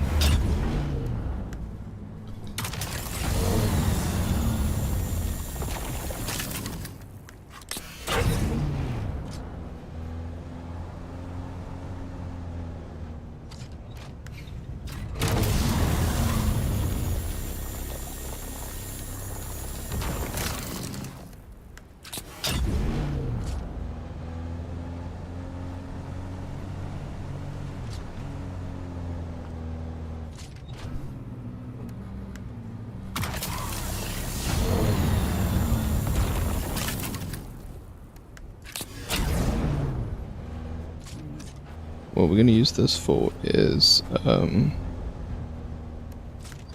going to fill the hole underneath with water tanks and then close it up, because then we don't need to be down there anymore.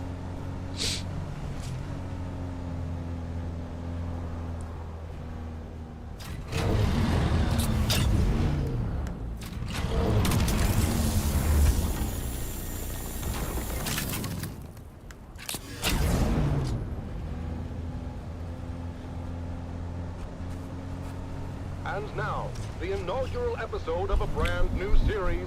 It's The Young Guardian. Gather round, fair listeners, as we join our story on the eve of destiny for 3 young lives. 3 faithful aspirants to Duke Leto Atreides' fabled House Guard prepare for their final test at the War Gymnasium. A test that will challenge their training, their courage, and define their future as defenders of House Atreides. Our story begins on the Armatura Green at the Cala City campus of the Atreides War Gym. It is here where the finest young aspirants are honed into noble House troops. Shields up! Shields up! The honor of House Atreides rests on your shoulders! Defend yourself! You can't serve the Duke if you're dead! Among the recruits, 3 stand out. Taran, a farmer's son determination. Lyra, a skilled I sharpshooter don't know what's up with born that. into poverty. And Amon, a fifth-born Atreides cousin, striving to exceed the lofty expectations that come with his name. I won't let you down, Lyra. You've trained too hard to fail now. Keep your focus, Taran. We'll get through this together. Come on now. We've got a real chance to graduate top of class. Yeah, that's a hell of a fight. But Taran, Lyra, and Amon are not the only ones vying for the top Need to spot. fix this. Another group of cadets, led by the arrogant and cunning Aiden, has been their main competition and antagonists throughout their time at the war gym. Well, well, if it isn't the Golden Boy and his peon patrol. Tell me, Amon, how does it feel to coast on your family name? Shut up, Aiden. He's earned his place just like everyone else. Oh, Lyra, you're still here? I guess your folks found someone else to milk the goats. It's not worth it, Lyra. Focus on the test. We'll show them. Where I went to? As the aspirants ready themselves for graduation, only the whatever. final test stands in their way. A grueling 2-day endurance race to the summit of Mount Sayubi, known as the Peak of Valor Challenge. Ancient tradition states that the aspirant team planting their flag atop the summit first will be named top of class. Come on, keep it up. We're almost there. Just a little bit further. Watch out for that loose rock. As Taran and team near the summit, Lyra's footing gives way, and she slides roughly to a ledge below. Go on without me. Plant the bloody flag. Not happening, Lyra. Atreides leave no man behind. Hang on, Lyra. We're coming. Meanwhile, Aiden and his group are hot on their heels and seize the opportunity to rush to the summit.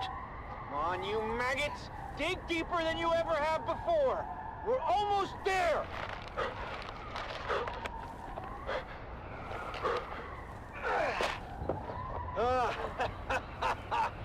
Yes, we did it.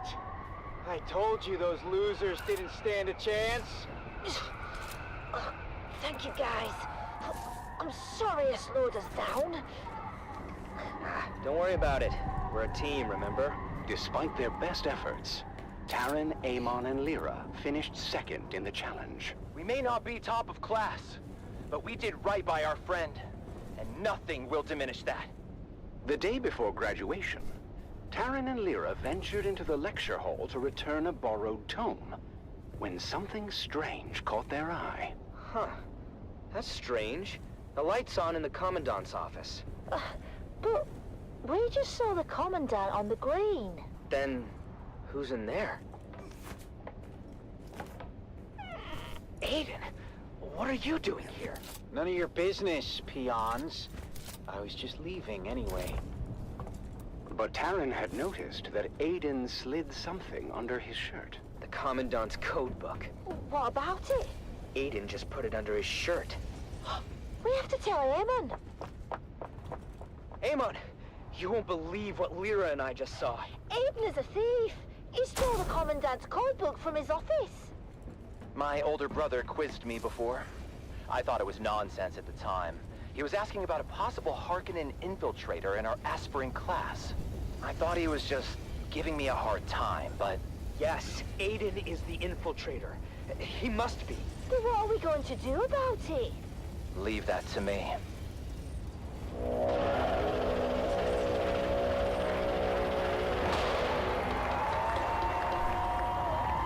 The graduation ceremony is a grand affair, as the Commandant presents deployment orders to the well-deserving class. Called to the stage, Aiden and his group walk triumphantly up the aisle, expecting to receive top-of-class honors. I told you, fools, who would end up on top. Aspirant Aiden, you and your group are hereby charged with espionage and treason against House Atreides. What? No, this is a misunderstanding. Unhand me! And since this is wartime, the Articles of Canley are clear on the sentence. As for the rest of you, you have all proven yourselves true warriors of House Atreides. You have earned the right to wear the Duke's coat of arms and uphold the responsibilities and traditions that come with it. Stand tall, Power's going to be a huge issue. for you are the future of our house. As Aiden and his group are led away by military police, Taryn, Amon, and Lyra rise together with the rest of the class, proud and vindicated. We did it! We actually did it! It's not about the accolades. It's about doing what's right. And so, with hearts full of pride and the weight of their ancestors' legacy resting upon their young shoulders, our young guardians go forth as true soldiers of House Atreides. I guess all that's left for us to do is unseal our orders and see where we're bound. Wherever we go, I just hope we're together. Shall we open them at the same time? On 3. 3, 2, 1. Arrakis. That's it then. We're going to war. Join us next time on The Young Guardians as our heroes continue their journey, facing new challenges as they uphold the legacy of House Atreides. Until then, remember, honor and loyalty are the true marks of a warrior.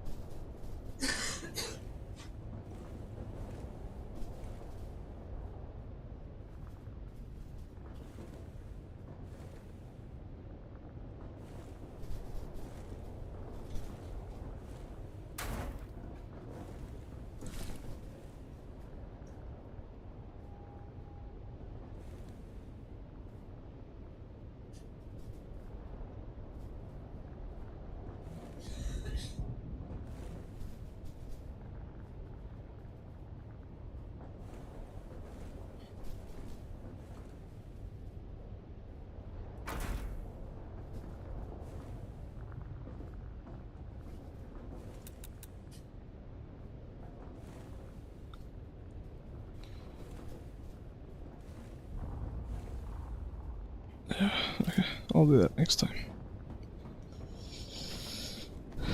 Alrighty.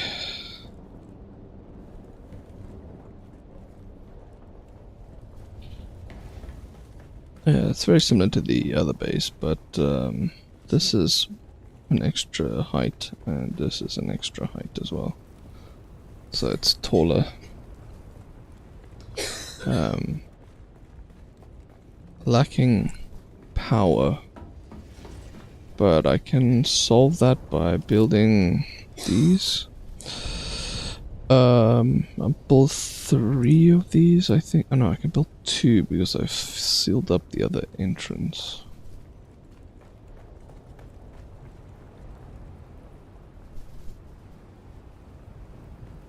One there and one there. Wait, I just had an idea.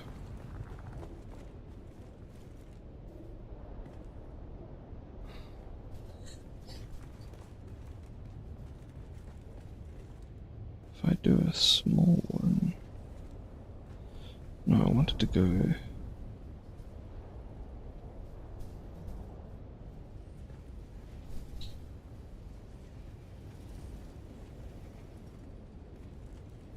here.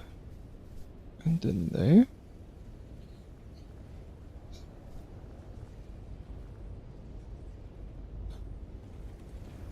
That help? No, it wouldn't help because would it? I'm trying to try something.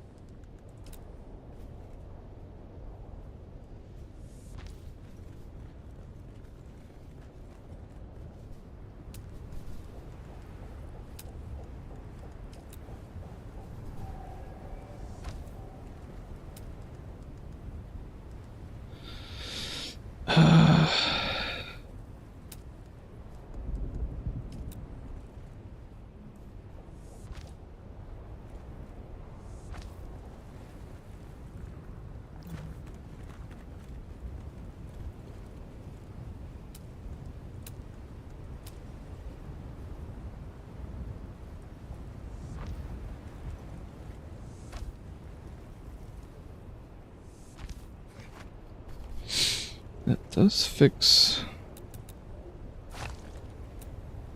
this issue.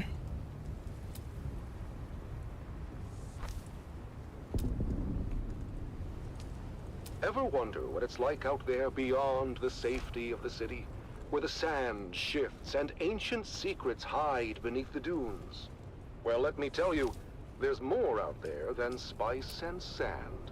The Wastelander Chronicles takes us into the life of a scrappy young scavenger girl and her family as they brave war-torn battlefields, hunting salvage and other buried secrets. Stay tuned, because this is one tale you don't want to miss.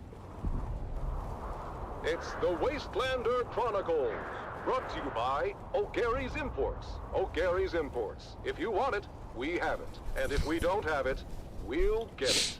Join us now as we journey to the blistering sands of Arrakis, where we follow the adventures of the O'Gary clan, a pioneering family of salvage experts, as they scour war-torn battlefields and crash sites to discover their next great haul.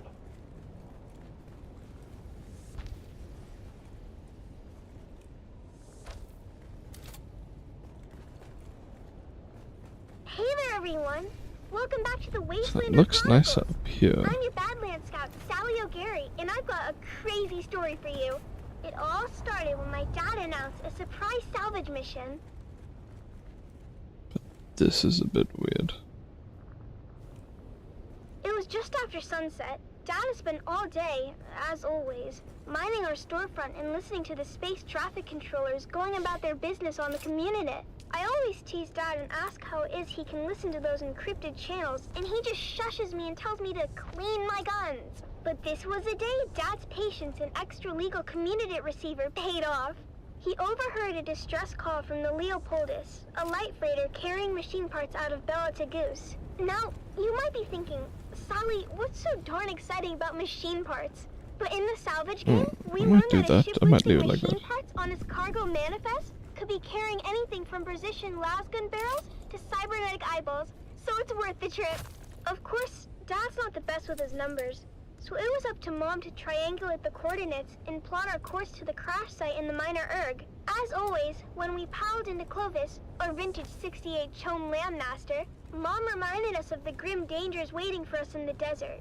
Bandits, slavers, cultists, and of course, the old man of the desert himself, the Great Sandworm. When we finally arrived at the sector our coordinates were within, we hid Clovis under a tarp and moved in on foot. As always, it was up to me and my little brother Coda to scout ahead and look for danger. It doesn't match, You but might be thinking, Sally, that seems like a grown-up job. Why would you and your cute little brother be sent ahead to scout? The truth is, we rely on that cuteness to lull our enemies into a false sense of security. Then, we kill them real good. Coda can separate a man from his jewels in less than 2 seconds. I've seen him do it. But after a whole lot of if I dust put and it here, nothing, though, we finally came up upon the coordinates marked on our map. And what do you know? The crash ship was nowhere to be seen. Of course, Mom and Dad immediately set to arguing about it while the rest of us fanned out. You're an idiot, Finn O'Gary. Don't you dare blame my calculations on this fiasco. I should have listened to my mother and entered the sisterhood. At least then, I'd be married off to a man of consequence.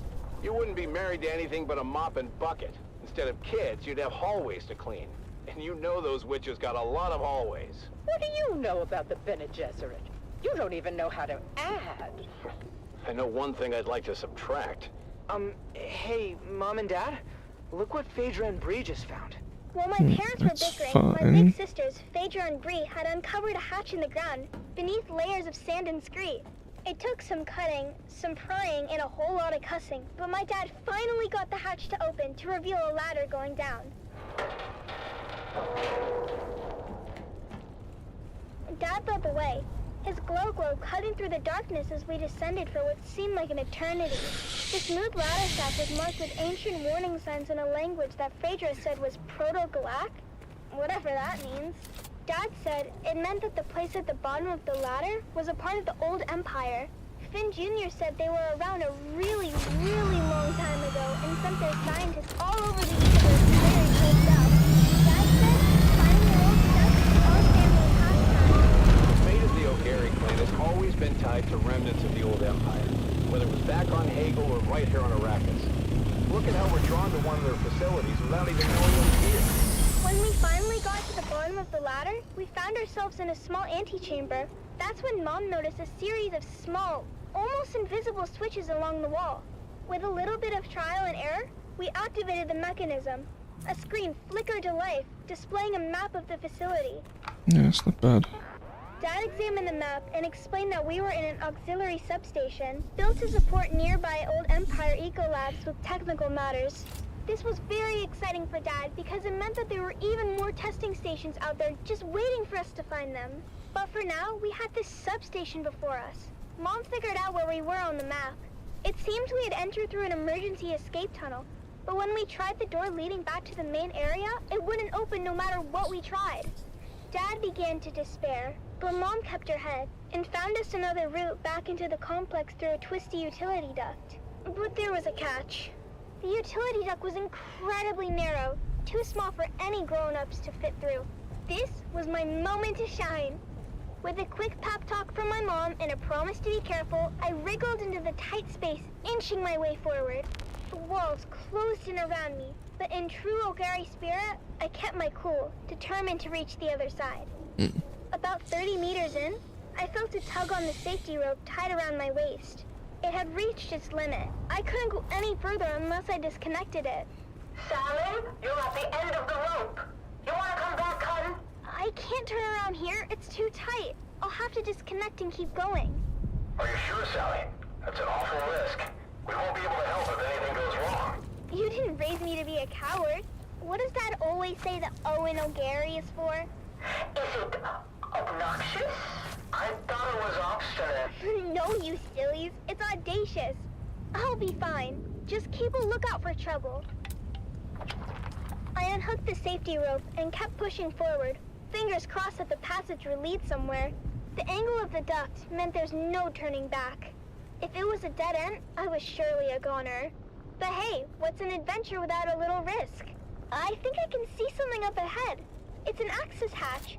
Here's hoping I can open it from inside. I made it! The access hatch opened onto a huge chamber, lit by a soft, eerie glow. It was a real treasure trove of ancient technology, preserved perfectly through the ages. I had found the mother lode. After marveling at my discovery for a spell, I managed to backtrack to the escape tunnel where my family was waiting. Now I understood why we were never able to open that door. It was blocked by an ancient power loader. Fortunately, the control fob was still in place, so I was able to move that great beast away from the door. Honey, are you okay? I'm fine, Mom. Where are you going, Finn? Our daughter almost died, and you're more interested in salvage. She seems fine to me. More than fine, in fact. She's spectacular. Our daughter or the power loader? Can't we be excited for both? This is a VK5000 powered work loader. The last exosuit to come off the Venhold assembly line before the company was split up into Combined Mercantile and the Fold Space Shipping Company. Do you mean... Yep. The predecessors to CHOAM and the Spacing Guild. Wow. After the excitement died down, we carefully extracted as much as we could carry, making sure to document everything for later study. It was our most successful expedition yet. Back at our shop, we spent days cataloging and cleaning our finds, preparing them for sale. And that's where you come in, dear listeners. That's right, Sally. At O'Gary's Imports, it's our Old Empire extravaganza.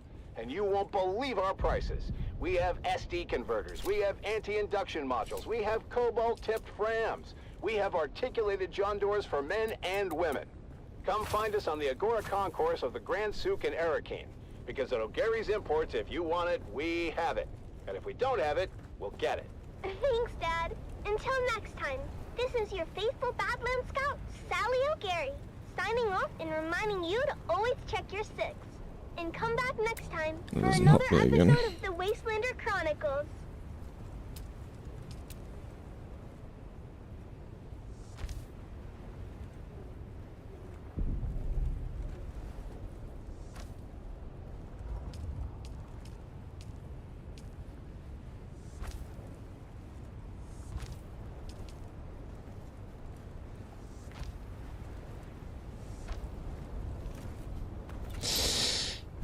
It does give me this corner though.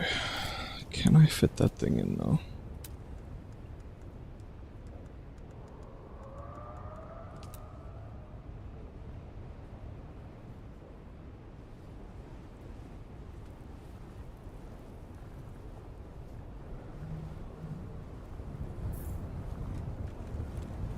I can.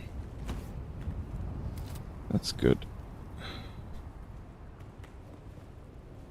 Again, I can't do anything about that, but that's fine, I think.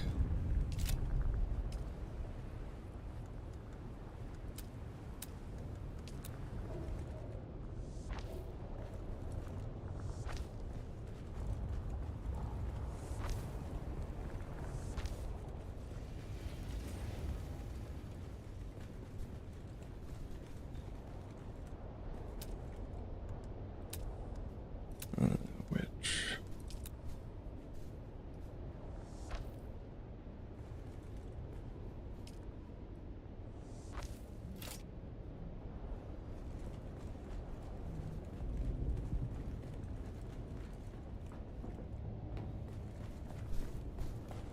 I could do the same down there.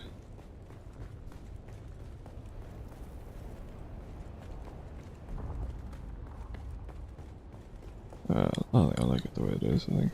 Just because this all fits in there nicely. Alrighty. So that's that, and that. Sweet. I can make some more water.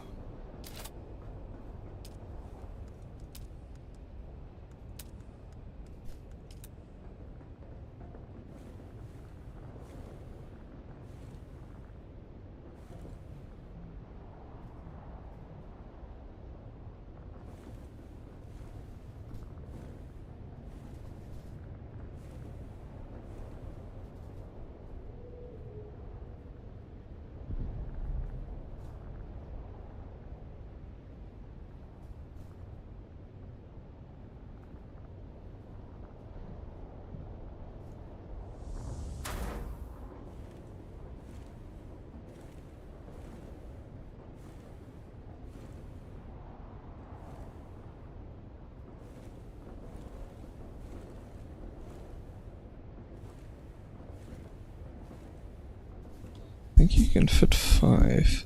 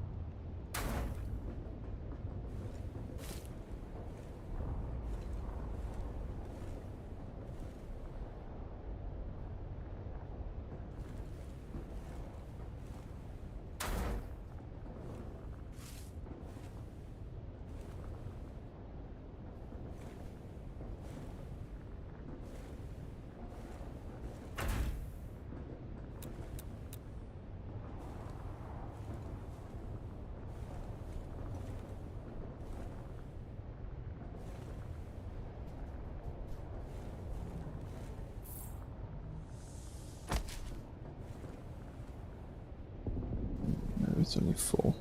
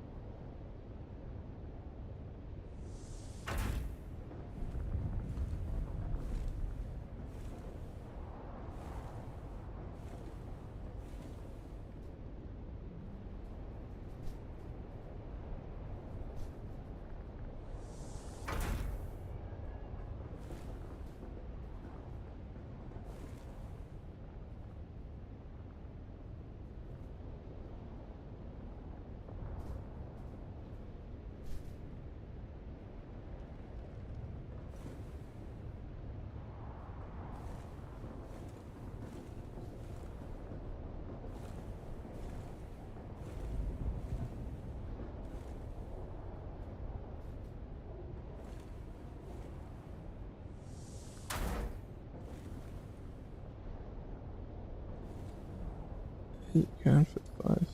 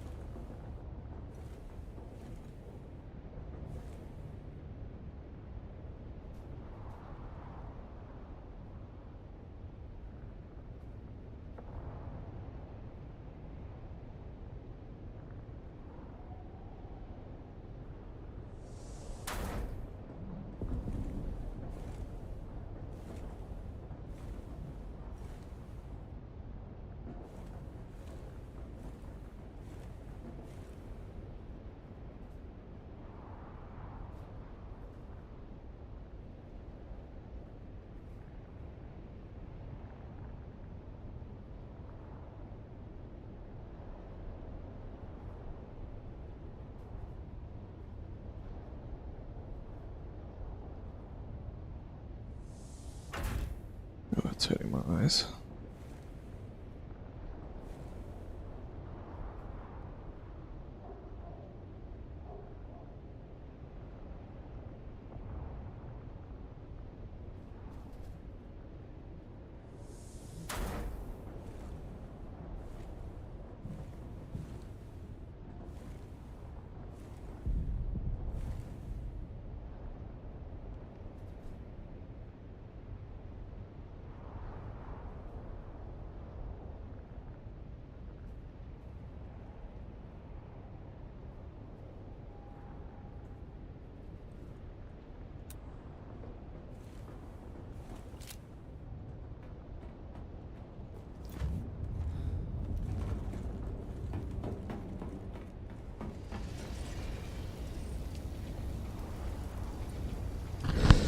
Alright, we can borrow another soul.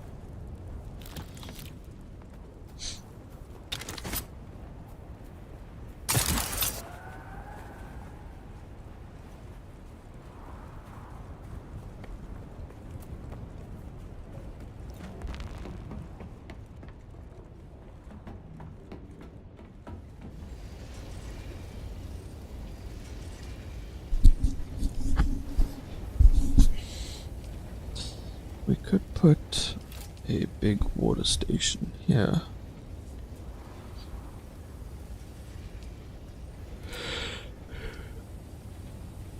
Just to drink from. Of two homes.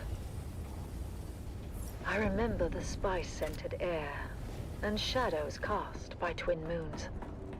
Fleeting light. Alright. Anyways, I think I'm gonna go sleep, guys.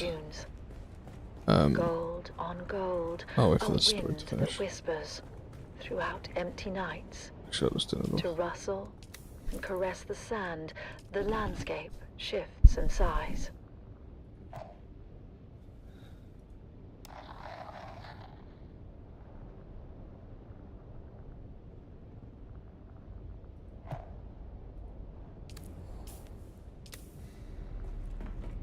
Anyways, thanks a lot for watching. Hope you guys enjoyed. Don't forget to like, subscribe, and follow, and all of the social things. And I'll see you guys again. Hope you enjoyed watching this build. And I'll be moving all the rest of the base stuff over at some point. And yeah, I'm not sure when I'll stream again. Maybe tomorrow. Who knows? Just look out for the notifications when to catch me again, and I'll check you guys then. Cheers.